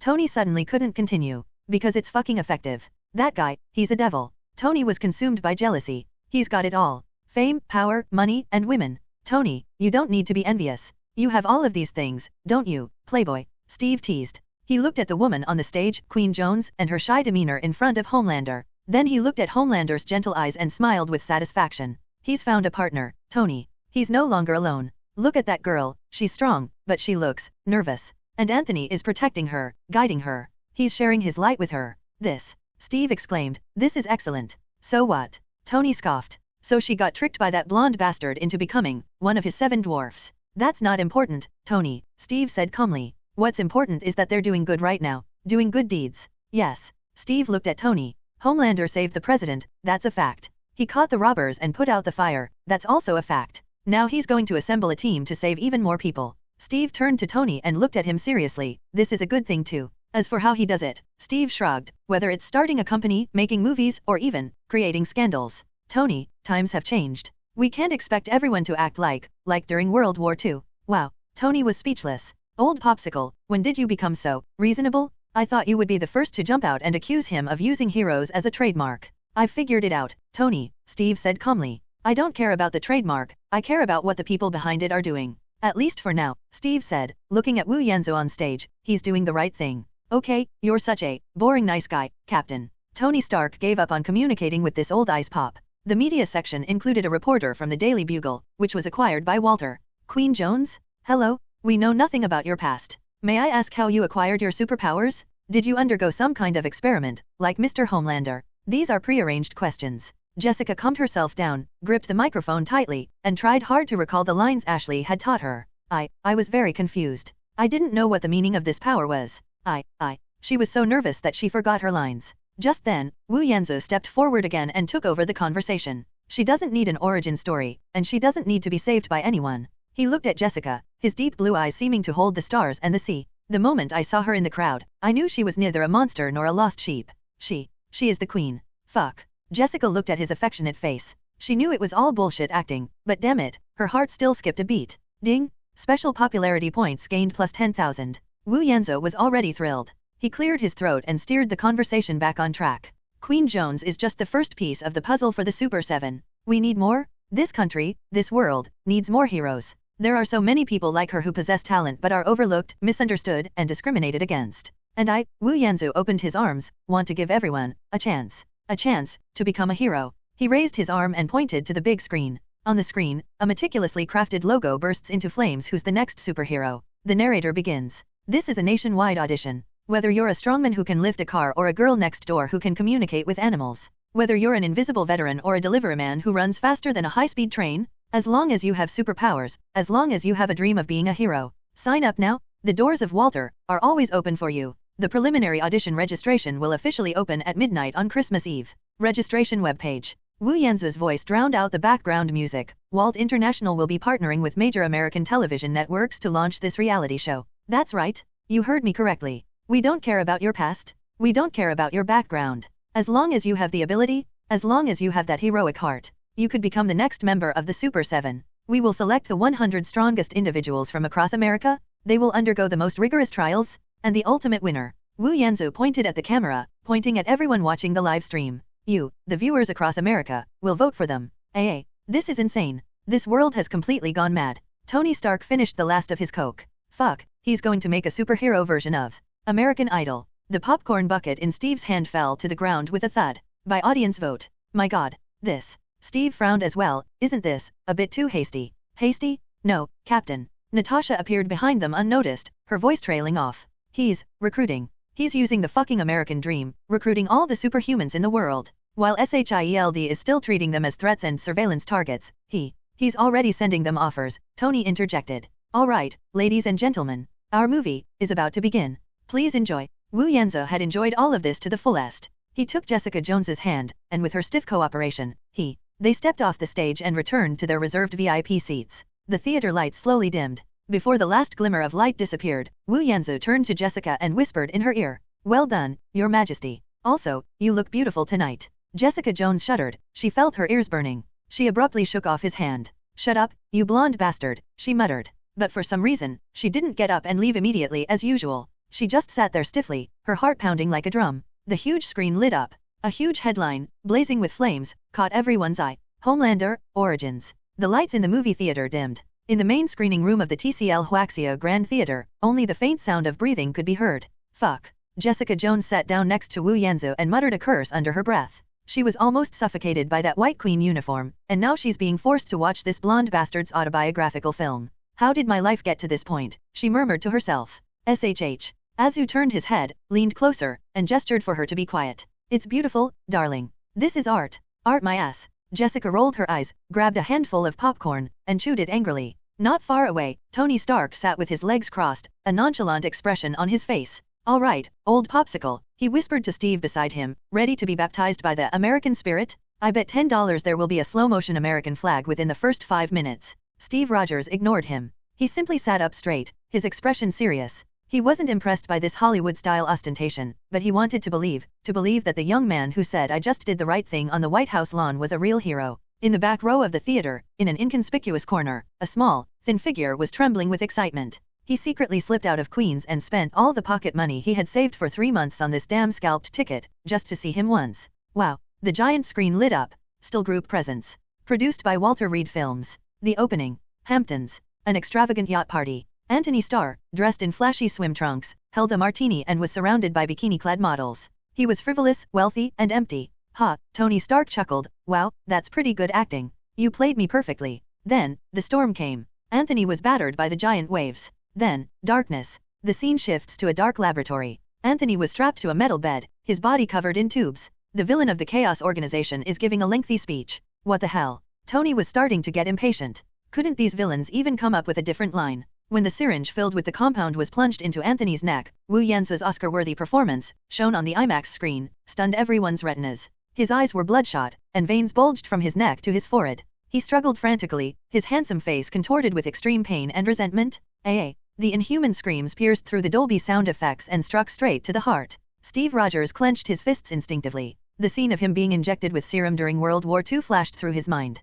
Only Tony Stark switched the position of his crossed legs. Great acting, really. It's a disgrace to the Oscars if this guy doesn't win one. The movie continues. Anthony died in torment, and was reborn in chaos. He feigned submission, and then, retaliated. When he first broke free from his restraints, and for the first time shot out a burning gaze from his eyes, turning the villain who had tormented him into charcoal. Fuck. Jessica Jones dropped the popcorn bucket she was holding. She remembered.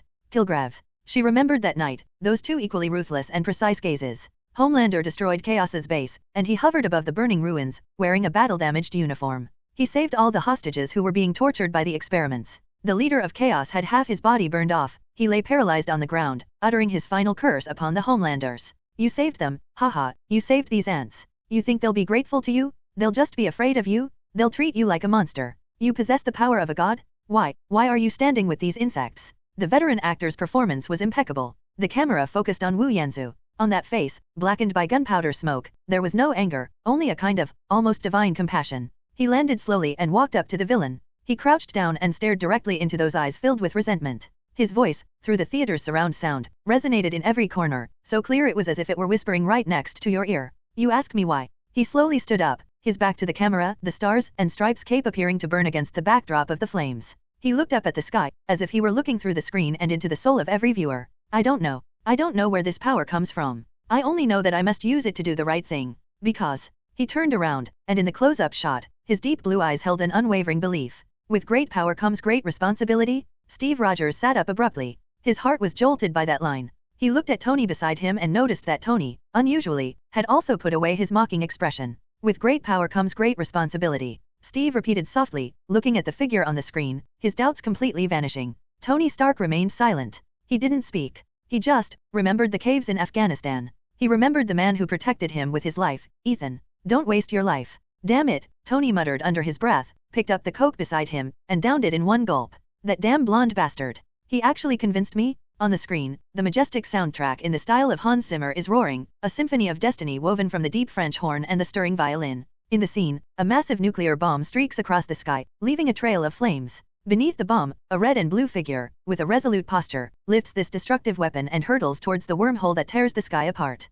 This is the final scene of Homelander, Origins. There are few lines and no melodramatic slow-motion scenes typical of Hollywood. The camera gave a close-up, in the last second before rushing into the darkness of the wormhole. Wu Yanzu's character Homelander looked back at New York below. On that face, there was no fear, no hesitation. Only a trace of longing for the mortal world. At that moment, he was not a god, but a man preparing to die. For the family. He whispered the line amidst the howling wind. Then, the light engulfed everything. The white light of the nuclear explosion burst open on the screen, and the entire IMAX theater seemed to shake. Immediately afterwards, the screen went black. Silence enveloped the 3,000-seat Dolby Theater. No one spoke, no one ate popcorn, and even breathing seemed to have stopped. A few seconds later, the screen lit up again. It was a dusty, grimy street in New York, with ruins and swirling smoke. A figure descended from the sky, holding the alien life support pod in its hands. The image freezes. A line of white text, as if carved into obsidian, slowly emerged. You are the true heroes. Homelander. There was no warning whatsoever.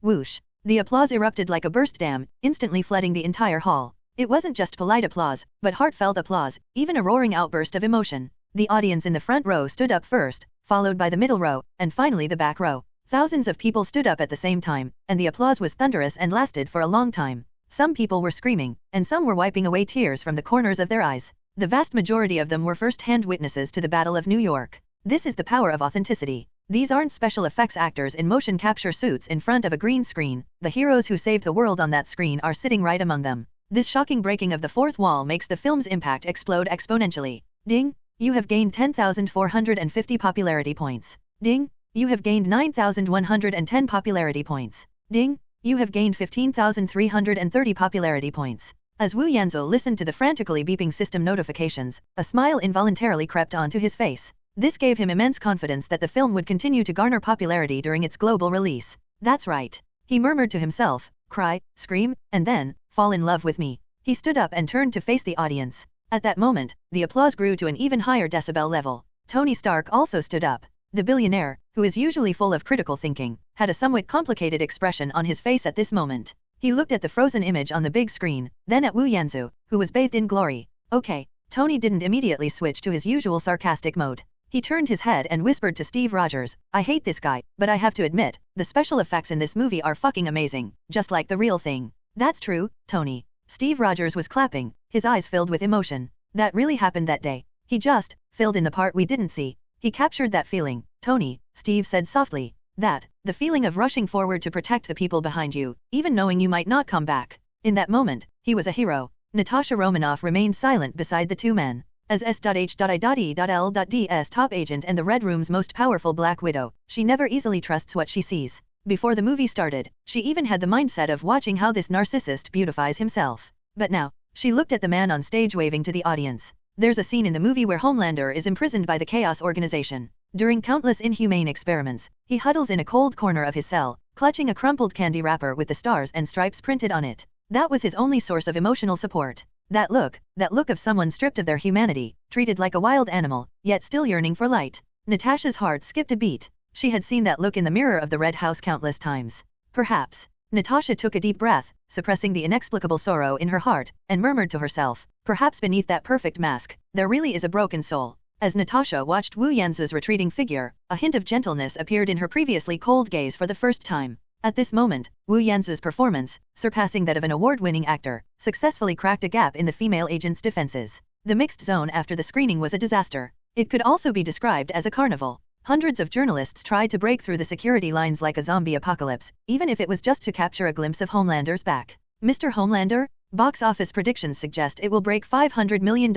in its opening weekend. What do you think? Mr. Starr, is this true? You were really locked up in the lab for a whole year. Queen Jones? Is Homelander your boyfriend? Are you and Homelander really together? Wu Yanzu maintained a perfect smile as he walked through the crowd, escorted by security guards. He would occasionally pause to answer one or two trivial questions, each movement executed with impeccable elegance. Just then, excuse me, sorry. Oh, my foot. I'm sorry. A slender figure, like a nimble eel, weaved between the tall, burly bodyguards and the frenzied reporters. It was a boy who looked only 11 or 12 years old. He was wearing a faded plaid shirt, carrying a bulging backpack, and wearing black-rimmed glasses. He was sweating profusely, his hair was messy, and he looked both disheveled and unremarkable. But his brown eyes were strikingly bright. Tonight, he spent all the pocket money he had saved for 3 months to get a standing ticket in the very corner. But he doesn't care. He watched the entire movie, and his heart is still pounding wildly in his chest, feeling like it's about to jump out. The sheer awe, a person with godlike power, yet willing to die for mortals, willing to endure suffering to protect the weak.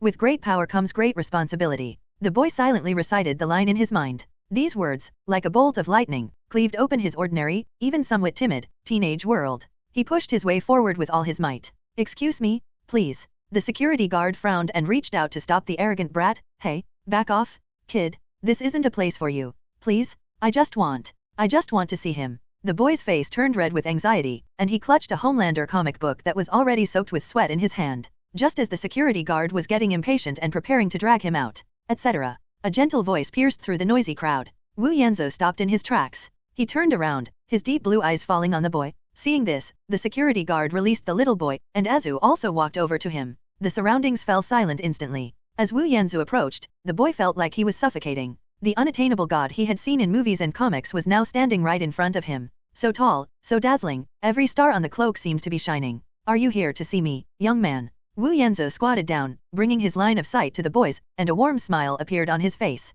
I.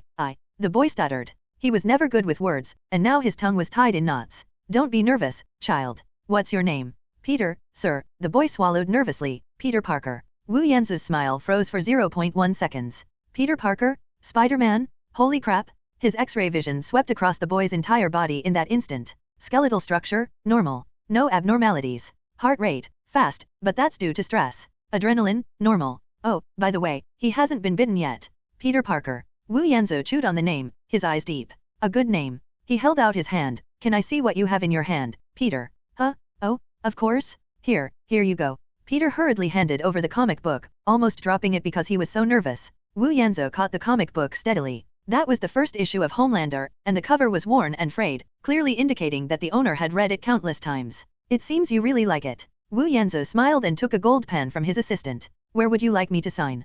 Cover? No. Title page? Anywhere is fine. Peter was so excited he almost cried. Wu Yanzhou opened the title page. He didn't just hastily sign his name like he would when signing autographs for others. He paused for a moment, the pen tip hovering over the paper. A moment later, he began to write. The brush strokes are fluid and powerful, the characters vigorous and forceful. To my like-minded friend, Peter. Never let the world change you. Homelander. Wu Yanzhou closed the comic and handed it back to Peter. Friend. Peter stared at the words and was completely dumbfounded. Like-minded friends? Homelander, call him a friend? Look, Wu Yanzhou pointed to Peter's chest, his tone becoming serious and sincere. I can hear your heartbeat, Peter. Peter was startled and clutched his chest. It jumps fast and powerfully. Wu Yanzhou's eyes were fixed on Peter, as if he could see into his soul. But I saw more than just tension. I saw potential. Wu Yanzhou reached out and gently placed his hand on Peter's thin shoulder. This world is full of power, Peter. Some people possess power, yet they use it to bully the weak. Some people possess power, yet choose to turn a blind eye.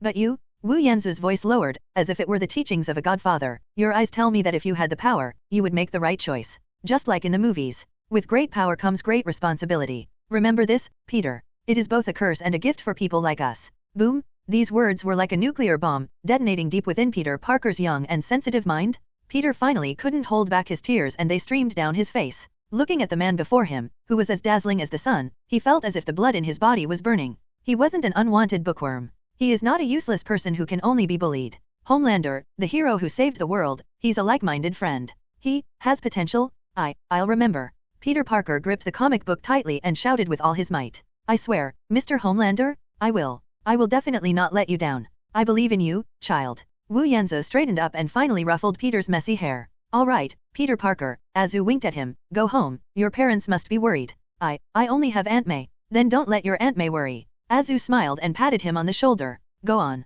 Yes, thank you, Mr. Homelander, thank you. Peter Parker, it's like a dream. I can see, someday in the future, you will be standing beside me. Together, we will make this world a better place. After saying this, Wu Yanzhou flicked his cloak, turned around and left, disappearing into the crowd. Peter Parker was left standing there alone, clutching the signed comic book tightly in his arms, as if he were holding the whole world in his arms. Watching that red and blue figure disappear into the distance, Peter Parker took off his glasses and wiped away a tear. His eyes changed. It was the look in their eyes that had found faith. Homelander, Peter murmured to himself. I want to become a hero like you too. Ding. Special popularity points gained plus 50,000. Ding. Detected absolute bond with the special character Spider-Man. Ding. Hidden reward obtained, Spider Sense. Wu Yanzhou, who was already sitting in the extended Lincoln, almost burst out laughing when he heard the notification sound. 50,000? That's 50,000 already. And, Spider Sense? The legendary Peter's sense. He closed his eyes and instantly felt that the world around him had changed. The movement of the air, the sound of paparazzi shutters in the distance, and even the sound of a passerby spilling coffee a few hundred meters away, all fed back to his brain as subtle warning signals. This was like adding wings to a tiger, especially for someone who already possessed super senses. This little spider, it's really a treasure. Wu Yanzhou was in a great mood and casually opened the car refrigerator, taking out a bottle of champagne. Mentally reciting the system panel's message, the system announced, current special popularity value, 87,000. 20 minutes to Beverly Hills, Azu thought to himself. On such a good day, I have to have a couple of rounds to liven things up. System, open the superhero blind box. 2 consecutive draws. Consuming 60,000 special popularity points. Performing a second consecutive superhero blind box draw. Although he is now one of the strongest fighters on Earth, the thrill of unlocking the box still makes his heart race. It has to be good stuff, even if it's kryptonite, at least I'll know what it looks like. Ding! Extraction complete. 2 orbs of light appeared in his consciousness space. The first burst of light revealed a delicate blue test tube. Item, compound number 5, pure version, X1. Note, this is Wotek's core technology. It has undergone systematic improvements, eliminating all side effects. Effect, after use, it can grant ordinary people random superpowers or enhance the existing abilities of superhumans. Note, due to the elimination of side effects, its potency is reduced. For the host's current physical condition, the improvement is negligible, equivalent to drinking a bottle of Red Bull. Wu Yanzhou looked at the small blue bottle that had appeared out of thin air in his hand, somewhat speechless. Is this the real VOD energy drink? It's useless to me, but it has no side effects either. He fiddled with the test tube, his gaze unconsciously drifting to Ashley, who was looking at her tablet, and then to Jessica,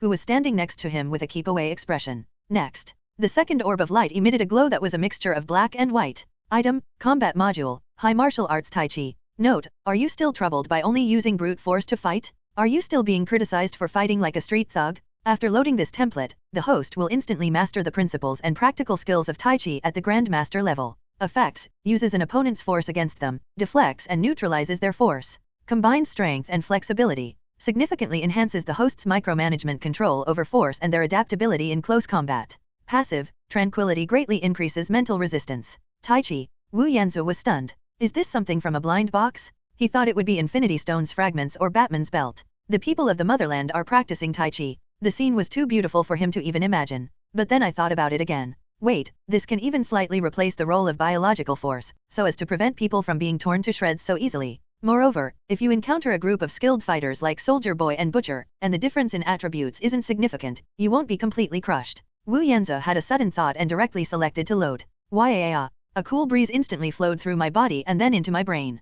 Countless fragments of memory emerged, listening to force, neutralizing force, and releasing force. The steps are, ward off, pull, squeeze, press, pluck, split, elbow, lean. That mysterious feeling, along with the violent, destructive power within him, produced a strange chemical reaction. He tried moving his fingers. Previously, his power was like a raging flood, either bursting its banks and drowning everything, or blocking it completely. And now, he felt like he had become the dam's dispatcher, the power flowing smoothly and freely through his fingertips. Call. Wu Yanzhou exhaled a long, steady breath. Sir, Ashley, sitting diagonally to the side, was still frantically scrolling through her tablet. Twitter has gone crazy. We're in the top 3 trending topics. The current top trending topic is #ThesEven hashtag. The second trending topic is #QueenJones hashtag. The third trending topic is #with great power comes great responsibility hashtag. Ashley looked up, her eyes filled with admiration. That line is absolutely brilliant. Our copywriting team couldn't come up with anything so profound. Did you improvise this on the spot? Of course. Wu Yanzhou took a sip of champagne, his face neither flushed nor his heart skipped a beat. Just expressing my feelings. Just then, the car suddenly braked hard. Squeak. Fuck, the driver cursed from the front seat. A drunk guy just dashed out. It has enormous inertia. Caught off guard, Ashley screamed as the tablet flew from her hand, and she tumbled forward, about to crash into the hard table in the car. Jessica Jones, who was standing nearby, reacted quickly and was about to reach out to grab it. But someone was faster than her. Wu Yanzu remained seated, his back never even leaving the chair. His left hand, as if boneless, floated out lightly. Just as Ashley was about to make the impact, he gently placed the back of his hand on Ashley's shoulder. One swipe and one band. In that instant, Ashley's forward momentum vanished without a trace, like a clay ox sinking into the sea. She felt herself being pulled back to her original position by a gentle force, without even her hair getting messed up. Ashley, still shaken, touched her face. I'm all right. Jessica Jones's hand froze in midair, her eyes wide. She was strong, she knew how much momentum had been generated from that sudden breaking. If it were her, she would definitely grab Ashley's clothes, and might even bruise Ashley from the force. But Wu Yanzu, his touch just now was as light as brushing away a speck of dust. Jessica swallowed hard. What you just did was karate. Azu withdrew his hand, straightened his sleeves, slowly closed his eyes, and felt the yin and yang energy flowing within his body. No, Your Majesty. This is called Kung Fu. Ballroom at the Four Seasons Hotel Wilshire, Beverly Hills. A celebratory dinner for Homelander, Origins is being held here. Compared to the clamor of the premiere just now, this is a carnival of power and capital. Hollywood moguls, Wall Street tycoons, and political figures mingled amidst the clinking of glasses and the glittering of their clothes. Wu Yanzu changed into a dark blue velvet suit, holding a wine glass, and moved with ease among these big shots. Mr. Star, congratulations! This is absolutely a miracle in film history. Anthony, we are very optimistic about Star Group's stock price next quarter. Homelander, I have a niece who works at the Pentagon and admires you very much. He smiled and made polite conversation, but his eyes were fixed on Jessica Jones in the corner. This newly crowned Queen Jones is clearly extremely uncomfortable in this kind of setting. She held a glass of champagne in her hand, but stood there stiffly as if she were holding poison. Several wealthy businessmen were surrounding her, their eyes roaming brazenly over her still on their rack bodysuit. Oh my, Miss Jones, this outfit really shows off your figure. Would you be interested in taking some photos on my yacht? Jessica's fists were hard, she felt she was about to shove the heads of those old lechears into the champagne tower. Just a second before she was about to explode. A hand gently rested on her shoulder. I'm sorry, everyone. Wu Yanzu appeared behind her, his face bearing a warm smile, but the twitching in his brows made people dare not act rashly. Upon seeing that he was from the same country, the wealthy businessmen immediately changed their tune. Oh, of course, Mr. Star, please. They wisely dispersed. Jessica breathed a sigh of relief, her shoulders slumping. Fuck, thank you, don't thank me, Wu Yanzu said in a low voice, with a hint of warning in his tone. Straighten your back, Queen. You're a member of the Super 7, not a prostitute standing on the street waiting for business. Jessica's fleeting sense of gratitude was instantly dispelled by anger. Can't you even utter a single human word? I'm teaching you a lesson. Wu Yanzu held up his wine glass, his gaze sweeping across the room. Look at those people, Jessica. They have money and power. But in front of me, they have to bow their heads. Why? Because I have power. And now, I have turned that power into a commodity they crave. Wu Yanzu pointed to Ashley, who was chatting happily with a military official not far away. Do you see? What we need to do is not just be heroes, but also power. I don't need any of that, Jessica said coldly. I just want. What are you thinking? Going back to Hell's Kitchen to catch thieves? Wu Yanzu sneered. But. No buts. Wu Yanzu interrupted her. By the way, starting tomorrow, your special training will be doubled. What? Your fighting skills are terrible. Wu Yanzu took a sip of his drink. You only know how to use brute force. If you encounter a real opponent, like that Hulk, or Thor, you'll be beaten to a pulp. I will teach you myself. Jessica was stunned. Teach in person? Looking at Wu Yanzu's profile so close to hers, she didn't know why, but she didn't feel much repulsion. Instead, there was a hint of barely perceptible anticipation. As long as you're not afraid of me beating you to tears, Jessica retorted defiantly. Ha! Wu Yanzu laughed, as if he had heard a joke. Just then, a commotion broke out at the entrance of the hall. The crowd automatically separated. A man wearing a black trench coat, an eye patch, and a shiny bald head strode in. Even in such a gathering of celebrities, the chilling aura of a secret agent emanating from him still caused the surrounding temperature to drop several degrees. Nick Fury, director of SHIELD. He didn't come alone. Behind him were Hawkeye Clint and Black Widow Natasha Romanoff, whose face didn't look good. Wu Yanzu narrowed his eyes. Oh, what a rare guest. He put down his wine glass, straightened his cuffs, and took the initiative to greet her. Chief Fury. Wu Yanzu's booming voice drew everyone's attention. What brings you here? Are you here to celebrate my movie's box office success? Nick Fury stopped in front of Wu Yanzu, staring intently at him with his one eye. The movie was good, Star. Fury's voice was flat, revealing neither joy nor anger. Especially the ending. Very creative. Creativity originates from life, director, Wu Yanzu said with a smile. We're not here to talk about movies, Fury said bluntly. We're here to talk about your Super 7.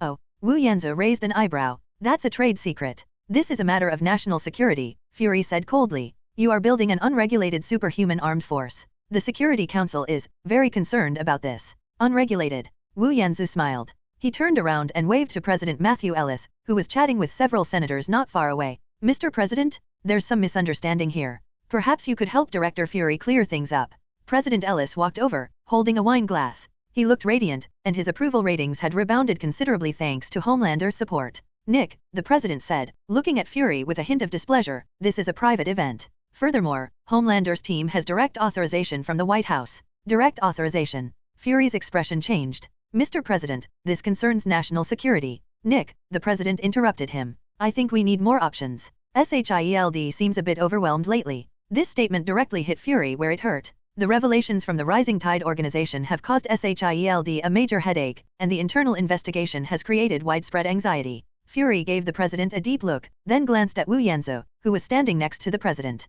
He got it. The tide is gone. At least on a political level, he can no longer touch Homelander. Very good. Fury nodded. Since it's the president's idea. He turned to Wu Yanzu. But, Star, I must remind you. Fury stepped forward and whispered in a voice only the two of them could hear. You manipulate public opinion, you woo politicians, and you even recruited that hacker girl. You think you're in control of everything. But this world is far more complex than you think. Some things, hidden in the shadows, are ancient and dangerous. Wu Yanzu looked at the one-eyed creature and simply smiled. He leaned close to Fury's ear and whispered back. Nick, do you know why I'm not afraid of shadows? Because. A dangerous red light flickered in Wu Yanzu's eyes. I am the sun. Fury's pupils suddenly contracted. The two stared at each other for 3 seconds. The air seemed to freeze. Let's go. Fury flicked his sleeve and turned to leave. Natasha glanced at Wu Yanzu, hesitated, then sighed and left with Fury. Watching the SHIELD team slink away, Wu Yanzu's smile deepened. Christmas hasn't arrived yet, and it hasn't snowed in New York, but the city is as if it's been thrown into a giant microwave oven. Not because of the holiday, but because of that damn reality show Who's the Next Superhero. The propaganda machine of Water International Media is currently operating at full power, like a turbine fully fueled by nuclear fuel. From Sunset Boulevard in Los Angeles to Millennium Park in Chicago, from the beaches of Miami to rainy nights in Seattle, you can't escape it, and there's no way to avoid it. Even if you bury your head in the toilet, as long as there's water in it, the reflection will probably show the shining face of the Chinese people. This was VOT International's saturation bombing. Every screen, the side of every bus, the back of every subway seat. Posters in red, white, and blue spread like a virus throughout the city and even the whole of America. In the center of the poster, Homelander points a finger at you, his deep blue eyes seemingly able to see through to the most humble desires in the depths of your soul. Below are lines of text depicting burning flames. Who is the next? No matter who you are, no matter where you come from. If you have talent, Walter will give you wings. On the big screen, the promotional video is playing on a loop 24 hours a day. Homelander and Queen Jones were the first to be attacked, followed by 5 black silhouettes waiting in vain. A deep male voice on the screen chanted loudly, "This isn't just a show, it's a ticket to Mount Olympus. Millions in prize money? That's the starting price. Global endorsements? That's standard practice. Most importantly, you'll be fighting alongside the Homelanders." 20122224201311. An unnamed farm in Kansas. Old John exhaled a puff of chewing tobacco and looked at his youngest son, Billy, who was standing on top of the barn. "Watch closely, Dad," Billy roared. He jumped down suddenly. He didn't break his leg. Instead, he bounced up 3 feet off the ground, as if some invisible, powerful spring was installed in the soles of his feet. "I'm bouncy boy," Billy exclaimed excitedly, tumbling through the air like a runaway rubber ball. "I'm going to New York? I'm joining the 7. Old John sighed and roared, "Get down here, you idiot, feed the pigs first." But a glimmer of hope flashed in his eyes. Maybe, this kid really can do it? That's tens of millions of dollars. Ohio, a high school. The nerd who always got stuffed into the locker by the football captain was currently hiding in a toilet stall. Bang, bang, bang. "Come out, Four Eyes, I know you're in there." The bully outside was kicking the door. The bookworm pushed up his glasses and looked at himself in the mirror. He took off his glasses, and his body began to become transparent, disappearing completely into the air. "You're finished?" A whisper echoed in the air. "When I get to Walter, when I become the 7, I'm going to hang all your underwear on the flagpole." Miami, Florida. The backstage area of a cheap nightclub. "Hurry up. The next one is Fiery Lady. Don't keep the guests waiting." In the dressing room, Angela looked at herself in the mirror. She had a head of brilliant red hair, but what was most special was that when she was emotional, her fingertips would flow with a light like liquid flame. "I'm leaving?" Angela suddenly stood up and threw the revealing dance costume into the trash can. "What? Are you crazy? You still owe the boss money," the agent screamed. "Tell that fat bastard." Angie stretched out her hand, a blazing fireball condensing in her palm, instantly burning a large hole in the makeup mirror. "I quit." She looked at the firelight reflected in the mirror, her eyes sharpening. "I'm going to New York. I'm going to Walter." On this vast land, countless freaks hidden in the shadows saw the light for the first time.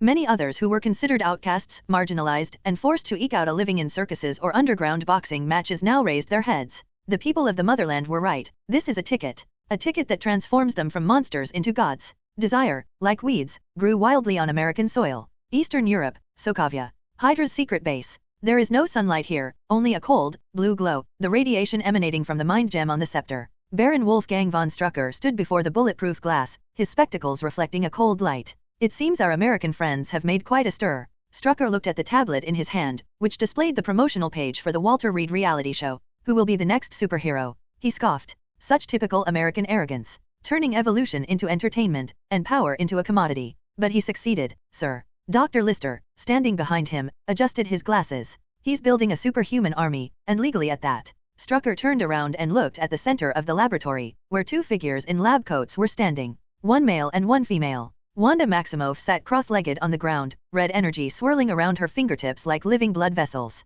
She stared blankly into the void, a hint of neurotic anxiety in her eyes. Her brother, Pietro Maximov, was like a cheetah trapped in a cage. He paced back and forth in the cramped space, moving so fast that he was only a fleeting silver blur. These twin siblings lost their parents when they were 10 years old in a missile attack by Stark Industries, becoming war orphans. This tragedy became a turning point in the siblings' lives, sowing the seeds of hatred towards Tony Stark. Driven by revenge, the adult siblings volunteered to participate in Hydra's secret experiments. Under Baron Strucker's guidance, they came into contact with Loki's scepter, and the power of the Mind Stone activated their superpowers. We need eyes, Strucker said in a low voice. Nick Fury is busy catching the mole, and the SHIELD informants can't be touched for the time being, but we can't go blind. We need to know, what exactly is this so-called VOT? What is the source of Homelander's power? Strucker pressed the communication button. Pietro, stop. The silver afterimage in the cell froze in an instant. Pietro stopped in front of the glass, looking impatient. What kind of test is it now, Baron? Pietro's tone was barbed. Is it to make me run faster than a bullet?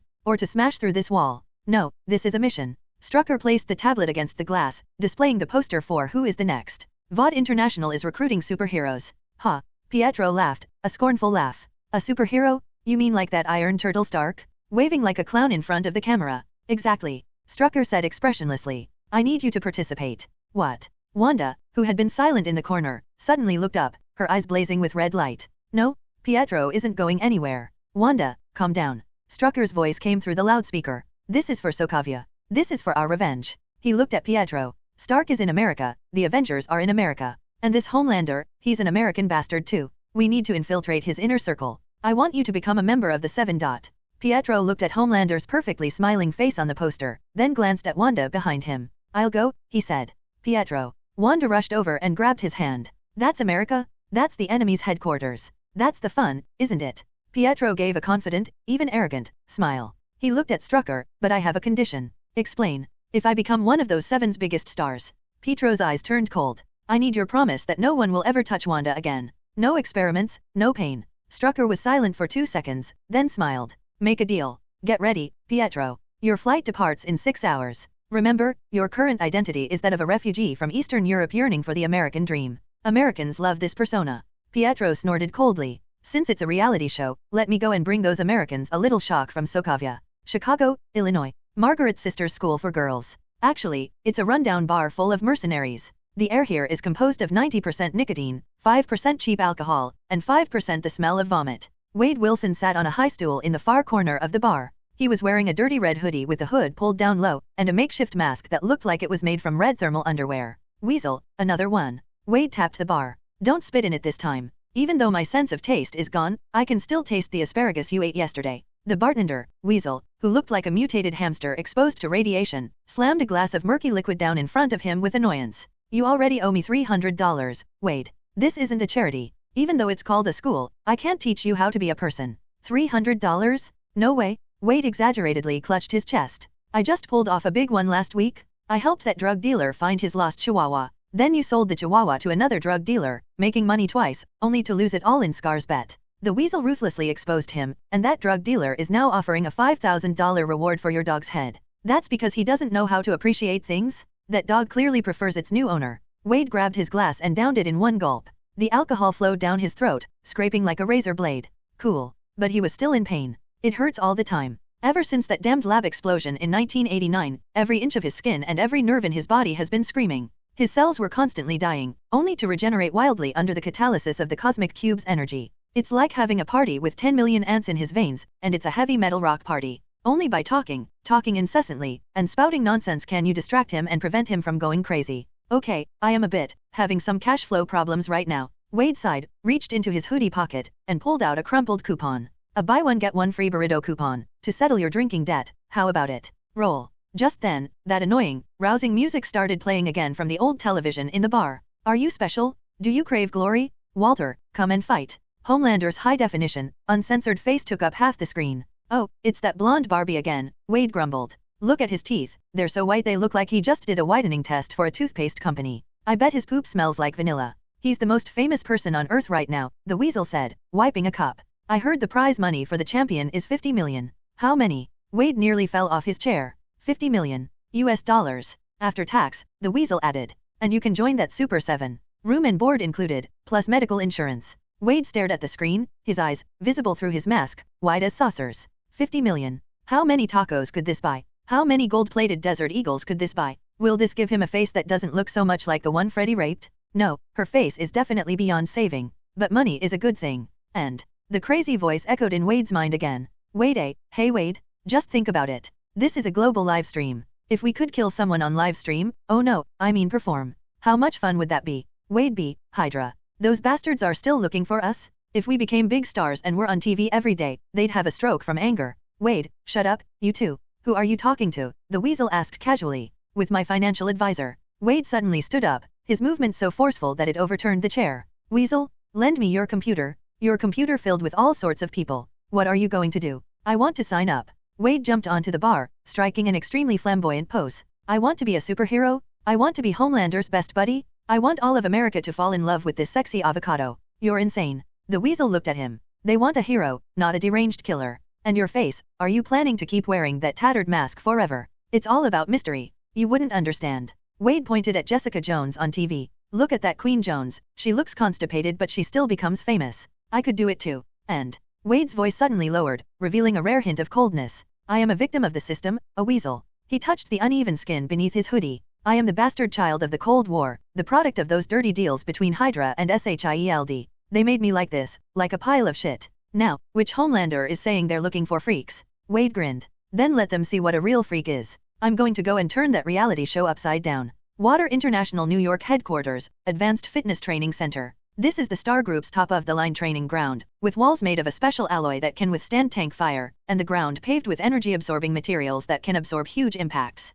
The air was filled with ozone and the smell of sweat from intense exercise. Bang! A loud bang. A 10-ton hydraulic impact testing machine was brought to a sudden stop by a pale fist. The numbers jumped wildly on the display screen, finally settling on 18.5 tons. Fuck. Jessica Jones, panting heavily, withdrew her fist. She was drenched in sweat, and her white queen bodysuit was soaked through, clinging tightly to her skin and outlining the lines and contours of every muscle. Her black hair clung wetly to her cheeks, and her eyes held a wild, untamed quality. This dress, it's fucking tight. She tugged at the collar, trying to let some air out of her chest. Don't complain, Your Majesty. This is to get you used to being in combat while wearing a uniform. Wu Yanzu sat on a leather sofa to the side, holding a glass of iced water energy drink, looking as relaxed as if he were watching a play. He was wearing a black tactical training uniform, without a cape, and the tight-fitting material showed off his perfect inverted triangle physique. 18 tons. Wu Yanzu glanced at the data, shook his head, and said with a hint of disappointment, Jessica, is this your limit? Shut up, you golden retriever.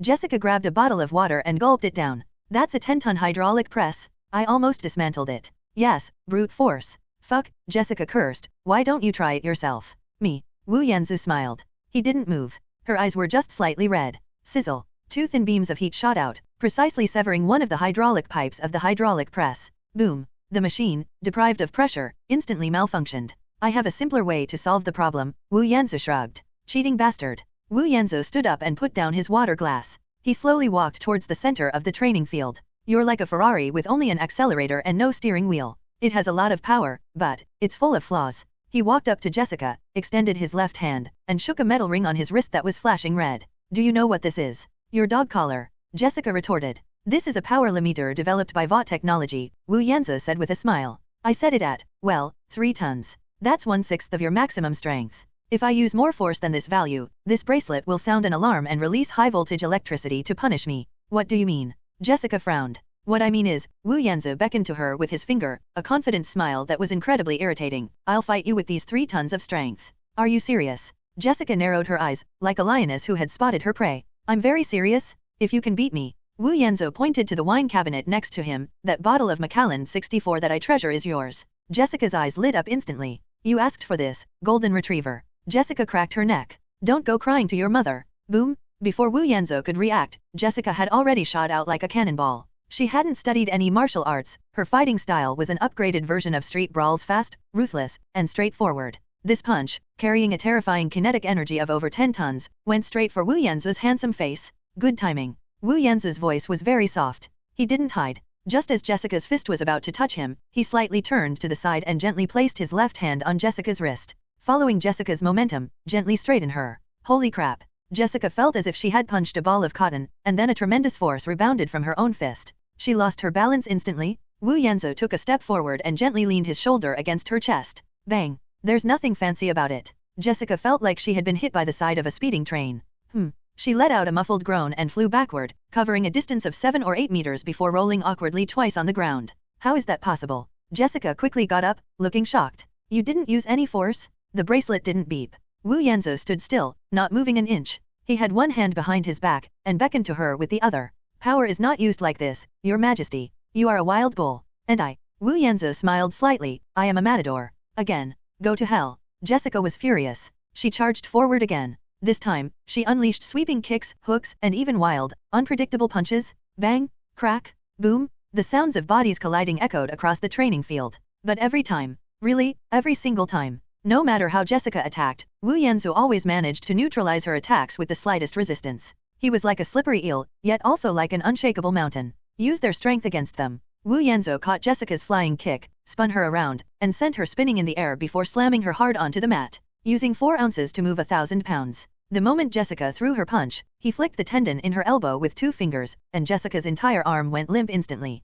10 minutes later. Huff, huff, huff. Jessica Jones lay sprawled on the ground, drenched in sweat. Her white bodysuit was completely soaked and clung tightly to her skin. And Wu Yanzu. He stood to the side, breathing steadily, his hair perfectly styled, and not even breaking a sweat. That damn bracelet never rang even once from beginning to end. I hate you, Jessica said desperately, staring at the ceiling. I know. Wu Yanzu walked over and extended his hand to her. Jessica hesitated for a moment, but still took his hand. Wu Yanzu gently pulled her up. What kind of magic is this? Jessica asked, rubbing her sore shoulders. This isn't karate, and it's not boxing. This is called Tai Chi, Wu Yanzu said, uttering that ancient term, Eastern wisdom. Do you want to learn? Jessica looked at him, then at the bottle of Macallan she hadn't yet received. If I learn it, can I beat you up?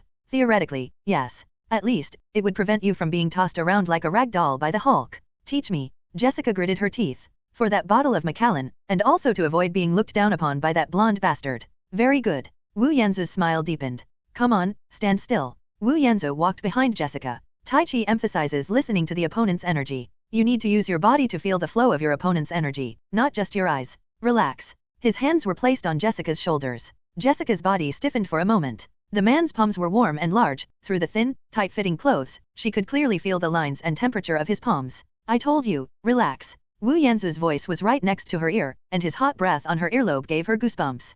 Could you please not get so close? Jessica shifted uncomfortably. This is close combat, Jessica, Wu Yanzu said with a straight face, spouting nonsense. Tai Chi is all about close quarters fighting. How can I teach you to generate power if I don't stick close to you? Straighten your back. He placed one hand on Jessica's lower abdomen and the other hand on her lower back. This is the danshan. Sink your chi to the danshan. Tuck in your stomach. He applied slight pressure with his palm, pressing it inward. Jessica had to take a deep breath and tighten her core. Their bodies were now almost completely pressed together. Wu Yanzu's broad, hard chest pressed tightly against Jessica's sweaty back. With each breath, a subtle friction was created between the 2 layers of bodysuit. Jessica was in turmoil. She is an adult woman whose life is a mess, but her physiological functions are normal. The man behind me is Homelander. He is the sexiest man in the world, and also the strongest known male on Earth. The intense hormonal aura emanating from him was like a net, enveloping her. Focus. Wu Yanzu felt the stiffness in the woman's arms and her heart racing. He was secretly pleased, but on the surface he acted like a strict father. Don't think about those messy things. Feel my power. He grabbed Jessica's wrist and, with her hand in his, drew a circle in the air. This move is called cloud hands. His movements were slow and gentle, but he placed his body weight on Jessica, guiding her center of gravity to shift. Spread your legs a little wider. He gently pushed Jessica's legs apart with his knee, allowing her to assume a more stable horse stance. This pose. Jessica blushed. This position was too embarrassing. Are you sure this is practicing martial arts? She bit her lip, her voice trembling slightly. Of course, Wu Yanzhou said seriously. This is called horse stance. It's the most basic of the basics. Now, follow my rhythm. Inhale. Wu Yanzhou whispered the order in her ear. The vibrations in his chest, transmitted through his bodysuit to Jessica's back, caused a tingling sensation. Exhale. His hand slid down Jessica's arm, correcting the angle of her elbow. His fingertips traced the sensitive inside of her arm. Jessica trembled and almost collapsed into his arms. Steady up. Wu Yanzhou put his arm around her waist. Look, your lower body is unstable. You need to practice more. At this moment, Wu Yanzhou's inner monologue was in a completely different style. He. This Walter bodysuit is really good quality, it feels amazing. Wow, is this the physical ability of a superheroine? That waist, that elasticity, it's incredible. Jessica may look fierce usually, but when she blushes like this, it's such a cute contrast. This Tai Chi Master module of the system is simply a womanizing artifact. What is listening to the Force? This is practically touching the Force. But on the surface, he still looked disappointed and disappointed. Jessica, your heart is beating too fast. Tai Chi emphasizes calmness. He criticized it in a very serious manner. How can you achieve anything great like this? How can you be the face of the Super 7? I'll try my best. Jessica was filled with shame and indignation. She wanted to push him away. You stay away from me, I'll practice by myself. She turned around, ready to lash out. But when she saw Wu Yanzhou's deep blue eyes, she was stunned. What eyes they were? Focused, serious, and even a little stern. He seemed genuinely teaching her. There was not a trace of frivolity in his manner. He was like a strict teacher instructing a slow-wit disciple. Jessica instantly felt incredibly disgusting. People from our motherland, busy with countless affairs of state, have humbled themselves and personally taught you this unparalleled martial art. You're actually thinking about him taking advantage of you? Jessica Jones, you're a hopeless bitch, she cursed herself inwardly. I'm sorry. Jessica lowered her head, her face as red as a tomato. I was daydreaming. It's all right. Wu Yanzhou patted her shoulder magnanimously. I know that my charm can sometimes be a distraction. One more time. Wu Yanzhou pasted it on again. This time, we'll practice pushing hands. The two were face to face. Hands pressed together. Feel my power. Here it comes. Wu Yanzhou's palm rotated and entwined in hers. This is an extremely ambiguous action. The two were less than 10 centimeters apart. Their breaths mingled. Jessica could even count Wu Yanzhou's long eyelashes. As she looked at this man, the strong defenses she had built up in her heart were crumbling little by little. Is this the feeling of being surrounded by the aura of a powerful being? Is this what they call a sense of security? She no longer resisted, and even subconsciously went along with Wu Yanzhou's actions. At that moment, the training ground transformed into a dance floor. Drop. The electronic doors to the training ground slid open at a very inopportune moment. Sir, there's something over at the lab. Ashley, in her high heels, burst in with a whirlwind of energy. Then, she froze. She glanced at Jessica, whose face was flushed and covered in sweat, then at Wu Yanzhou, who was holding her wrist and whose face was only 10 centimeters away from hers. Her expression instantly became quite interesting.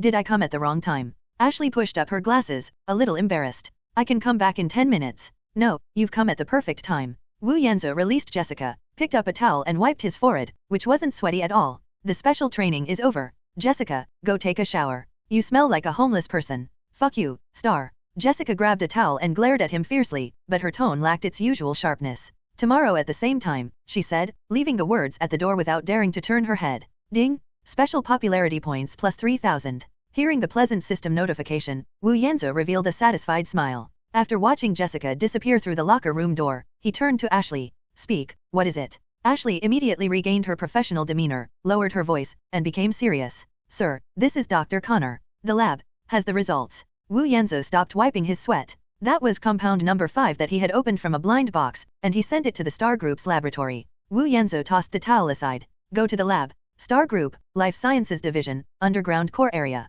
This is the most secretive place in the Star Corporation, with a security level exceeding that of VOT headquarters. Without fingerprint, iris, gait recognition, and DNA verification, not even a fly could get in. Wu Yanzhou changed into a white lab coat and walked into the constant temperature laboratory. An elderly man with gray hair and thick-rimmed glasses sat in front of a bunch of complicated instruments, looking both fervent and exhausted. Dr. John Connor. He was a veteran of the Star Group and a college classmate of Anthony's father. He was not only a top-notch biologist and genetic engineer, but also an elder who watched Anthony grow up. Anthony, you've arrived. Doctor, Wu Yanzhou stepped forward, his tone unusually respectful. It seems you've been up all night. It's worth it, child. It's absolutely worth it. Dr. Connor pointed to the blue liquid under the microscope, which was the blind box concentrate that Wu Yanzhou had given him. This is simply a masterpiece of God. Connor's voice trembled. This molecular structure, this energy density, it completely defies all our known biological common sense. It can rewrite DNA, giving cells almost unlimited energy. Can you replicate it? Wu Yanzhou cut straight to the point. Connor's eyes dimmed slightly. Cannot. He shook his head and sighed. It's too perfect. Its synthesis process is beyond our current technological understanding. Some of the catalyst elements simply don't exist on Earth. I even suspect it wasn't manufactured under the physical rules of this universe. Expected. If a system's technology were so easily cracked by Earth's technology, that would be a bug. Wu Yanzhou was not disappointed. He simply asked, so, it's bad news? No, that's just the truth. Dr. Connor suddenly changed the subject, a glint of light flashing in his eyes. Although we can't perfectly replicate the original, through reverse engineering, we've cracked part of its working mechanism. He pressed a button. The laboratory's robotic arm moved a metal tray over. The glass test tubes were neatly arranged on top. The liquid inside wasn't a pure azure blue, but rather a emerald green with a hint of fluorescence. What is this? Wu Yanzhou picked up a cigarette. We call it TVEX, Dr. Connor explained. We cannot stabilize that kind of permanent gene rewriting. The original energy is too strong. If we forcibly replicate it, the experimental subject will explode within 3 seconds. So we diluted it and added an inhibitor to make it a temporary state. Wu Yanzhou looked at the green potion in his hand, his eyes flickering slightly. Effect. Incredible. Dr. Connor pulled up a set of data. After the injection, an ordinary person can gain superhuman physical abilities within 10 seconds. Strength is increased by about 20 to 50 times, skin hardness can withstand 9mm bullets, pain perception is reduced, and adrenaline surges. Some individuals may even develop extremely weak special abilities, such as releasing a spark from their hand, or releasing high-voltage electricity. Aging. 10 minutes later, Connor said, opening his palms, after 10 minutes, the drug's effects will rapidly wear off, and the user will feel extreme fatigue and hunger. What about the side effects? Wu Yanzhou asked, getting to the crucial point. Dr. Connor's expression turned serious. That's the biggest problem, Anthony. This energy is toxic to the human body.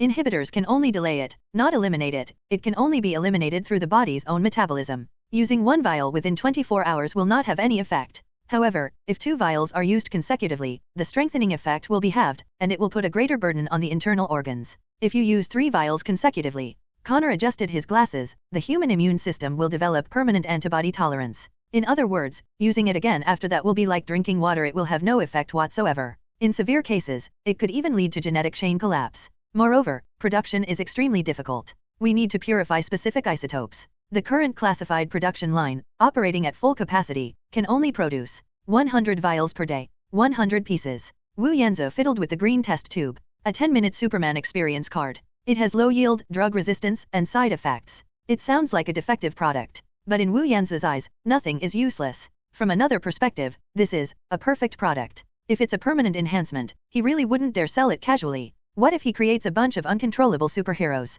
What will happen to his dominance? But these temporary, limited quantity items are the best means of control. Doctor, you are a genius. Wu Yanzhou smiled with satisfaction. Ashley, this thing is currently classified as top secret. Only Vought's core special operations team, the future Super 7, and reserves are allowed to use it. He couldn't help but imagine his private bodyguard, each member of whom could transform into the Hulk for 10 minutes in a crucial moment. The scene was so beautiful. But, Anthony, Dr. Connor hesitated, the board of directors at Star Corporation, they keep asking us what we're developing. The investment is too large, we need a product that can be brought to market. Products already on the market. Wu Yanzhou smiled. He put the green temporary number 5 back on the tray. Doctor, dilute this stuff 1,000 times more. What? Connor was stunned. 1,000 times? Then there's no enhancement effect at all. At most, it makes people feel mentally invigorated, like they've taken a low concentration stimulant. That's enough. Wu Yanzhou turned around, the hem of his white coat drawing an arc in the air. What we're selling is a dream. He snapped his fingers at Ashley.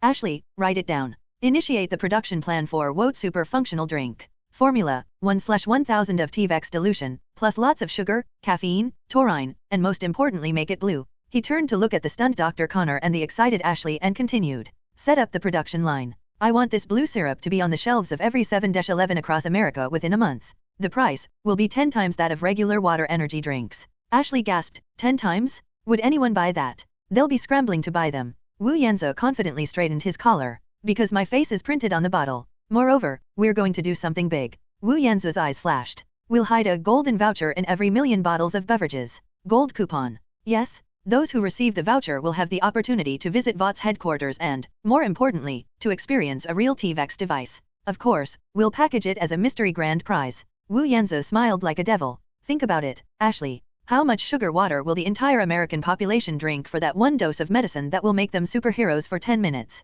Ashley's eyes had become a symbol of money. Sir, you are truly a business devil. No, I am a Homelander. Wu Yanzu walked out of the laboratory, his silhouette stretching long under the cold light. Winter always comes suddenly in New York. It seems like just last night we were complaining about the bleak autumn wind, and this morning the whole city is covered in snow. VOT Headquarters, Advanced Training Center. The temperature control system here precisely maintains the room temperature at 22 degrees Celsius. Bang! A dull thud of flesh colliding echoed through the training room. Jessica Jones was thrown out again, sliding 5 or 6 meters across the energy-absorbing floor before coming to a stop by hitting the guardrail. Her white practice clothes were soaked with sweat, clinging tightly to her body and outlining the curves that rose and fell with her heavy breathing. Fuck. Jessica lay sprawled on the floor, gasping for breath, her chest heaving. This is completely illogical. You're cheating. This is physics, my dear. Wu Yanzu stood in the center of the field, one hand behind his back, the other slowly retracting as if to finish a stance. The principle of leverage, plus a little bit Eastern philosophy. He was wearing loose black training clothes.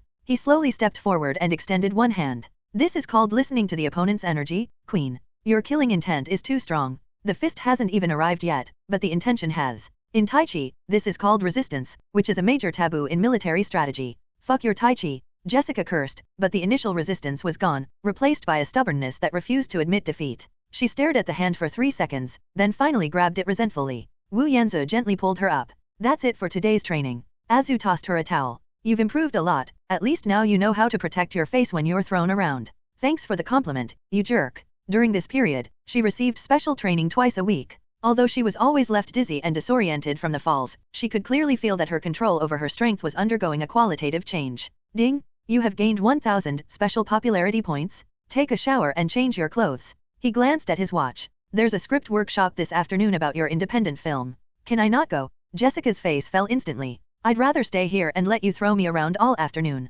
No way. Azu revealed a capitalist smile. You're the queen, and queens need their own biopics. It's business. VOT Films, conference room. Ashley was pointing at the PowerPoint presentation on the projection screen, spitting as she spoke. This is our idea. Queen Jones, the Manhattan Rose. Ashley waved her pointer excitedly. This is a feminist epic? We need romance? We need struggle? We need. Do I really need to wear this condom-like outfit and cry in the rain? Jessica slammed the draft script on the table. What the hell is written here? She looks at her own hands in the moonlight, the curse of sorrowful power, painfully parting from her true love. Thank you so much. Do I even deserve true love anymore? The audience loves this. Brokenness, redemption, unattainable love. Ashley argued. That's dogshit. Wu Yanzu sat in the main seat, legs crossed, playing with a bottle of Blue Walter energy drink in his hand. This stuff is selling like hotcakes now, and convenience stores all over the United States are out of stock. He spoke calmly, and the conference room fell silent instantly. We're not making a 7:30 p.m. soap opera. Cut out all those melodramatic, sentimental scenes. Wu Yanzu stood up, walked behind Jessica, put his hands on the back of the chair, and stared at the screenwriters. I want it hardcore. I want to see the sound of bones breaking. I want to see her rolling around in the mud, then standing up and pulling the villain's spine out to whip around. The screenwriter's eyes lit up. And another thing, Azu added, give me a scene. In her despair, she receives a phone call. I'm the one who made that call. At that moment, the light shines in. You understand. I understand. Mr. Starr, you're a genius. Ashley nodded frantically, taking notes. Jessica rolled her eyes, but secretly breathed a sigh of relief. At least she wouldn't have to act in those disgusting love scenes anymore. Time flies, and it's already May 24 St. Christmas Eve in New York was cold, but also vibrant. Every tree on Fifth Avenue was wrapped in colorful lights, and the giant Christmas tree at Rockefeller Center was packed with tourists. Meanwhile, a countdown is underway on the giant screen in Times Square. There are less than 6 hours left until the auditions for Who is the Next Superhero open. Wu Yanzu stood in front of the floor-to-ceiling window of the penthouse apartment, holding a glass of brandy, looking down at the ant-like crowd below. In his previous life, as a Chinese person, he didn't have any special feelings about Western holidays like Christmas. At most, it's just for fun. Ring ring. The number rang. It was the cell phone Nick Fury had given him, and only a very few people knew that number. Wu Yanzu glanced at the caller ID and raised an eyebrow. Tony Stark. He pressed the answer button, his tone slightly teasing. On this day of family reunion, the great Iron Man is calling me? What's wrong? Is your armor stuck in the chimney? Tony Stark's signature fast-paced speech came through the phone, with jazz music playing in the background. Ha, very funny, stars and stripes boy. If I were stuck, I'd call Thor to smash me down with his hammer, not come to you, the guy who might burn my butt with his heat vision. Tony paused, his voice becoming slightly more serious. Listen, there's a party tonight. In my building. Well, it's not completely fixed yet, but it's still usable. A party. Wu Yanzu laughed. Tony, I thought you were still treating your little pepper. I've already cured her? I'm Tony Stark, a genius scientist. There's no problem that can stump me, Tony retorted. Anyway, there were only a few of us. Me, Captain America, and, you know, just the few of us. This is a gathering of orphans. Tony's voice lowered. You know, people like us have nowhere else to go. Wu Yanzu was stunned for a moment. Orphan. Tony Stark. His parents died at the hands of the Winter Soldier, and he spent his life battling the shadow of his father and the loneliness of losing both parents. Steve Rogers. His father died in World War I, and his mother died of tuberculosis. He lost all his family and close friends in World War II, and when he awoke, the whole world was unfamiliar to him. He was an orphan of time. And then there's Jessica Jones. Her family died in a car accident, and she survived alone, growing up burdened by guilt and the shadow of discrimination from her adoptive family. And Wu Yanzu. Whether it was the Chinese film emperor who struggled in the entertainment industry in his previous life and lost his parents at an early age, it's still the same Anthony Starr in this world, the one whose identity he stole and whose entire family died in a plane crash. Even the original Homelander. None of them had a home. That sounds terrible. Wu Yanzu swirled his wine glass. But I accept it. What time? 8 o'clock. Oh, and bring your queen along, Tony added. Don't tell me you two aren't hooked up. You know I went to that premiere, and the way she was looking at me, tisk. And don't wear that tight outfit. This is a private party, not a comic convention. 7 p.m. A black, extended Lincoln limousine pulled up in Hell's Kitchen. Wu Yanzu pressed the doorbell. The door finally opened after a long while. Jessica Jones, wearing her signature old leather jacket and ripped jeans, with a half-empty bottle of whiskey in her hand, exuded a keep-away vibe. What? She leaned against the doorframe, reeking of alcohol. Are you here to check if I've been slacking off on my training? It's Christmas Eve, boss. I know. Wu Yanzu looked her up and down, frowning. You're planning to wear this for Christmas. What else? Wear that white condom. Jessica took a swig of her drink. I plan to get myself drunk and sleep until next year. Go change your clothes, Wu Yanzu said firmly. We're going to a party. I'm not going. Jessica tried to close the door. I hate parties. I hate people. I hate Christmas. A hand blocked the door. Tony Stark's party, Wu Yanzu said, looking into her eyes. And Captain America too. Jessica's hand paused. Captain America. Yes, that old popsicle from World War II. Wu Yanzu smiled. He said it's a gathering for orphans. I think you're quite qualified to attend. Jessica's eyes flickered. Orphan. This word was like a thorn, piercing the softest part of her heart. Give me 5 minutes. Half an hour later, when Jessica came out again, Wu Yanzu whistled. She wasn't wearing a dress, that's not her style. She wore a black turtleneck cashmere sweater, under a well-tailored dark gray coat, paired with slim-fitting black trousers and high-heeled ankle boots. Her hair was simply tied in a ponytail, and she wore light makeup. Still cool, but with an added touch of urban woman's competence and stunning beauty. Not bad. Wu Yanzu gentlemanly opened the car door. You look like a decent human being now. If you say another word, I'll shove your head against the car window. Jessica climbed into the car. The car started and drove into the dazzling Manhattan night. Why me? Jessica asked suddenly, looking at the lights flashing past the window. You could bring any supermodel from New York. Wu Yanzu, holding a glass of champagne, turned to look at her. Because they would just give me a fake smile and ask if I could buy them a bag. And you, Wu Yanzu laughed, you roll your eyes at me when I'm trying to show off. That makes it feel real. You're sick. Jessica turned her head away, but the corners of her mouth unconsciously turned up slightly. Wu Yanzu also turned his face to the window, but his gaze did not focus on the bustling street scene outside. For him, who was Chinese in his previous life, Christmas usually meant shopping mall discounts and promotions, couples going to hotels for a wild party, or having to give that bitch losing bro an expensive handbag. He has no religious beliefs and is indifferent to these Western holidays. But in this body, some vague memories of family remain. Those memories, under the influence of alcohol, would occasionally resurface, bringing a stinging pain. Anthony Starr's childhood was filled with expensive gifts and an empty, large house. His parents were always busy making money and busy socializing. He spent most of the holidays at boarding school. But now, he is a citizen of his homeland. All of America was waiting for him to tweet Merry Christmas. What are you thinking about? Jessica beside him interrupted his thoughts. I was thinking. Wu Yanzu turned his head, his gaze sweeping over her chest without any attempt to conceal it. Why didn't I prepare a low-cut evening dress for you in advance? Get lost? That skirt has too high a slit. If a fight breaks out, I'll expose myself. Then let's not fight. Wu Yanzu reached out and tidied the stray hairs by her ear. Tonight is a truce night. We're going to drink, not to demolish houses. I hope so, Jessica muttered. I hate these kinds of occasions. Everyone's wearing a mask and saying things they don't mean. Masks are the cornerstone of civilization, my dear, Wu Yanzu chuckled. If we didn't wear masks, humanity would have torn each other apart long ago. And what about you? Jessica suddenly looked him straight in the eye. Are you wearing a mask, Anthony? Wu Yanzu was stunned for a moment. He looked into Jessica's brown eyes, where a man of impeccable handsomeness was reflected.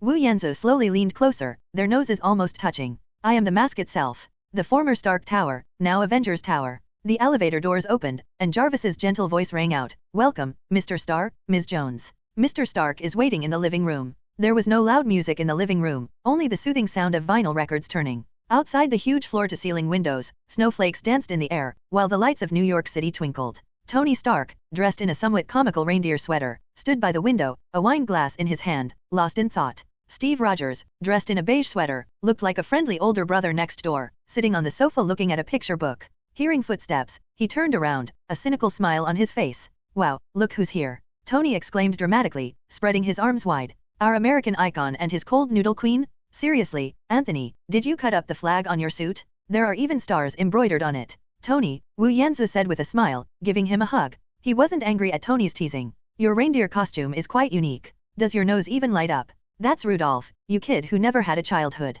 Tony rolled his eyes, then looked at Jessica. "Ms. Jones, I must say, this outfit suits you very well. Much better than that blindingly bright white bodysuit. Who designed that? Is Walter's aesthetic still stuck in 80s aerobics videos?" "That was Ashley's idea." Jessica poured herself a glass of wine without any hesitation and downed half of it in one gulp. "I also think it looks like a condom." Puff. Steve Rogers, who was walking over from the side, almost spat out the eggnog he was drinking. "It's a pleasure to meet you, Queen Jones." Steve extended his hand generously. "I'm Steve." Jessica stared at the hand, somewhat bewildered. This was Captain America, a living legend. She shook hands a little awkwardly. "Just call me Jessica. I grew up listening to your stories. I mean, your stories about beating up Nazis were really cool." Steve smiled, a smile so warm it seemed to melt away snow. "Thank you. I watched your presentation too. You're very brave. Good evening, Homelander." Steve turned to Wu Yanzu and extended his hand. "It's a pleasure to have you here." "Good evening, Captain." Wu Yanzu's attitude towards Steve was clearly much more sincere than his attitude towards Tony.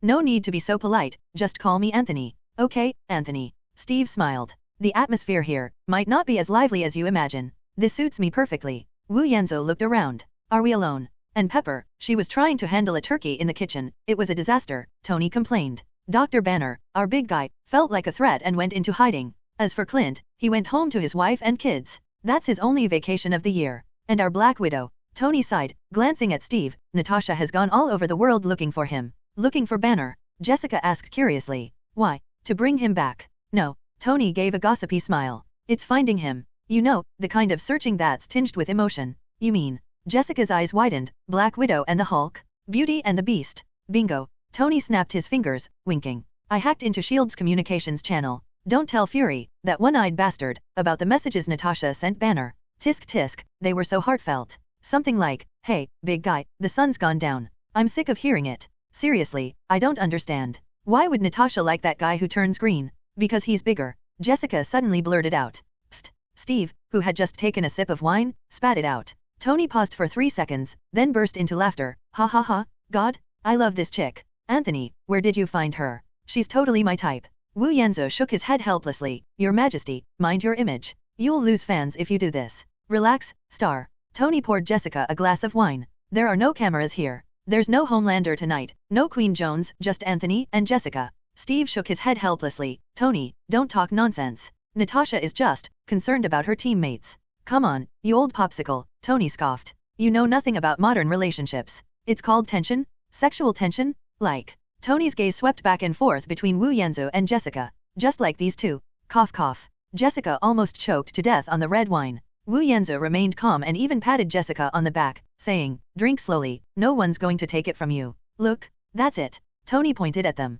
"That natural physical contact. That possessiveness of 'she's mine, don't touch her.' Admit it, you two slept together, didn't you, Tony?" Steve frowned. "That's incredibly rude." "It's all right, Captain," Wu Yanzu smiled. "Tony is just jealous. After all, Miss Pepper is busy rebuilding Stark Industries lately, so she probably doesn't have time to deal with him." Tony, stung by this, scoffed. "Pepper's a career woman. We're soulmates." The atmosphere became more relaxed through jokes and banter. Pepper finally gave up on the burnt turkey and put the pre-made pizza in the oven. The group sat around the table, eating pre-made pizzas covered in cheese and salami, and drinking red wine that cost tens of thousands of dollars a bottle. Alcohol is the best lubricant. After a few drinks, the barriers and defensiveness between the people gradually melted away. "You know what?" Tony swirled his wine glass, his eyes slightly unfocused. "I hated Christmas when I was a kid." "Why?" Steve asked. "Because of Howard, my dad. He always locks himself in the lab." Tony looked at the fire. "He doesn't even remember buying me presents. It's always Jarvis." I mean old Jarvis, the butler, who buys me whatever he can and tells me it's a gift from Dad. I know it's fake, Tony said with a wry smile, but I'll still pretend to be happy. He turned to Wu Yanzu. We're quite similar in that respect, aren't we, Mr. Star? I heard your father was a workaholic too. Wu Yanzu remained silent for a moment. He didn't actually have this memory, but he infused it with the emotions from his past life. Pretty much. Wu Yanzu leaned back on the sofa, his eyes becoming somewhat profound. Wealthy families are always alike. The nanny is closer than the parents, and the boarding school feels more like home than home. I remember that year. Wu Yanzu began to act. I was 7 years old. My parents were abroad on business. It was just me and the maid at home. I sat alone in the empty living room, staring blankly at that huge Christmas tree. At that time, I thought, if only there were Superman. Superman would fly in, take me away, and leave that cold, lifeless house. He chuckled self-deprecatingly, raised his hand, and looked at his palm. In the end, I became Superman myself. But I'm still alone. These words struck a chord with everyone present. Jessica turned her head and looked at the man beside her. For the first time, she saw something called loneliness on the face of this arrogant native. She subconsciously reached out and gently covered Wu Yanzu's hand under the table. Wu Yanzu's fingers trembled slightly, and he grabbed her fingers with his own. Their fingers are intertwined. Tony looked at their tightly clasped hands, and this time he didn't mock them, but simply took a sip of his drink in silence. Steve lowered his head, looking at the glass in his hand. At least you still have memories. My Christmas is still in 1943. Back then, Bucky was still alive. We couldn't afford a turkey, so we could only share a roasted potato in an alley in Brooklyn. But I felt back then, that was the best Christmas ever. Steve's voice was a little hoarse, because everyone was still there. All right, since we're all orphans, Tony broke the silence, let's let us, a bunch of kids without parents, take care of ourselves. He raised his glass. Respect ourselves? Respect ourselves? The group's glasses clinked together, producing a crisp sound. Ding! Special popularity points plus 1,500, from Tony Stark. Ding! Special popularity points plus 2,000, from Steve Rogers. Ding! Special popularity points plus 5,000, from Jessica Jones. Tick-tock, tick-tock, tick-tock. The clock on the wall pointed to 11:55. All right, that's the sentimental part over. Tony Stark clapped his hands, reverting to his usual nonchalant demeanor. Now, let's get to the main event of the night. Tony immediately had Jarvis switch the feed to the large screen in the living room. Hey Anthony, Tony said, pointing at the screen, that crazy reality show of yours, is it really going to open for registration at midnight? Of course. Wu Yanzu leaned back on the sofa, his confident smile returning. This is a Christmas gift for all of America. On the screen, the countdown to Times Square is in progress. Vought Media bought all the GG slots for tonight. The huge logo of Who is the Next flashed on every screen. Countless anchors and reporters are standing in the cold wind, shouting into the camera. 5 minutes to go. Waters website traffic has already broken its all-time high. All the superpowered people in America have been waiting for this moment. Who will be the next lucky one? Tony frowned as he looked at the images. Do you know what you're doing, Anthony? Tony's tone turned serious. You're opening Pandora's box. In the past, those with superpowers hid in the shadows. SHIELD kept them in check, and although their methods were a bit crude, at least, society was stable.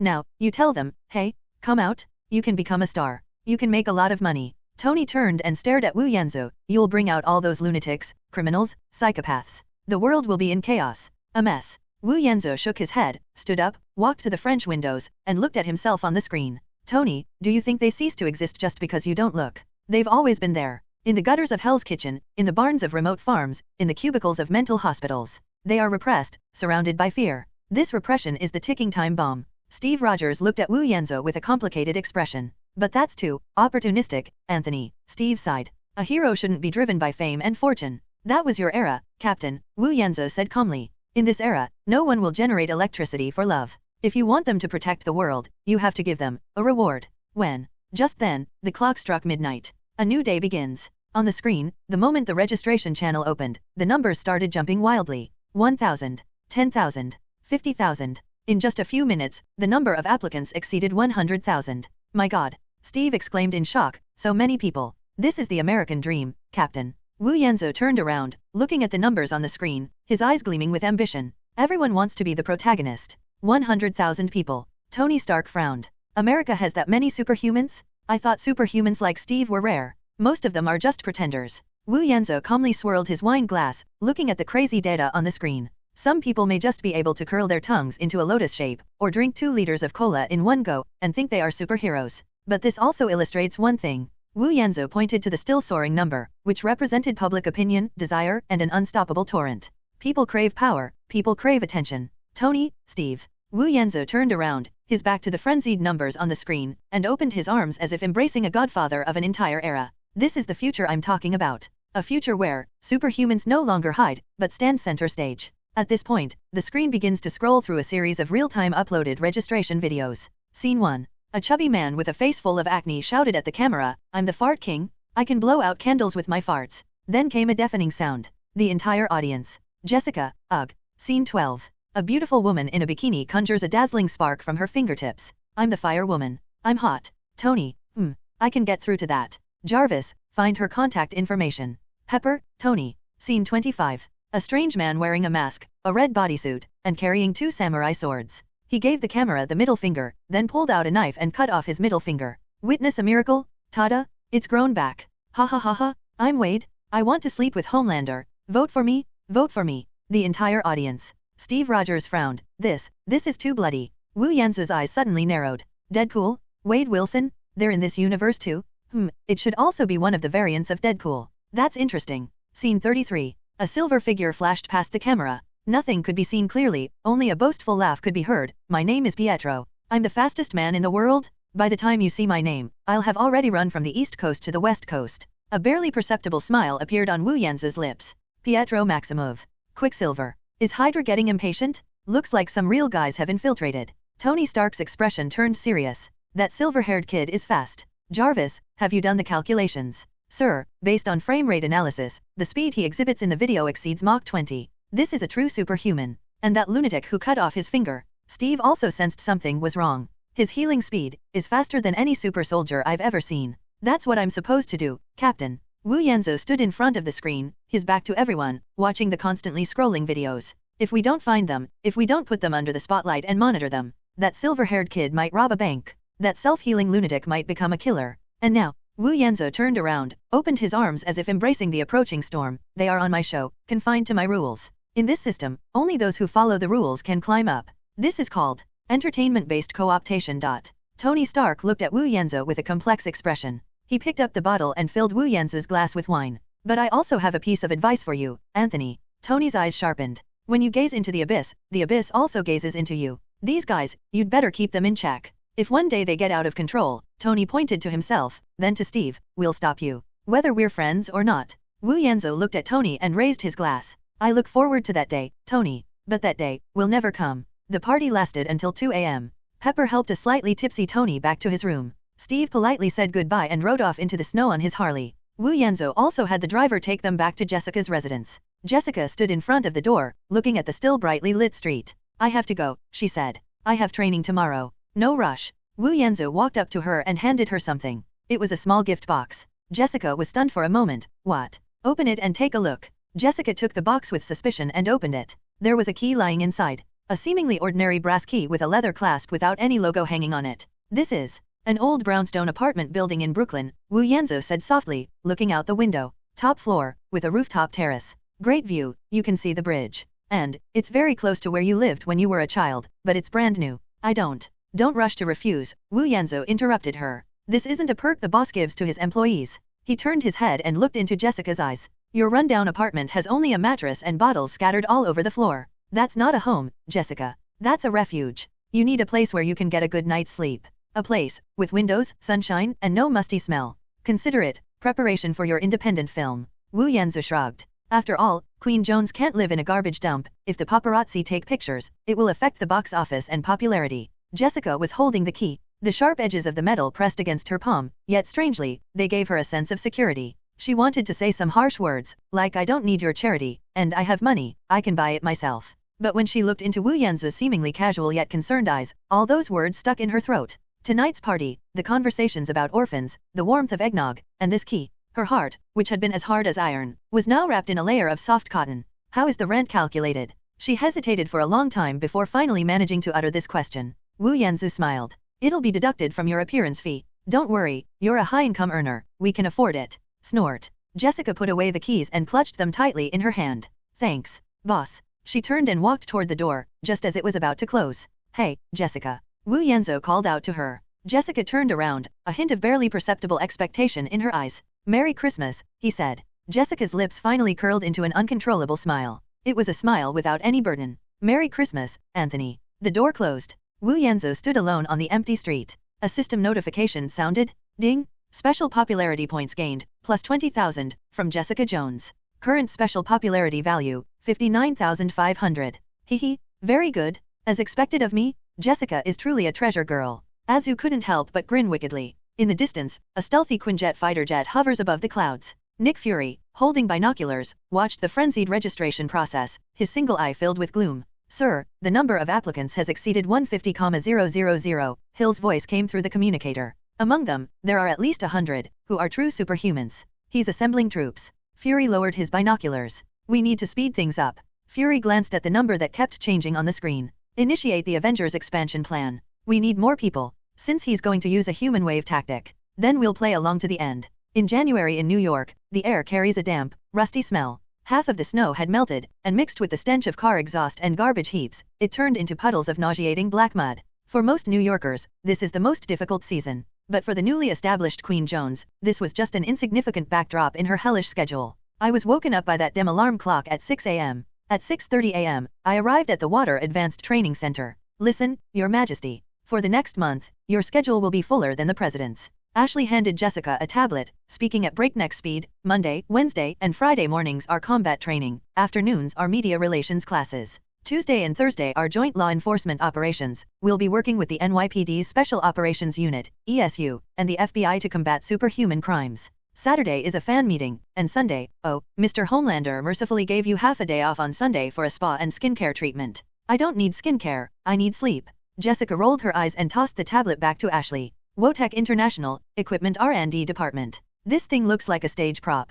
Jessica Jones was holding up a pair of silver white metal arm guards and scrutinizing them critically under the light. The arm protector is very light and is made of a special titanium alloy with a streamlined honeycomb pattern on the surface. The inner part that touches the skin is made of soft memory gel. Watch your words, Your Majesty. Wu Yanzhou leaned against the equipment rack, holding a cup of espresso in his hand, his eyes scanning the data stream on the tablet. From now on, this will be your exclusive equipment. He stepped forward and lightly tapped Jessica's forearm with his finger. Snap. The arm guard instantly sensed the microcurrent signals from the muscles. With a crisp mechanical snapping sound, the metal protective gear that originally only covered the forearm instantly unfolded and reassembled. Countless tiny metal scales seemed to come alive, rapidly piecing together and snapping together in front of Jessica. 0.5 seconds. A solid, diamond-shaped shield, shimmering with pale blue energy lines, appeared prominently in front of her left arm. Wow. Jessica instinctively raised her arm, the shield so light it seemed weightless. I spent a lot of money on the vibranium coating, plus the latest energy dispersion field from the Star Group, Wu Yanzhou explained casually.